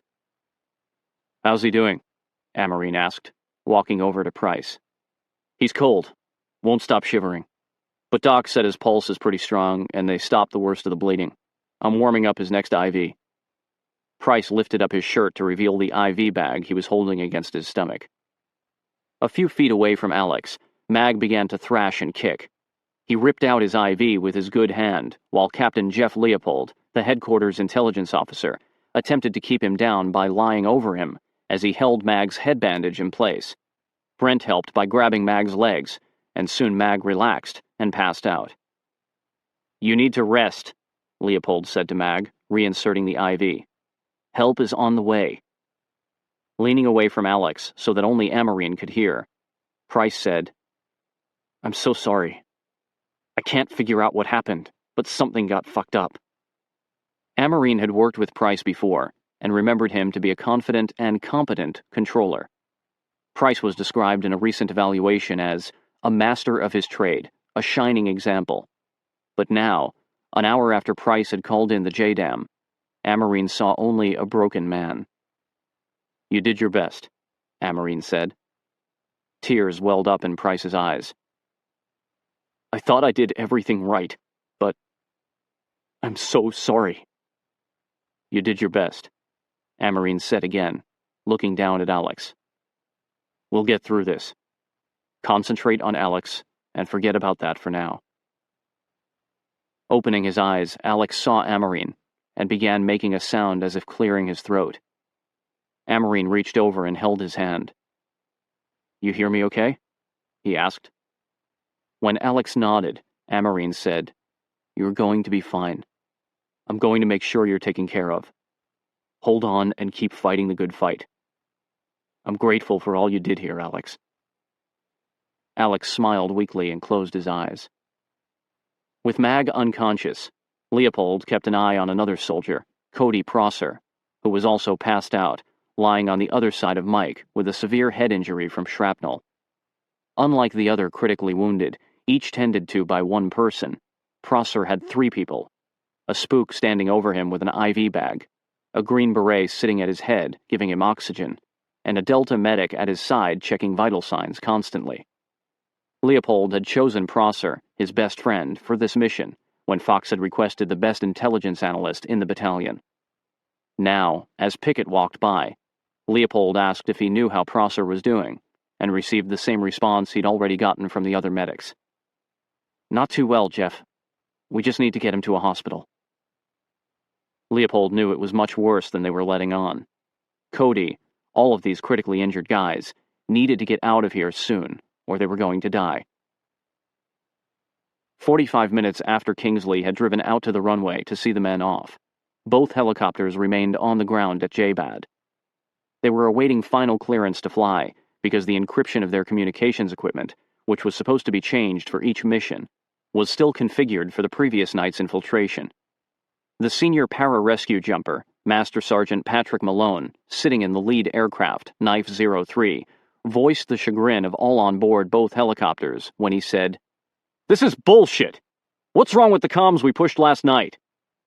The pilots agreed, one of them responding over the internal comms of both aircraft with, "Fuck it." Almost immediately, the Pavlos were airborne, with Knife 03, piloted by Captain Gregg, flying northwest at top speed 300 feet above ground level, AGL, and Knife 04, piloted by Captain Franck, trailing in a staggered left formation at 50 feet AGL. "Knife 03? Franck radioed to Gregg while looking up at the lead aircraft's belly.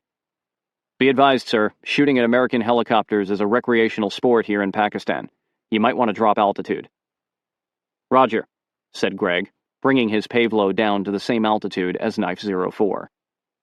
15 minutes after liftoff, a Delta combat controller in Shawali Kot came on the radio asking for an update. "Confirming you are en route?" he asked. "We are in flight," Hadley responded. "How long until you get here, sir?" 2 + 4 = 5. 2 hours and 45 minutes. There was a pause. Then the operator said, "Sir, Americans are dying. Please hurry. Please." Hadley leaned forward from where he was standing behind the pilots. "Fly the most direct route we can, avoiding any towns," he told them. "Pull the guts out of the aircraft."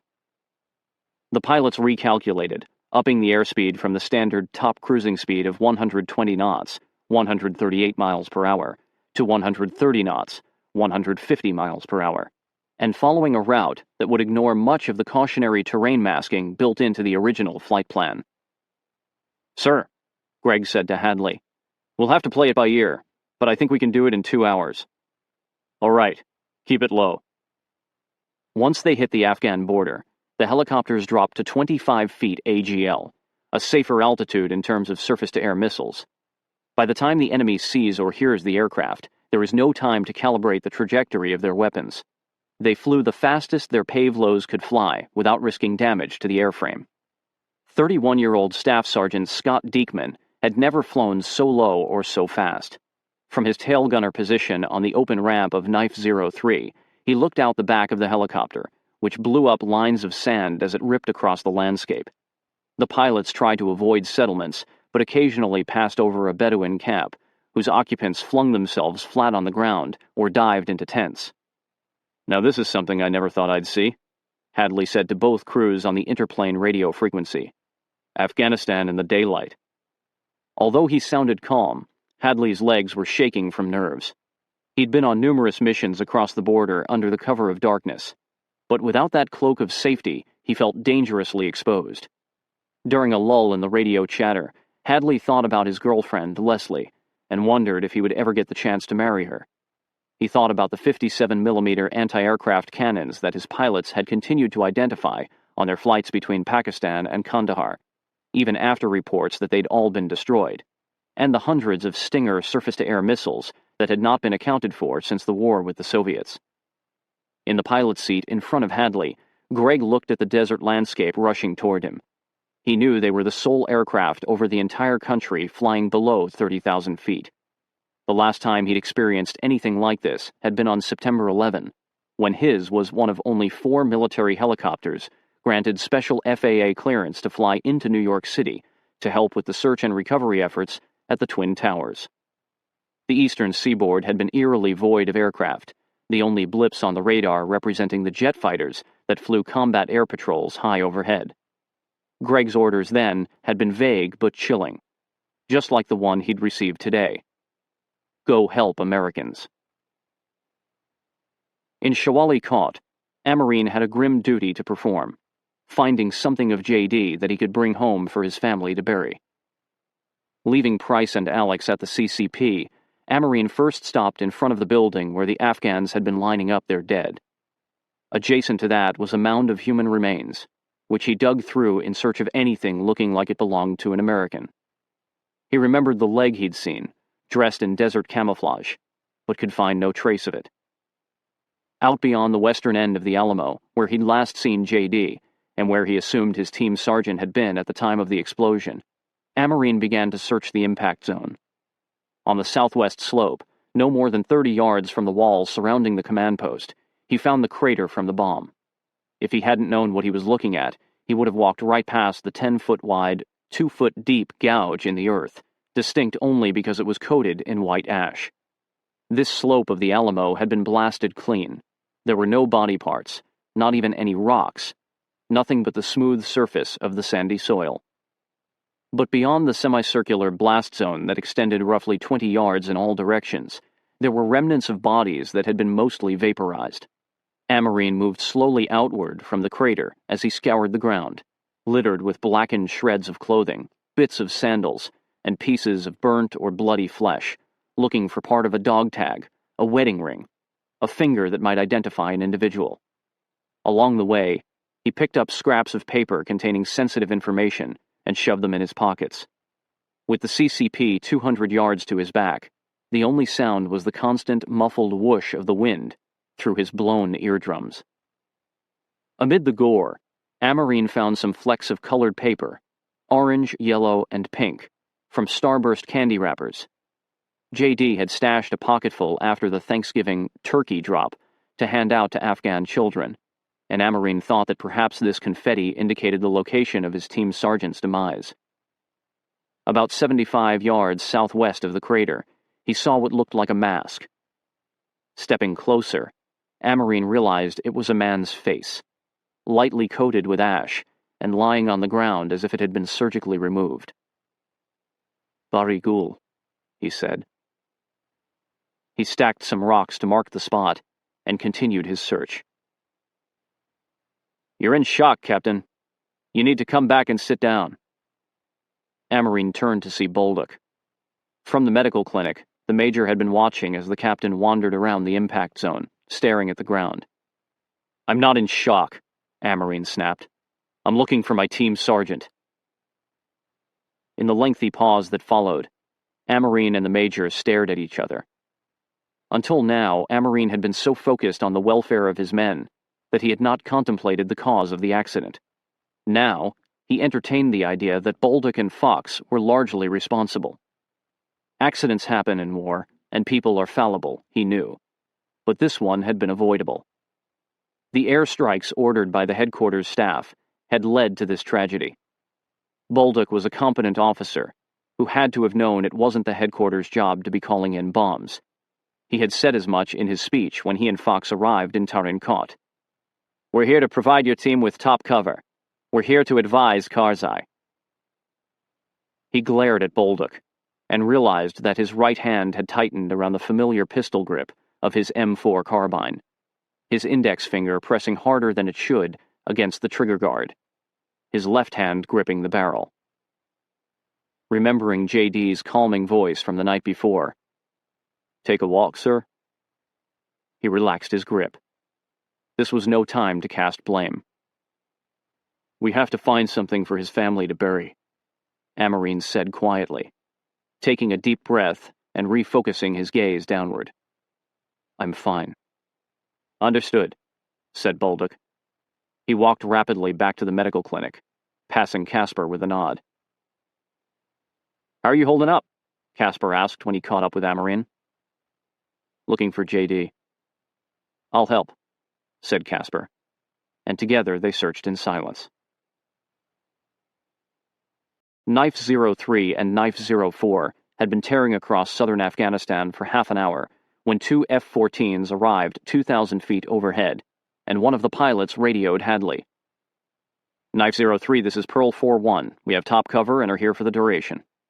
"It sure is good to have you up there," Hadley said. He proceeded to brief the combat escort pilots on the proposed route. "This is a rescue mission. Engage enemy threats only with the intent to protect the helicopters." "Roger," said Pearl 4-1. "We copy that. Let's go get our boys." Moments later, Hadley came back over the radio. "Highway 1 coming up." Highway 1 was a major road used by the Taliban to travel between Kabul and Herat, via Kandahar. Scanning ahead from the higher altitude, Pearl 4-1 reported no vehicles. Lucky timing, thought Greg, as he and Franck dropped to 10 feet above the desert floor, adjusted their flight path, and crossed over the highway between two dunes, showering the road with sand. Once they were on the other side of the highway, Diekman leaned forward over his machine gun to see if he could spot the jets. "Good to have some top cover," he yelled over the engines to Charlie, sitting behind him to the left. Charlie grinned. "Top cover doesn't make you guys any less crazy to be flying here in the middle of the day," he shouted back. "How many missions have you flown across the border?" "Including this one?" "Yeah. 1. First mission, broad daylight." The spook shook his head. "You guys are freaking nuts. God bless America."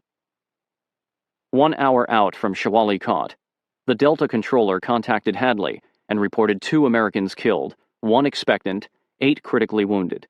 Those on the rescue mission continued to believe these casualties were the result of a battle. At 25 minutes out, the Delta controller radioed again to ask how many wounded the 2 helicopters could carry. The flight engineers on both aircraft calculated their cargo load capacity, fuel weight, and distance to Camp Rhino. Knife 04 reported they could carry 14, while Hadley's payload could take 18 if they dumped some fuel. 3-2, Hadley said. "We can accommodate 32 wounded." "Roger. You're going to need all the room you've got." Hadley glanced back at the PJs, the surprise apparent on their faces. "This is going to be a lot worse than we thought." 2 minutes before reaching the coordinates for LZ Jamie, Knife 03 released a portion of its fuel in a misty cloud, creating a rainbow that hung in the air. In the helicopter behind, Knife 04's pilot, Captain Franck, glanced over at his co-pilot, First Lieutenant Alexander. "What the fuck are they thinking?" said Alexander. Franck shrugged. It was a professional difference of opinion. Considering the unknowns ahead, Franck and Alexander felt more comfortable with every drop of fuel their tanks could hold. 1 minute out from the LZ Jamie, Hadley called Charlie to the front of the helicopter. They could see no friendly forces marking a landing zone. The spook peered over the shoulders of the pilot and co-pilot, and beyond the instrument panels at the terrain rushing toward them. He recognized the cluster of buildings a mile ahead as Shawali Kot. A quarter of a mile beyond that was the Arghandab River, with the bridge to the west. His eyes widened and he yelled out something. Hadley pushed his radio mic up close to Charlie's mouth, so both helicopters could hear what he was saying. "You're too far south! Don't go over by that bridge!" "Why?" Hadley shouted. "Because that's where the enemy is!" Just then, Greg noticed men walking on a road across the river, some carrying RPGs. Knife 03 was already above the river when he banked the helicopter hard to the right, dropped in altitude, and skimmed the tops of the orchard trees. In Knife 04, Franck had seen a man holding an orange panel designating friendly forces and broke formation before the river. In a more relaxed turn, he landed 300 yards west of the dirt road leading from Shawali Kot to Damana, a mile and a half north of the CCP. Moments later, Knife 03 landed 200 yards to the east of the road, opposite Knife 04. Within seconds, both were engulfed by dust. Amarine felt something like joy pierce his numbness when he heard the sound of helicopters and looked up to see two Pavlos rip over the rooftops of Shawali Kot, bank down beyond the bridge, and head back toward Damana. Amarine glanced over at Casper. Their time was up. "We'll keep looking," Casper said as they jogged back toward the CCP.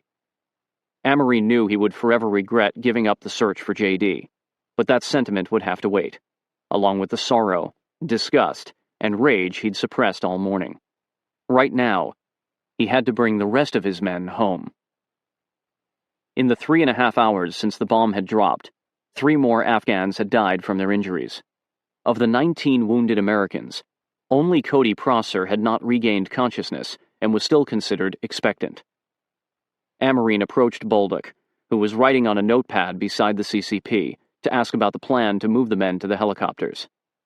Pausing with his pencil on the paper, Bolduc said, "Fox is working with Hamid to get trucks from the town to take you and your guys, along with my wounded, out of here." "I can stay," said Amarine. "My leg isn't bad." "No, I'm going to evac you with your men." Nodding, Amarine walked to where Mike, Mag, Ronnie, and Alex were still holding on.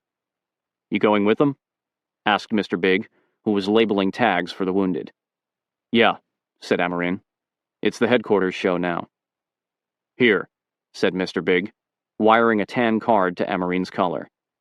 Amarine looked down and read, "Casualty," on the tag, the details of his injuries already filled in. "So what club is this?" he asked. Mr. Big just shook his head. Vehicles driven by both guerrillas and locals from Shawali Kot lined up alongside the casualties. His leg now swollen from the shrapnel, Amarine hobbled over to stand by Dan's body as he counted his men being placed in trucks. Then he noticed Karzai for the first time since his entourage had ushered him away after the bomb hit, moving among the wounded with 3 tribal leaders, a small square bandage on his cheek. When Karzai saw Amarine, he bowed his head slightly and came over. "I'm sorry about your men," he said. He looked down at the bivy sack. "I was told about Dan and JD. This is Dan. And JD. We haven't been able to find anything," said Amarine. "Did you hear about Bari Ghul?" "Yes," said Karzai. "Some of his men will take his remains to Deira Wood shortly." "Bashir?" "I don't believe he survived. Nobody has seen him."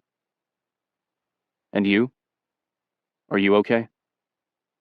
"Yes," said Karzai, continuing to look around at the wounded. "And you?" "I'm fine." The men stood together in the first awkward silence Amarine had shared with Karzai since meeting him in Pakistan a month earlier. Finally, Karzai, who still believed it had been Amarine and ODA 574 who had called in the bomb, looked him in the eye and asked, "How did this happen, Jason?" Shaking his head, Amarine made the decision not to tell Karzai the details. He had to ensure that Fox and his staff remained close to Karzai as they finished the journey to Kandahar and on to Kabul. The final sacrifice of Amarine and his team would be allowing Karzai to believe that it was ODA 574 who had caused the devastation and the deaths of so many. "It was an accident," said Amarine. "Tragic," said Karzai. The two surveyed the casualties. At last, Karzai sighed. "I must check the men," he said. Unable to tell his friend he was leaving, that this was goodbye, Amarine simply nodded, and Karzai walked away. He watched as Karzai moved among the wounded Afghans, speaking encouraging words, and covering one shivering man with the blanket from around his shoulders. Voices shouted out commands. Bolduc and Fox were directing the loading of the wounded Americans, followed by the most critically wounded Afghans, onto the trucks. Captain Bovey walked over to Amarine. "Time to go," he said. "We need to get Dan out," said Amarine. "I've got him. I'll bring him on the next truck. There isn't room on this one." Amarine moved along the row of vehicles, wincing at the growing pain in his leg, as he again accounted for every member of ODA 574. 8 men, including Dan. Wes had been evacuated the day before, and as for JD, he didn't want to think about it. He had reported JD as MIA, presumed KIA, to Bolduc. The headquarters would resume the search later, and if necessary, a forensic team would be deployed to find something of the man that Amarine had failed to bring home. From the back of the crowded pickup he'd climbed into, Amarine was watching Bovey and Leopold carry Dan's body to the next truck when Mr. Big came running over from the medical clinic, holding a plastic bag. Stopping beside Dan, he hurried to remove what looked like a folded sheet. With both hands, he shook out a new American flag, its colors a vivid contrast to the drab military uniforms and desert sand. Mr. Big wrapped the 4x6-foot flag around Dan's body, using safety pins to attach it to the bivy sack. Then he saluted Dan, which was the final vision Amarine wanted of this place. He faced forward, and the convoy started to roll out. But when his truck neared the berm, Amarine was compelled to take one last look. His first glimpse of Shawali Kot had been from this road during one of the best days of his life. 48 hours later, his parting view was on the worst day of his life. Amarine's gaze drifted to the Alamo, the whale, whose head bore its newest scar, an ashen crater barely discernible from all the wounds of its previous wars. Chapter 14. Worth Dying For. Back at home, a young wife waits. Her green beret has met his fate. He has died for those oppressed, leaving her his last request. Barry Sadler, Ballad of the Green Berets. The moment the rescue helicopters had touched down, Hadley on Knife 03 told Greg over his radio headset, "You are now the air mission commander. I'm going to shift to doctor." He followed 2 PJs carrying aid bags and casualty litters down the ramp, veered to the right into the brownout, and hurried to the road. As the dust cleared, Hadley saw Doc Frank and 2 PJs from Knife 04 approaching from the other side of the road. The 2 groups converged and looked south toward Shawali Kot. "Where the hell are the wounded?" asked Gavin Burns, the lead PJ from Knife 04. At the helicopters, the pilots had powered down the engines to an idle and remained sitting at the controls. The gunners of each Pavlo also stayed behind their weapons, monitoring 3 armed Afghans who appeared atop the dunes to the southeast. "I've got 3 guys with guns 200 yards out," Diekman announced over the radio. Then he saw a familiar silhouette crest a ridge 50 yards from the armed men. "Looks like there's a Pinsgauer joining us." "Delta Force," came a dramatic whisper over Diekman's radio. "We're saved," another voice chuckled. Delta's presence was reassuring, but the gunners remained alert. The 3 Afghans didn't appear hostile, but if Delta was here, Diekman assumed, so too were the bad guys. In the direction of Shawali Kot, dust began to rise on the horizon. Then a couple of trucks came into view from behind some dunes a half-mile away. "Here come the wounded," announced the tail gunner on Knife 04 over the radio. Hearing this, Diekman realized that Delta was providing cover for the medevac convoy. Hadley, Doc Frank, and the PJs jogged south on the road to meet the vehicles. As they got closer, they saw blown-out windows, dented sides, scoured paint. One minivan's metal roof had been peeled back like an opened sardine can. Another truck's door was ripped off at the hinges. "Holy shit," said Hadley, as he and Doc Frank got to the first of the 7 vehicles, each carrying 2 to 3 Americans. Quickly, they decided to re-triage the patients because they weren't certain they understood the priority system assigned by the medics back in Shawali Kot, none of whom had arrived in the first vehicles. Hadley and Doc Frank had decided in advance that the wounded requiring immediate care would go to Knife 4, Doc Frank's helicopter. Urgent patients would be divided between both helicopters, and routine would go to Knife 03, Hadley's helicopter. "When you've got your 14 patients," Hadley said to Frank, "go. Fly as a single-ship mission. Get all the criticals out of here." PJs passed the two men, running down the row of parked vehicles to check vitals and responsiveness. Stopping at the third in line, Gavin Burns leaned over the tailgate of a truck to check on the man lying in its bed. "What's your name?" Burns asked, bringing his head close to a face that was deep inside a zipped-up sleeping bag.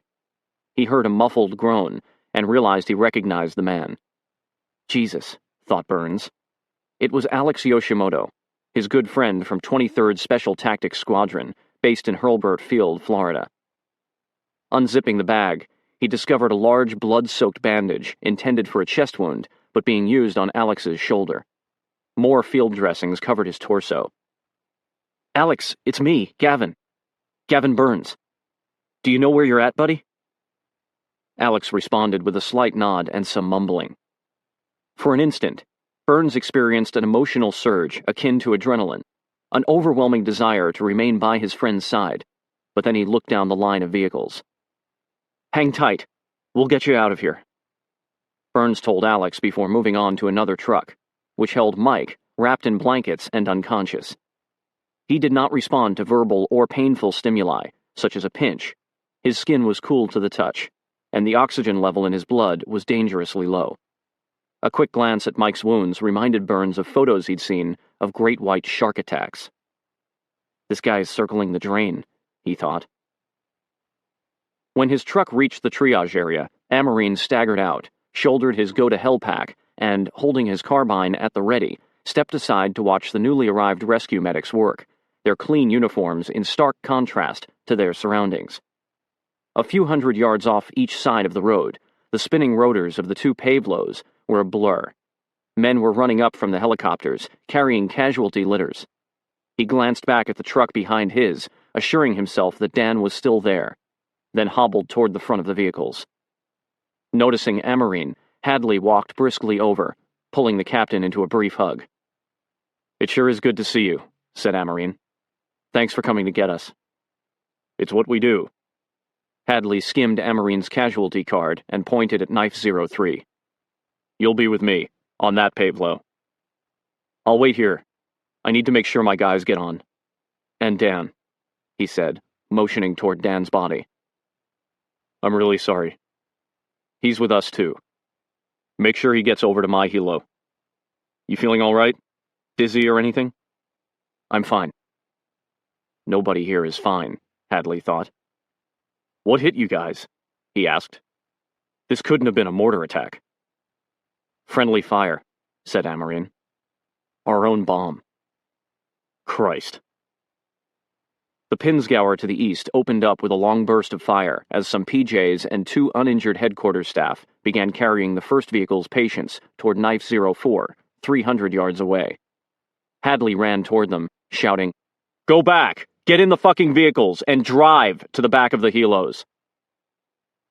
"Is it safe to drive near the tail rotors, sir?" yelled a PJ. "Safer than getting shot at." As far as Hadley was concerned, this was a hot LZ. "Sir, we've got a slew of Afghan casualties coming up the road in trucks," shouted another PJ. "They're with a bunch of armed men, RPGs and shit. What's the call?" Hadley grabbed Charlie, who was walking by with a litter, and asked, "Any of those guys coming our way bad guys?" Setting the litter down, Charlie sprinted down the road with the PJ for a closer look and quickly returned. "I recognize them. They're Karzai's men." "Are we loading the Afghans?" the PJ asked. Shit, thought Hadley. Nobody had given him any guidance about that. In fact, Fox had received permission from Colonel Mulholland to medevac Karzai's men, but nobody had told Hadley, and he didn't have clearance to take anyone but Americans on board. "Yeah," Hadley decided on the spot. "We'll take everybody we can carry. Get through the Americans, and then triage the Afghans." It took almost 20 minutes to re-triage the 19 wounded Americans and the most critically wounded Afghans, and to transport them and Dan to their respective helicopters. On Knife 04, the critical patients, Alex, Mike, Mag, and Ronnie, along with 4 headquarters personnel, including Reed and Fatih, were placed in 8 of the 9 hanging litters, stacked like bunk beds, along the sides of the Pavlow's cargo hold. 6 walking wounded, including Brent and Victor, sat down between the side gunners on the deck toward the front of the aircraft. Price and Leopold flanked Cody Prosser, who was put on a litter in the center front of the hold. "How close are you to liftoff?" Frank radioed Greg in Knife 03. Although they had been given the go-ahead to fly a single-ship mission, none of the pilots liked the idea. It was far safer, especially over bad guy country, to fly tandem. "We're going to be a while," said Greg. "We're loading Afghans. They keep on coming." On the tail ramp of Knife 04, Burns was listening in on the radio while treating 3 critical patients. The most serious was Mike, whose blood oxygen level had remained low at 70%. His blood pressure had also dropped, and he was now shivering constantly.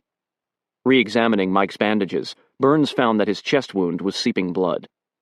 To combat Mike's severe shock symptoms, Burns connected him to his entire 15-liter supply of oxygen via a rebreather mask. Then he added new packing to his chest wound, along with 2 bandages to apply more pressure. Rechecking oxygen levels, he found that Mike still had not improved, and his shivering had intensified. Fuck, Burns thought, putting another wool blanket on top of Mike. He glanced to the other side of the cargo hold, where fellow PJ Brent Scott was packing Alex's gaping shoulder wound with more gauze, while in the litter below, Mag was desperately giving him the sign for water, as if tipping a glass with his hand. "No water," Scott told Mag, who began to belligerently hit the underside of Alex's litter with his right fist. Noting Mag's extensive cranial bandaging, Burns thought, brain injury. Guy doesn't know what he's doing. Looking toward the front of the helicopter, Burns saw Doc Frank alternating between Ronnie and Fatih, both of whom were hypothermic and in shock. He couldn't believe these guys were still alive. Then Burns heard Greg, on Knife 03, ask Frank, "Can you guys carry any more wounded?" Burns yelled forward, so loudly they could hear him clearly in the cockpit even without a radio. "No! We cannot get anybody else on this aircraft! We gotta go! We gotta go now!" From behind his machine gun, Diekman watched warily as the first 2 trucks filled with Afghans drove up and parked at the rear of Knife 03. Immediately, more than a dozen armed men jumped out and stood in a group between the trucks, which were carrying 2 wounded Afghans apiece. Another truck pulled up, and a couple of the Afghans walked toward the ramp and peered into the cargo hold, where a few of the less seriously wounded Americans were sitting. Moments before, the crew had been alerted that Afghan casualties were on the way, but Diekman's duty was to protect this aircraft, and both training and instinct told him that having these men so close wasn't safe. No Americans were with them, and he couldn't discount the possibility that they could be saboteurs, using the rescue operation to get in close and lob a grenade into a helicopter. "Permission to leave the aircraft?" Diekman said over his radio. "We've got a clusterfuck in progress back here." A gunner was never supposed to leave his helicopter, but when Greg looked over his shoulder and saw the number of Afghans near the ramp, he said, "Go!" A few strides beyond the ramp, Diekman realized that he only had his M9 pistol, which to a machine gunner was about as worthless as a pea shooter. He turned back to grab his M16 or shotgun and saw that the side door gunner had shifted to the tail gun position and the engineer up front had shifted to the side gun, keeping defenses at 100%. Feeling amply covered from the Pavlow, Diekman didn't bother with his shotgun. He had started to push the crowd back from the ramp when a PJ from the triage area ran up. "Are these our guys?" asked Diekman. "Are we loading them?" "Yes," yelled the PJ, who bent over a wounded Afghan. One of the Afghans stood fully upright in the bed of a truck, his head inches from the helicopter's tail rotor, spinning so fast it was invisible. Diekman yanked the man down, pointed out the danger, and indicated that the truck should be parked farther away. He then began to help Knife 03's PJs direct traffic, loading the critically wounded Afghans onto the aircraft and placing the worst off by the tail ramp exit. From the cockpit, Greg watched as Knife 04 took off, leaving a trail of dust in its wake as it headed north, then banked and picked up speed heading southwest around Kandahar. One of Greg's flight engineers came over the radio. "Here comes an American KIA." "How can you tell?" asked Greg. "You need to look to the rear, sir," Lifting up in his seat, Greg stared over his shoulder and out of the cavernous cargo hold, where a truck was backing up to the tail ramp. In its bed was a body, in what looked like a sleeping bag, and covered with an American flag. Greg could not fathom how somebody had had the presence of mind to actually pause in the middle of what must have been confusion and chaos in order to wrap the fallen soldier in a flag. That is patriotism, he thought, feeling a renewed sense of responsibility to return this American home to his family. It was 12:25 in the afternoon when Knife 04 rose above the desert and Mike started to throw up. Burns pulled away the oxygen mask he'd placed over Mike's face and turned his head sideways so he wouldn't choke on the vomit. Having been unable to locate a suitable vein for an IV, Burns proceeded to slather the center of Mike's chest, just to the side of the bandage, with betadine. Picking up a large spring-loaded needle, he punched it directly into Mike's sternum and pumped a saline solution directly into his bone marrow. Over the radio, Alexander announced that the flight to Camp Rhino would take 40 minutes. 40 minutes, thought Burns, shifting his attention to Reed. An eternity. For the next 20 minutes, Burns, Doc Frank, and the PJs continued to monitor vitals and check the airways of their patients. But they didn't remove any bandages on the extensive wounds for fear they'd dislodge a blood clot or disturb whatever it was that had been done by the ground medics to keep these men from bleeding to death for the past 4 hours. They were halfway to Rhino when Frank called Ditka 04 to request their planned aerial refueling. Only a couple of minutes had passed before the tail gunner announced the arrival of the MC-130, a mile out and closing in. "Tally-ho," he said. "I have the tanker." Amarine waited outside the Pavlo with Dan's body, which had been placed at the bottom of the ramp, while the rescue crew loaded wounded Afghans. He had never seen a group of men work so quickly or efficiently, and it appeared that Knife 03 couldn't hold another patient. Every hanging litter and almost every inch of floor space was full. Followed closely by Amarine, 2 crew members carried Dan up the ramp. As they passed Diekman, who had been tightening the belt on his machine gun's ammo boxes, the tail gunner turned suddenly and bumped into the litter. Immediately he saw what he'd done and looked at Amarine, who was following them up the ramp. Meeting his eyes, Amarine quietly said, "Show some respect." "I'm so sorry," said Diekman. With a nod, Amarine stepped forward into the helicopter, where the crew had made space for Dan on the floor and were securing him to the hull with webbing. Carefully, Amarine moved among the wounded to stand in the front of the hold, just behind the cockpit. Knife 03's internal guidance system had behaved strangely during the infiltration the previous night, and had stopped working altogether during the medevac ground operations. Now, co-pilot Marty Schweim was figuring out a route the old-fashioned way, on the map covering his lap. The original route would have taken them west from Shawali Kot, then well beyond the outskirts of Kandahar, where the Pavlo would turn south to Camp Rhino. It seemed straightforward enough. There were few major roads, the population centers were easy to avoid, and they intended to stay between 25 and 50 feet AGL the entire way. They didn't have the exact coordinates for Camp Rhino, but knew it was southwest of Kandahar. The most pressing concern was fuel. While Schweim studied the map, Greg radioed the MC-130 that was on its way to refuel Knife 04. "Ditka 04, this is Knife 03, copy?" "I have you, Knife 03. What is your status?" "I'm loaded and will require a Texaco northeast of the planned IP, initial point. Approaching fuel critical. We'll radio our present coordinates as we approach. Stand by." Standing in the center of the hold, Hadley plugged into the helicopter's internal comms in time to hear Greg say, Texaco, the code word for an emergency aerial refueling at an unassigned location. This surprised Hadley. "How are we that low?" he asked Greg. "Sir, remember we dumped fuel on approach to accommodate the extra wounded. We calculated for 15 minutes on the ground, but we've been here for 45.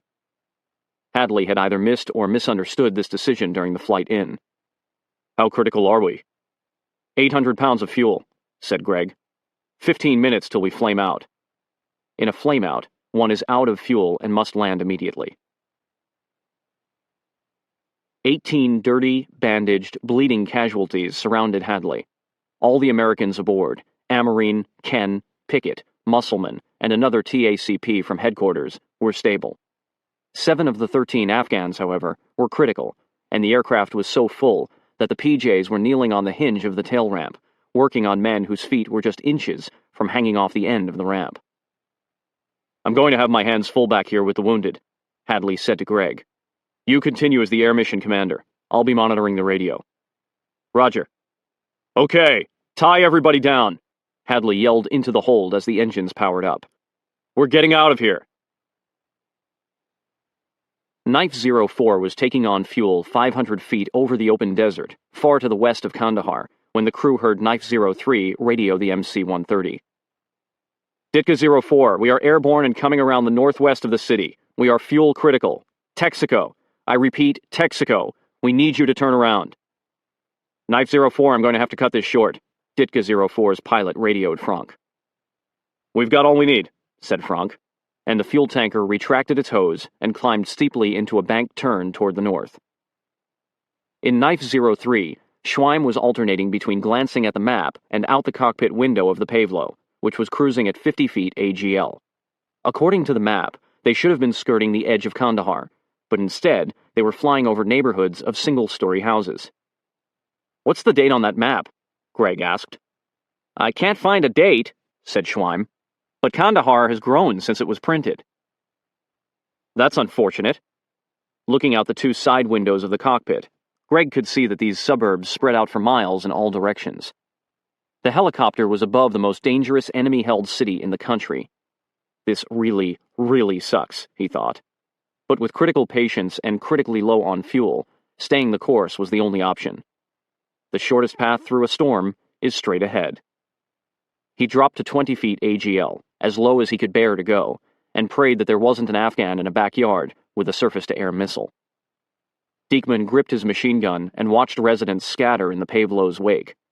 Atop one building, a woman was hanging laundry.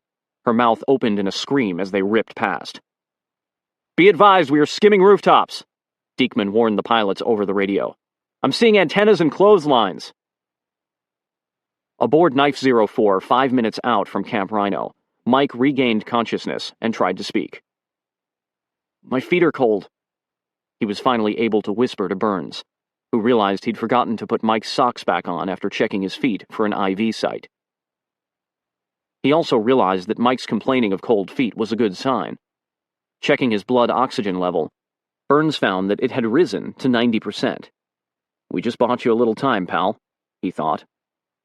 Frank announced their arrival to the controller at Camp Rhino, a fellow Air Force CCT who had been assigned to run air traffic with the Marines. Even through the dust, the Pavlo crew could see the two JMOWs parked at an angle off the far end of the dirt runway, but the controller denied Frank's request to land next to the aircraft. Instead, he was directed 500 yards away, near the Marine helicopters.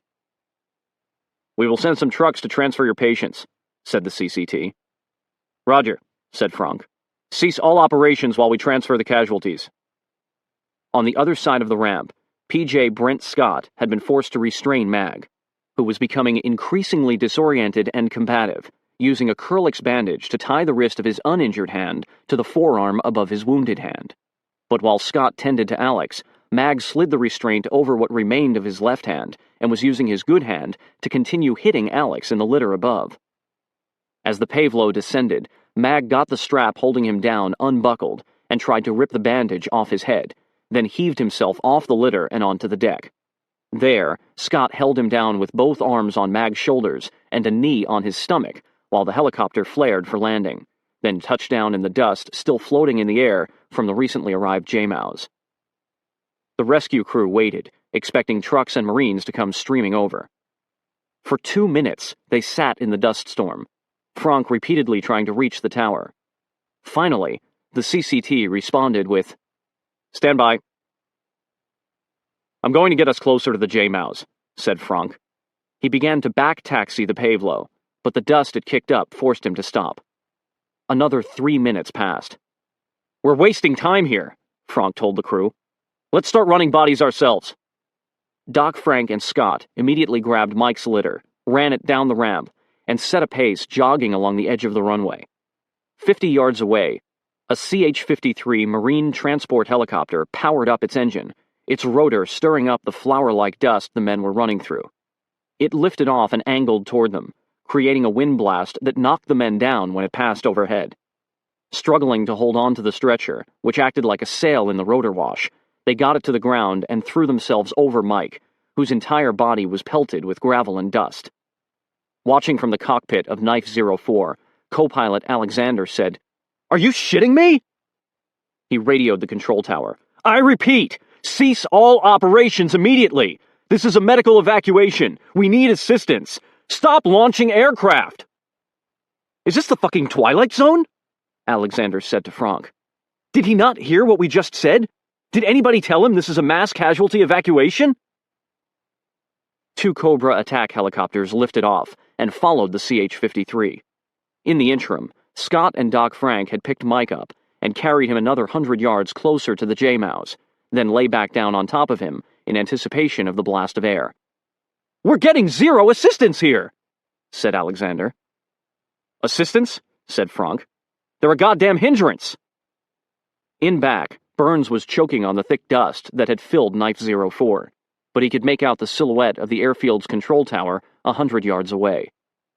13 wounded were still on board, and some of them were facing limb amputations or death if they didn't immediately get to the highly trained general surgeons waiting at operating tables inside the J-Mouse, a mere 500 yards off. 500 yards of dust storm caused by what appeared to be Marines practicing touch-and-go landings. He was feeling helpless and contemplating a burst of .50 caliber machine gun fire to get the controller's attention when a group of men wearing black t-shirts and DCU pants appeared through the brown fog.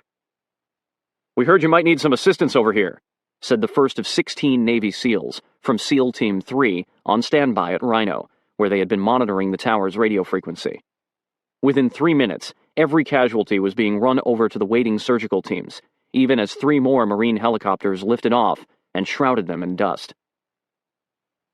With just over 10 minutes' worth of fuel remaining, Knife 03 was still flying over the southwest suburbs of Kandahar.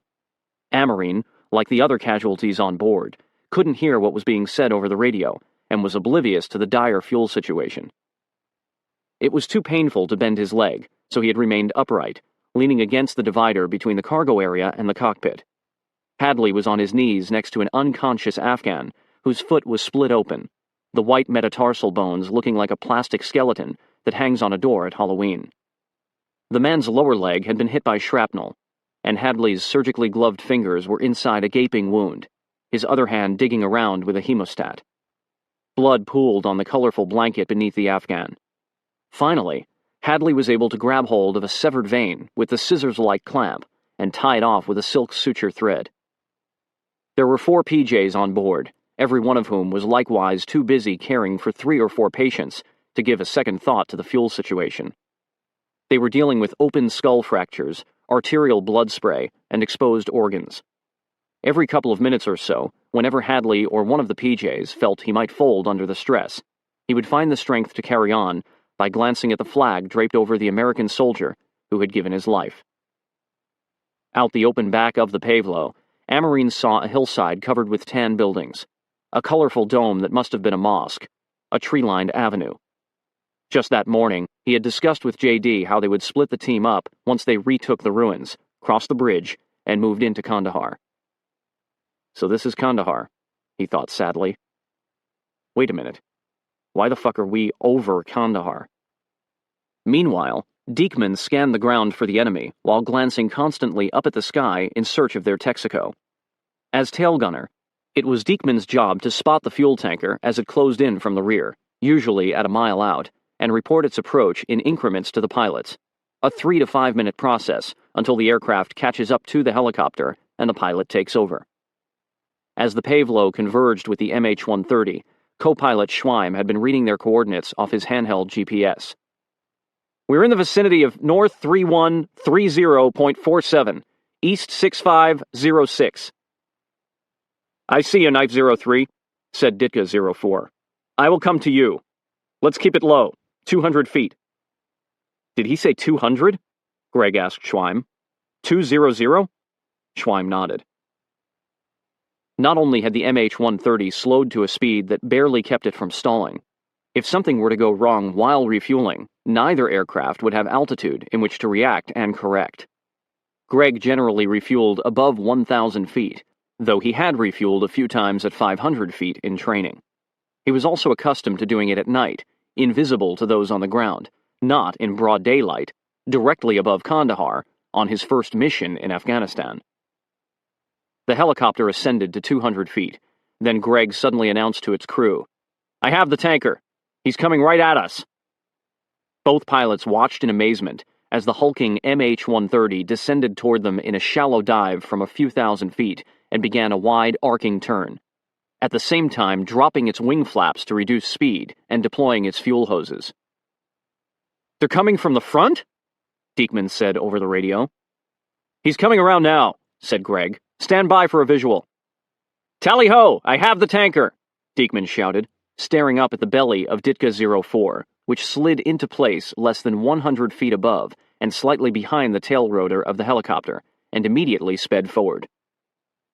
"Holy shit! Tanker abeam!" called out the side gunner a second later. 10 minutes to flame out," said Schweim. At the moment Greg began to guide Knife 03's fuel boom toward the basket at the end of the tanker's hose, the Pavlo encountered moderate turbulence, causing it to shake and drop. Monitoring the radio, Hadley listened as Greg missed the first attempt to hit the hose, then again. 7 minutes to bingo," said Schweim. "If you miss again," Hadley told Greg over the radio, "I'm going to throw you out of the pilot seat and show you how to refuel a helo." "Got it," Greg announced. "We're on."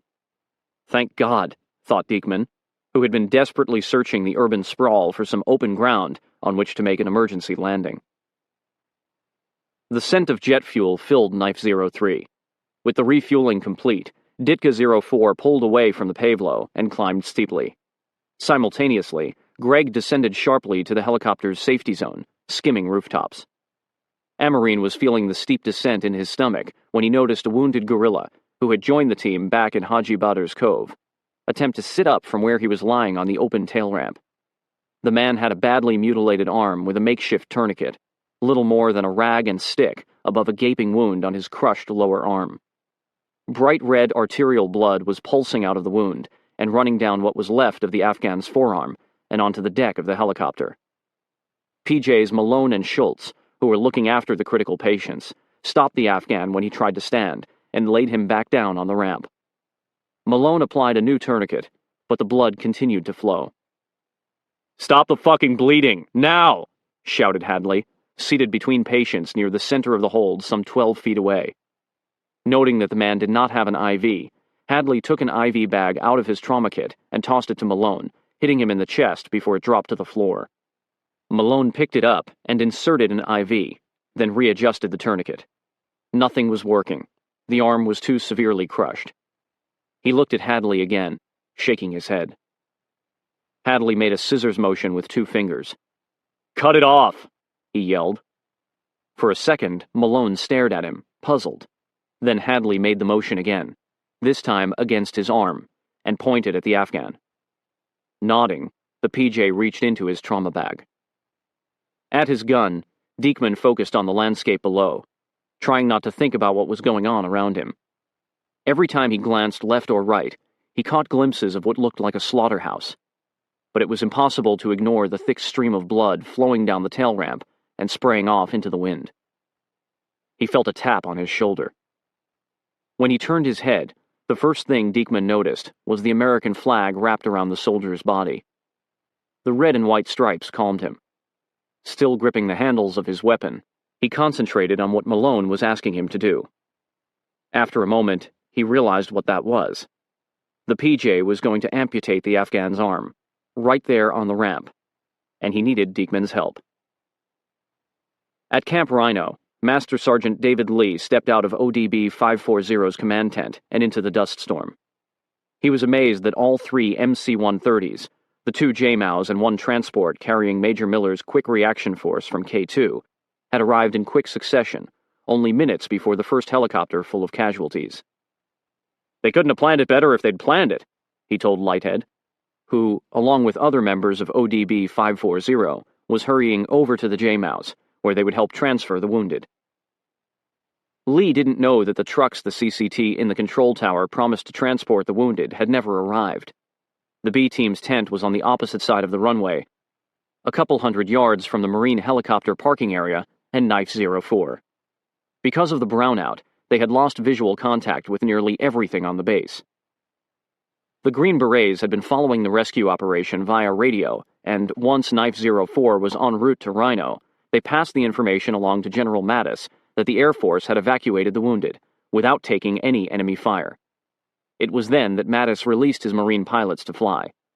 The helicopters that had just departed were headed to Shawali Kot for the wounded Afghans unable to fit into Knife 03 and Knife 04. On their way to the JMOUs, Lee and Lighthead crossed paths with a group of Green Berets, including Miller, Allard, Cubby, and the two other ODAs, jogging toward the two Marine helicopters waiting to transport them to Shawali Kot. As he and Lighthead neared the two planes, where 4 Navy SEALs were running the last 2 litters up the ramp and into the belly of one of the aircraft, Lee was awed by the capabilities of the U.S. military to take care of its own in the middle of this remote desert. He was also disgusted by the way Mattis had hesitated, wringing his hands just long enough for somebody else to solve the problem. Inside the JMOU, every man with an injury, 14 total, was at a litter station in the middle or rear of the hold, being tended to by teams of trauma nurses. Already the surgeons were working behind hanging curtains in the sterile front of the plane, performing damage control surgery on Mike, Ronnie, and Alex. This included tying off ruptured blood vessels, removing shrapnel, and making temporary repairs to internal organs and fractured bones. Whatever it would take to get the casualties to the specialized surgeons awaiting them 2 hours away in Oman. Outside, off to the side of the airplane's massive ramp, Leopold sat on the ground beside the litter on which his friend Cody Prosser was lying. He was holding Prosser's hand and cradling his head in his lap. Prosser had succumbed to his wounds during the flight and been pronounced dead at Camp Rhino by Doc Frank. He was the 3rd American to die that day. Blood was still spraying off the tail ramp of Knife 03, now 20 minutes from Camp Rhino, as Diekman kept his right hand on the machine gun to steady himself and placed his left knee on the stomach of the still conscious but heavily sedated Afghan. He put his other hand firmly against the man's chest, and clenching his teeth, pushed down with most of his weight, pinning him against the ramp while Malone used surgical shears to cut into the severely crushed bone and torn skin and muscle. Diekman grimaced as he watched. The Afghan, whose glassy eyes remained open, didn't even flinch. Continuing to hold the man down, Diekman looked down the barrel of his gun at the desert rushing past. They'd finally cleared the suburbs, and all he could see was blue sky, open land, and Kandahar falling farther and farther behind in their wake. Diekman glanced again at the Afghan, just as Malone snipped through the remaining muscle and tissue. Despite the PJ's best efforts, the man died from his extensive wounds on the final approach to Camp Rhino. All of the remaining critically wounded Afghans medevaced by Knife 03 and Knife 04 survived. In his headset, he heard Schweim making contact with Alexander, the co-pilot of Knife 04, already on the ground at Rhino. "We have cross-loaded our casualties into the JMOUs," said Alexander. "They're standing by to head for Oman." "Copy that. We'll be there shortly," said Schweim. "What are your coordinates?" Alexander read them off, then said, "You'll see where we're at from 10 miles out. Just look for the dust cloud rising 300 feet into the sky." "What is the frequency for Rhino's tower?" "You don't want to talk to the tower," said Alexander. "You want to land as close as you can to the 2 JMOUs. Do not land by the helicopters. We'll be ready to help cross-load your patients." Diekman turned his attention to the front of the hold, where 5 dirty and bandaged Green Berets were looking around with blank, emotionless eyes. So that's a 1,000-yard stare, he thought. Eyes fixed on Dan's body, Amarine was thinking back to 9 years before, when he'd walked beneath the trees of the dead on Gabriel Field with his mentor, Dennis Holloway. "I hope you never have to look at these trees and see the faces of the men they represent," Holloway had said. "But if it ever comes to that, you will find comfort knowing that they died for something larger than themselves. You will know in your heart that they died doing something that makes a difference." As the Pavlo sped toward Camp Rhino, that was what consoled Amarine. He'd led Dan, J.D., his entire team to this end. But what they had fought and died for could not have been more noble. Epilogue. Let us cross over the river and rest under the shade of the trees. Stonewall Jackson's last words. The Taliban surrendered 30 minutes after the wounded were taken away from Shawali Court. President Karzai told me as we sat together in his Midtown Manhattan hotel room on September 23, 2008. He shook his head at the irony. There was the bombing before that, but the Taliban came anyway, and they said that they would surrender. They brought a letter of surrender to me. Karzai then confirmed that he had known about the delegation the night before the accident. In an interview at Fort Bragg, North Carolina, the week before, Major Bolduc had told me that although he and Fox knew there was a delegation en route the night before, they didn't trust that the Taliban were surrendering. Bolduc also said that Karzai was the one who had authorized the airstrikes on the morning of December 5. I read to Karzai that section of the transcript verbatim. Ultimately, it wasn't me or Fox that authorized that engagement. It was Hamid Karzai. No, Karzai said. He is wrong. Completely. I didn't even know they were bombing. I was, as a matter of fact, going to the Alamo.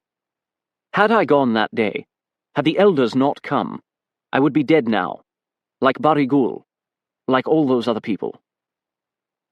He looked through the pictures I'd brought, pausing at an aerial photo I'd found of the neighborhood and compound where the team had spent their time in Tarin Kot. He stopped at the next photo, too. ODA 574 sitting with some spooks on MRE boxes, sipping coffee. Do you know this place? Asked Karzai. Yes, I said. It's the compound at Tarin Kot. He nodded with a smile.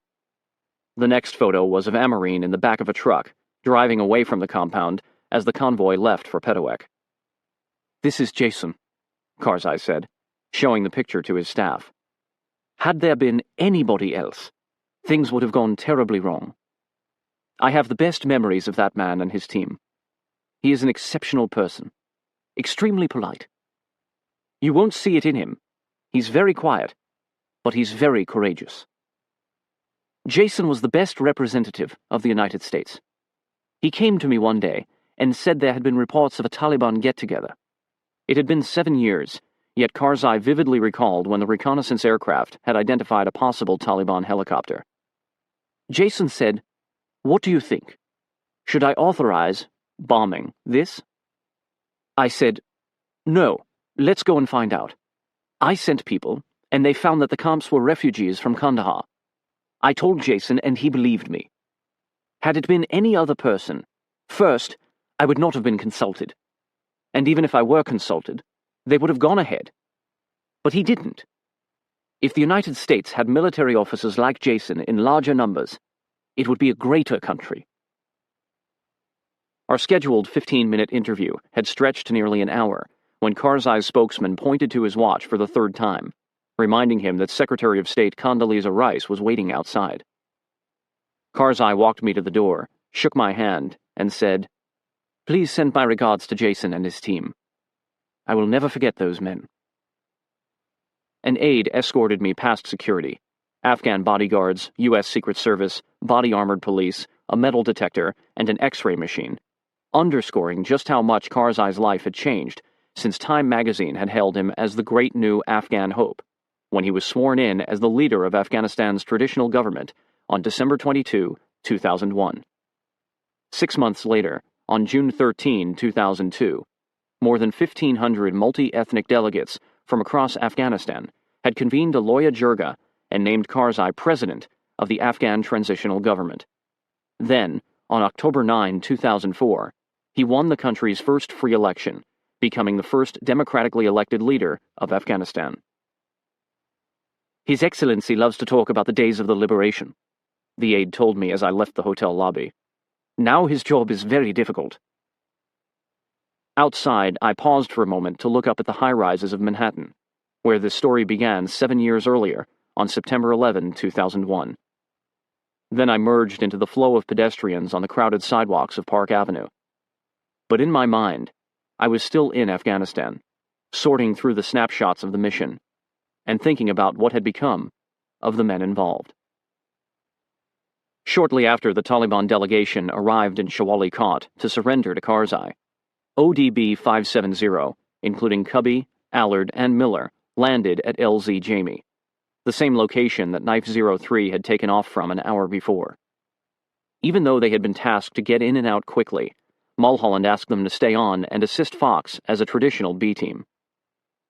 As ODB 570 set up a security perimeter on the Alamo, Smith did a final sweep for any remaining papers with sensitive data. It was then that he discovered JD's Harley-Davidson cap, barely visible under a layer of dirt. He collected what few remains he could find in the immediate vicinity and delivered them to Bolduc. Temperatures dropped to near freezing their first night in Shawali Kot, and ODB 570, with little beyond their go-to-hell packs and medical equipment, was forced to scavenge the abandoned rucksacks of ODA 574 for extra clothing and sleeping bags. Come morning, Allard and Cubby saw that they were wearing Dan's and JD's clothing. 2 days after the bombing, ODB 570 accompanied Karzai and the uninjured members of Fox's headquarters staff across the bridge over the Arghandab River and into Kandahar, where they received a warm reception from the local population. Allard and Cubby quietly dedicated the day to ODA 574, who they knew should have been leading the convoy to Mullah Omar's palace, their new command post and Karzai's new headquarters. Several days later, a Green Beret discovered that the palace had been rigged to blow up, its roof embedded with hundreds of artillery rounds. A bomb squad identified a single wire, buried underground and leading a few hundred yards from the palace to within a few feet of a large battery concealed in a hut. The explosion could have killed Karzai and nearly 100 Special Forces soldiers. They could only guess that the Taliban assigned to touch the wire to the battery and detonate the bomb had fled. ODB 570 would remain with Fox and Bolduc and the uninjured headquarters staff for the next 4 months, providing security for Karzai and fighting pockets of Taliban in and around Kandahar who refused to surrender. The surviving members of ODA 574 were evacuated from Camp Rhino to Oman. Wes was at the hospital recovering from his gunshot wound and was shocked by the arrival of his team, who, as he put it, looked as if they had been blown to hell. Brent broke down when he told Wes that JD and Dan were dead. Had he not been shot, Wes realized, he probably would have been alongside Dan when the J-Dam hit. The bullet he'd taken in the neck likely saved his life. While the rest of the team flew from Oman to Landstuhl Regional Medical Center in Germany, Mag was taken directly to Walter Reed Army Medical Center in Washington, D.C. Amarine stayed an additional day in Oman so that he could escort JD and Dan back to the United States. Amarine brought JD home to Elizabethton, Tennessee, where hundreds of police and firefighters from across the state lined the highway along with thousands of citizens.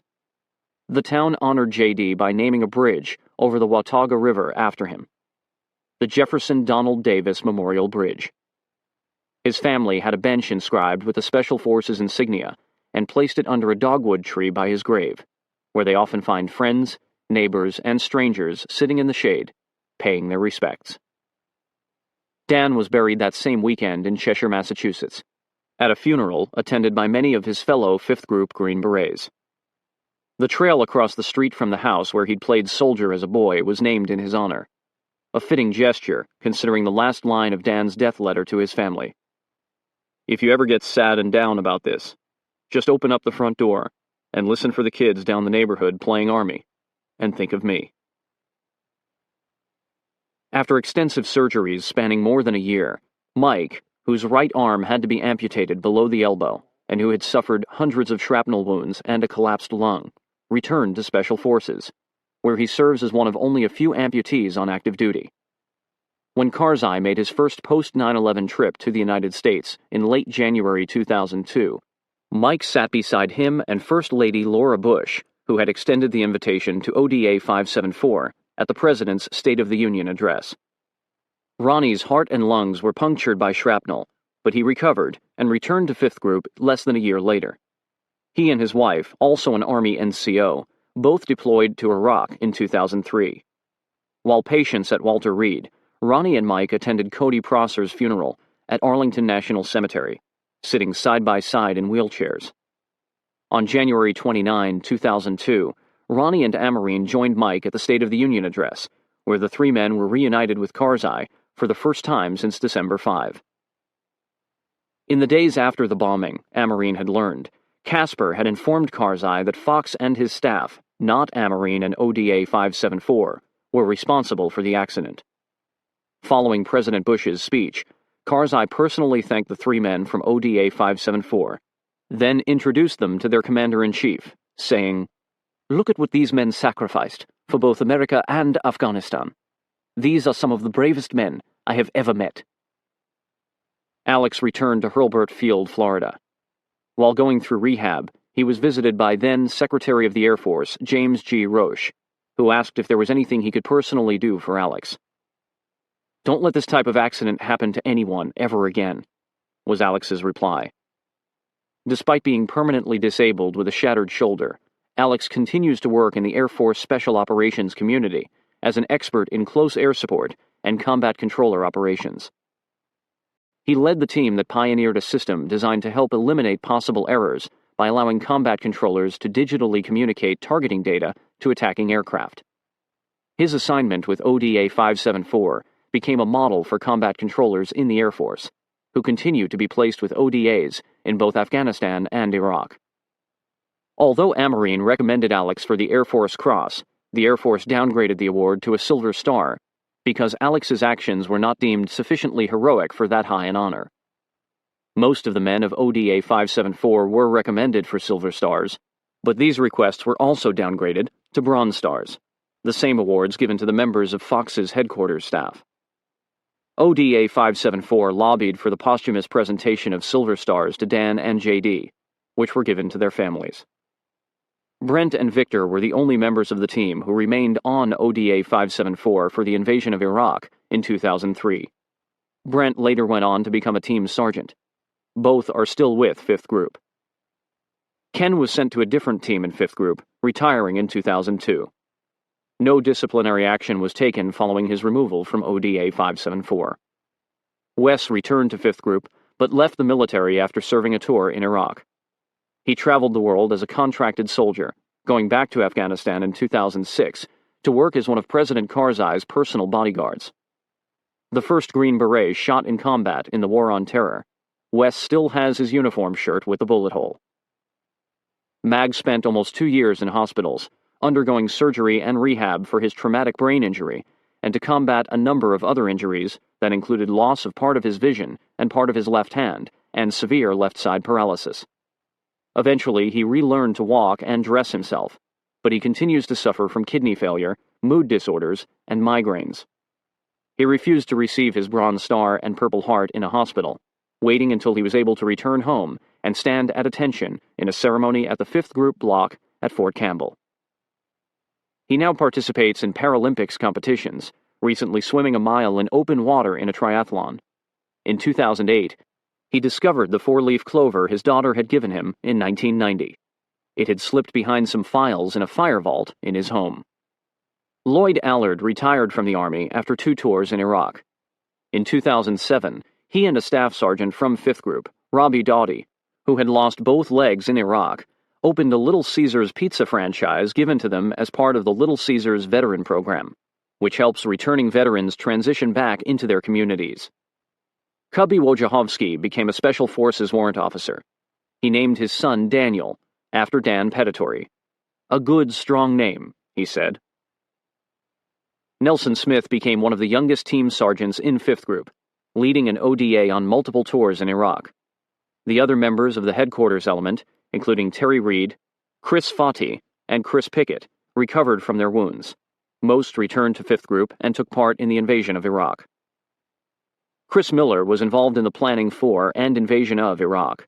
He was promoted to lieutenant colonel in 2006 after 2 tours in Iraq, taking command of Fox's old battalion when Fox moved on.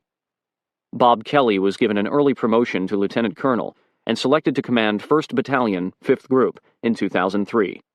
Under his leadership, 1st Battalion created and led multi-ethnic Iraqi Special Operations units that have played a pivotal role in that war. While many consider him the mastermind behind the unconventional warfare campaign in Afghanistan, he credits the other true believers, saying, "Success has many fathers." The Air Force investigation into the friendly fire bombing on December 5 took almost 2 years to complete, during which time a rumor circulated around Fifth Group that Bolduc had directed the bomb.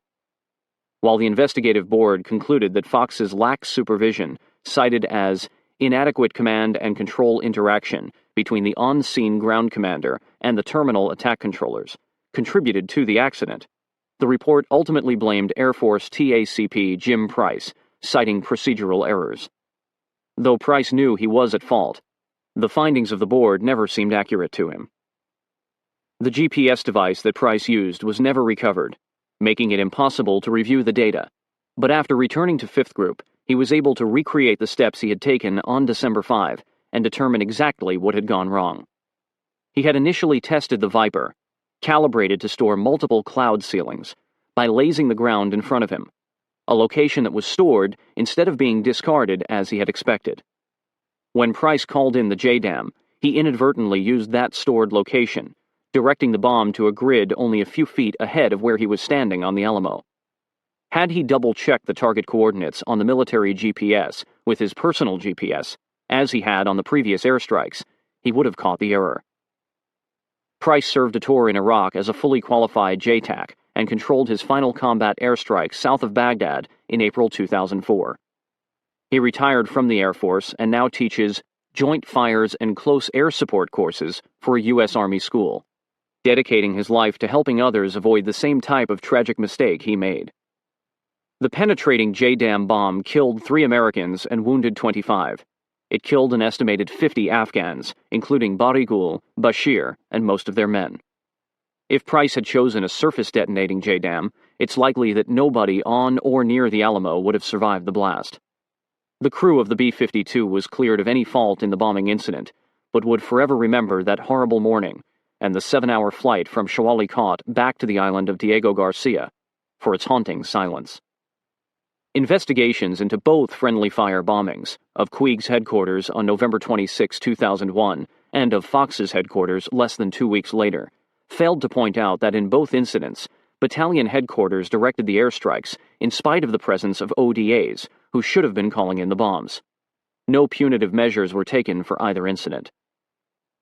During the planning for Operation Iraqi Freedom, Mulholland subtly acknowledged the mistakes made in Afghanistan by making sure that headquarters staff C-teams were utilized according to doctrine, as headquarters providing command and control support to combatants, not as combatants themselves. Now a lieutenant general, Mulholland became the commander of the U.S. Army Special Operations Command at Fort Bragg, North Carolina. Fox and Bolduc were both promoted and presented medals for their actions in Afghanistan. Bolduc was later selected to command a battalion and received an early promotion to full colonel. Fox was given command of a garrison at Fort Bragg. A few months after the bombing, Fox was asked by PBS's Frontline whether he second-guessed his decision to call in the strikes on December 5. "Every day," he said. "I'm sure that there was something I could have done better. There was something I could have done to prevent it. Was that cave that important that day? But it's just something I'm going to have to live with for the rest of my life." General James Mattis, who had refused to send rescue helicopters until hours after the bomb hit, went on to command the 1st Marine Division during the invasion of Iraq. There, in a highly publicized, extremely unusual, and arguably ironic action, he relieved a subordinate, Colonel Joe Dowdy, for hesitating in battle while leading his regiment's drive to Baghdad. On December 22, 2001, Steve Hadley was invited by Karzai to escort him and his family from Kandahar to Kabul to attend his inauguration ceremony as interim leader. En route, Karzai presented him with his battle flag, the national flag of Afghanistan that he had kept with him throughout the mission with ODA 574, as a personal token of his appreciation for the AFSOC rescue efforts. Hadley still serves as an active-duty USAF pilot physician and is a renowned trauma expert. The Air Force Special Operations Command awarded just a few basic air medals for the rescue mission. The vast majority of the officers and enlisted men flying on Knife 03 and 04 that day, including Hadley, were not recognized for their exceptional actions on December 5. but there is not a man from ODA 574 or Fox's headquarters staff who is not indebted to them, as well as the members of Delta and the CIA, whose medical skills saved many lives before the helicopters arrived. Casper, Charlie, Zepeda, Mr. Big, and the other spooks who had worked with Karzai went on to other assignments in the clandestine services. Casper became the chief of station for the CIA in Afghanistan for the years following 2001. In many accounts of the war, he is referred to as Greg or Bush, supposedly because of his likeness to George W. Bush. Since becoming president of Afghanistan, Hamid Karzai has faced growing criticism about his inability to stop corruption within his government and to curb the rise of the Taliban. The reason, according to some Karzai proponents, is the lack of sufficient security forces from the United States and NATO. The shift in focus from Afghanistan to Iraq disheartened many of the men of ODA 574, who had hoped to see Task Force Dagger's brisk victory in 2001, followed by a final coup d'etat against the Taliban and al-Qaeda. Instead, they watched international support for Karzai wane. James Dobbins, now the director of the International Security and Defense Policy Center at the RAND Corporation, told me just prior to the August 2009 presidential election in Afghanistan, "I think Karzai was the ideal man for his time, a figure around whom the international community and the Afghan population could unite, as they did. It's not clear that someone chosen as a peacemaker is equally ideally suited to the job of war-making. As yet, however, no more suitable or probable candidate for that position has emerged, making it quite possible that Karzai will have to continue to lead his country through the current conflict." After Amarine was medevaced to Germany on December 8, 2001, an Army public affairs officer asked him to participate in a press conference. Half-deaf, with shrapnel still embedded in his leg and his boots, stained with the blood of his men, he spoke to the reporters gathered there.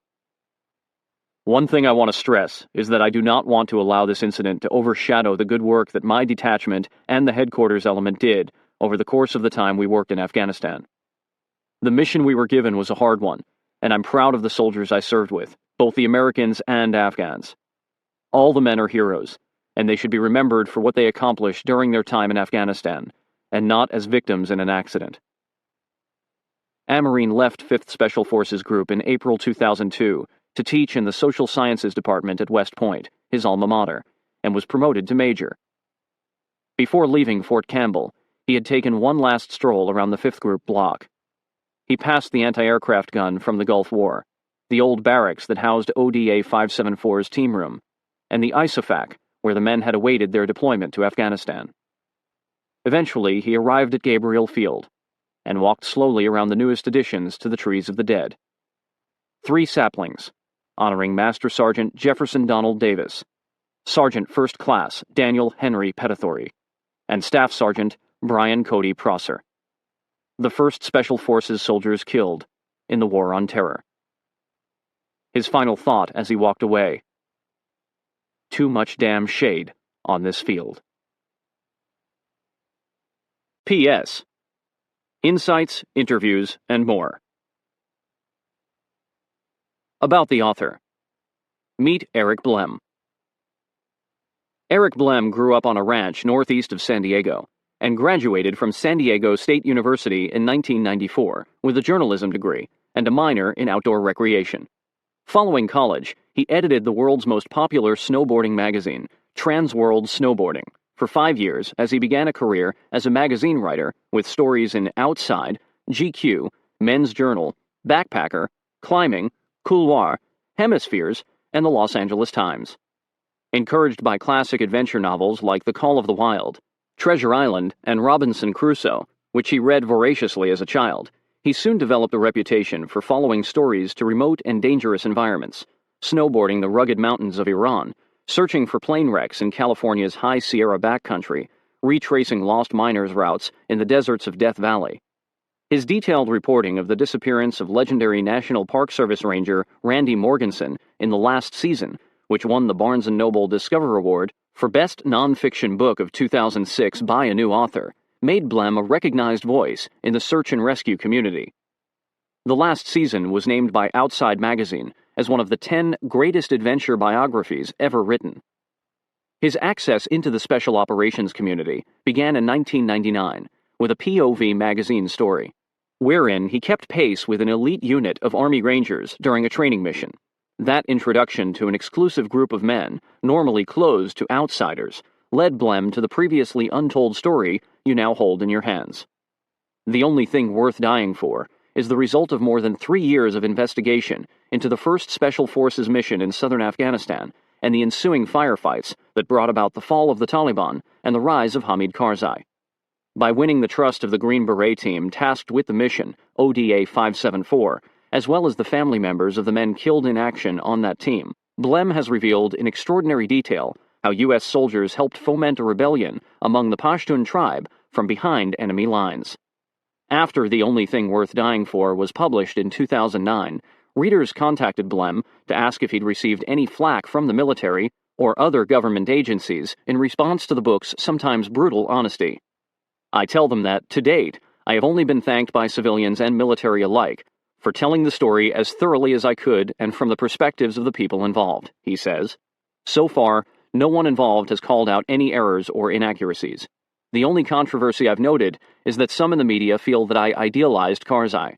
My portrait of Karzai was based solely on my interviews and the opinions of the men who knew him best in 2001. He isn't a Superman, as the media might have led us to believe in 2001, nor is he the evil tyrant often portrayed today. His actions in 2001 speak for themselves and are not directly related to his actions as president of Afghanistan. All of the men of ODA 574 and Karzai himself attempted to live up to their own ideals. In doing so, some of them shaped history. I remain humbled and honored that they trusted me to tell their story. In addition to having written best-selling books of nonfiction, Blehm is the author of the new illustrated children's nonfiction book Molly the Owl, and co-publisher of Molly the Owl Books, an independent publishing company that creates inspiring adventures for kids of all ages. He lives in Southern California with his wife and children, and is currently at work on a book that combines the genres of The Last Season and The Only Thing Worth Dying For: wilderness survival and military history. About the book. Daddy's Been Hurt. How family and friends were informed about ODA 574 and the events of December 5, 2001. When it came time to write the conclusion of The Only Thing Worth Dying For, I wanted readers to be hit with the same tragic irony, a mission both accomplished and blown to hell, that befell the soldiers of ODA 574 when an errant bomb hit their position. It was a difficult decision to implement, and ending the book at the moment the mission terminated for the men meant leaving out the stories of those most affected by that terrible mistake. Stories I'd learned at the end of my interviews when I asked the friends and families of Dan and J.D. how the news of December 5 had reached them. Robert Kelly, Dan's former commanding officer, who persuaded him to stay in the military, had been deployed in Qatar for a month, along with the other true believers, to plan the next phases of the war in Afghanistan. When he was told that 5th Group Green Berets were reporting casualties on the morning of December 5, 2001, Kelly dropped everything and ran immediately to the Joint Operations Command tent, which had gone from a buzz of activity to a grave silence. A group was gathered behind Sergeant First Class J.T. Thayers, 5th Group's liaison to Special Operations Command, who was wearing a headset and scribbling notes on a pad of paper. Looking over Thayers' shoulder, Kelly could see some numbers and call signs, among them Texas 1-2, ODA 574. Kelly held his breath as Thayers wrote down KIA, followed by the names he had decoded. When he saw Pettit, Kelly's heart sank. Then Kelly picked up a pen, reached over to the pad of paper, crossed out the misspelling, and wrote, Sergeant First Class, Dan Pettitory. In 1999, during the 2 years that Kelly was Dan's company commander, Dan had come into Kelly's office and asked for permission to bitch, because he was insulted by not having been promoted to the rank of Sergeant First Class. Though not responsible for the lack of promotion, Kelly considered Dan the consummate commo man and commiserated with him, lending an ear while Dan vented for nearly an hour. Thanks for listening, Dan said, ending the conversation. But sir, I'm done. I'm getting out. I'm going back home. I'll be a Massachusetts state trooper and I will not be putting up with this bullshit. Kelly told Dan that he should take a few days and really think through his decision. He said that there are SF guys who are commo guys, and then there are SF guys who make commo, no matter where they are. He told Dan what he felt in his heart, that Dan was one of the best, and that it would be a shame to lose him. "Dan, I'll support you in whatever you do," Kelly said. "But I truly believe that God put you on Earth to be an SF commo guy. That's what you're supposed to do." This was the conversation Kelly remembered as he left the command tent on December 5. He walked a ways down the gravel road to two tents screaming with generators and air conditioning units, ducked inside, and buried his grief in their sound. Barbara Pedatory was in her kitchen looking out her favorite window toward the Berkshire Hills, jotting items down on a list she was preparing for the day's shopping. She'd written down Hickory Farms, a reminder to stop by the mall, where she intended to get some smoked sausage or salami, something hearty that could last the length of time it would take for her Christmas care package to get to Danny.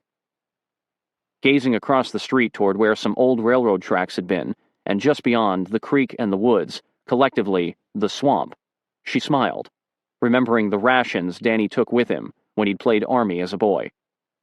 She remembered looking out years before and sensing he was there in the spring foliage, then finding him high up in a tree, higher than the telephone poles, waving to her as his buddies searched for him below. The railroad tracks had been replaced long ago by a pathway that served as the neighborhood thoroughfare to various play areas, homemade dams on the creek, and stick forts. Sometimes she'd take walks on the path and think about all of her kids playing, especially Danny. A movement caught Barbara's eye, drawing her attention away from the gray woods, barren of leaves this time of year. She looked down the street and saw a uniformed soldier walking toward the house, up the sidewalk, from the direction of town. Now who could this handsome fellow be? She thought. 6 states and 850 miles away, in Watauga, Tennessee, Linda Davis was also filling a box of goodies for her son Donnie, the man the team knew as J.D. She'd heard on the news that morning that some Special Forces soldiers had been killed in Afghanistan, and struck by her oldest fear in the world, asked her husband Lon how the military informs families of the dead. Lon told Linda, "Well, they come and tell you personally." As the morning turned to afternoon, Linda began to feel a sense of relief, figuring she would have known by then if there was bad news. She began to iron some clothes, the ironing board set up in the living room, where she could keep an eye on the road out front.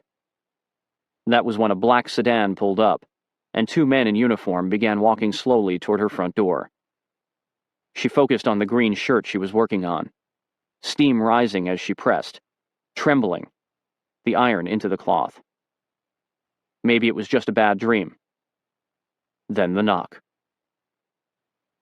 Around the same time, J.D.'s wife, Mi Kyung, was waitressing the lunch shift at the Korean restaurant where she worked in Clarksville, Tennessee.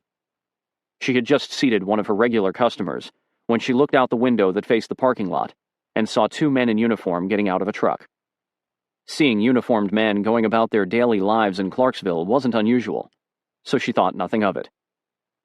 A minute later, the door to the restaurant opened, and there stood Rob Way, a 5th Group warrant officer who had been the point of contact for the wives of ODA 574. She could see that Rob's eyes were red and swollen, and she instantly knew why he was there. He began to speak. "No!"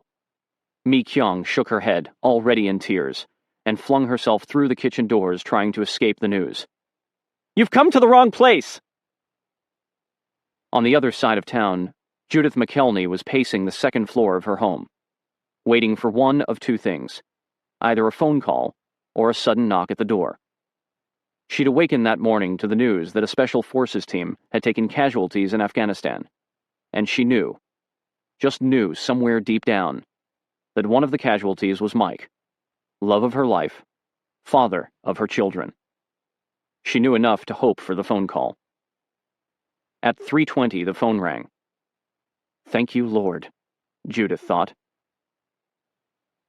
"Mrs. McKelney, this is Master Sergeant Jones with the Department of the Army. Your husband has been injured in Afghanistan by an errant bomb. He is very, very seriously injured.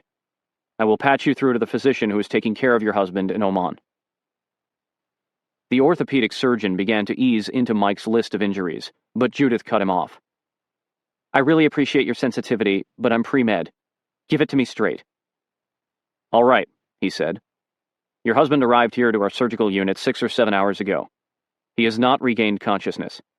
He has a pneumothorax and hemothorax. He has lost his right arm below the elbow, he's lost massive amounts of blood, and he could possibly lose his left arm. He has shrapnel in all his extremities, his head, and his lungs and heart. His left lung is collapsed. He's very ill, and it's a very tenuous situation. He's on a breathing ventilator, and... How do I get to Oman? She asked, as she wrote everything down on a notepad. Where is he in Oman? A military base? We need to be honest, Mrs. McKelney, the surgeon said. We're going to transport him to Landstuhl, Germany, but he's not out of the woods. We don't know if he's going to make it.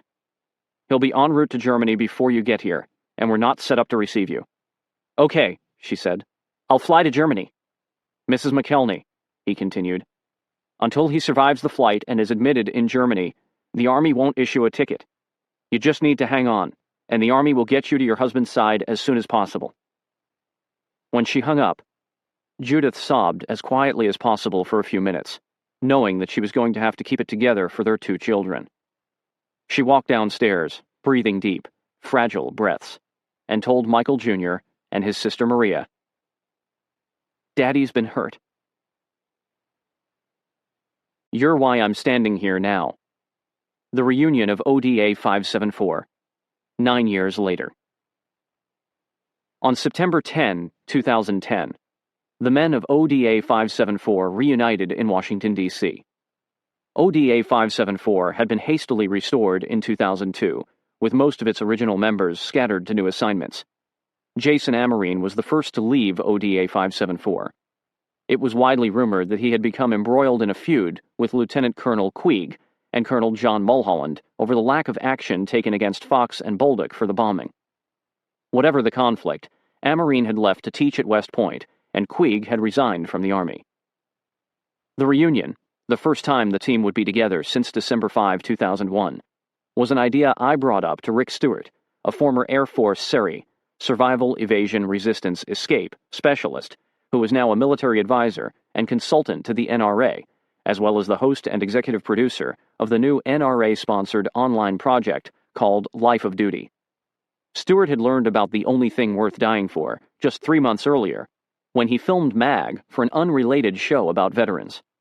Stewart was so taken with the story of ODA 574 that he approached the other NRA members to see if there was any possible way they could help make this reunion a reality. His goal was to get the Davis and Pedatory families together with the remaining members of ODA 574 on the anniversary of 9/11, the true beginning of the team's mission.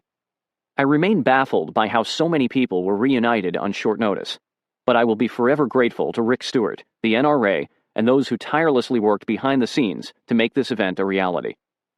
During the course of 3 full days of filming in Washington, D.C., Stewart and cameraman Mike Weaver exhaustively interviewed the family members and team members to produce a multi-part documentary based on The Only Thing Worth Dying For. Although I would have liked to visit more with those who gathered for the reunion, I found myself in the studio with every interviewee, hearing again the stories told me during my research and reliving the emotions that those stories evoked. Each day of filming ran into the early morning hours as the production crew tried to capture every last bit of information about ODA 574, its mission, and the personal lives of the team members' families. I had first considered trying to get ODA 574 back together when Mag told me that one thing he wanted to do before he died was to shake the hand of Steve Hadley and thank him and, by extension, his crews from Air Force Special Operations Command, who risked their lives to pull the men out of Shawali Kot. Stewart invited Hadley to join the reunion in part so that Mag's wish could be realized.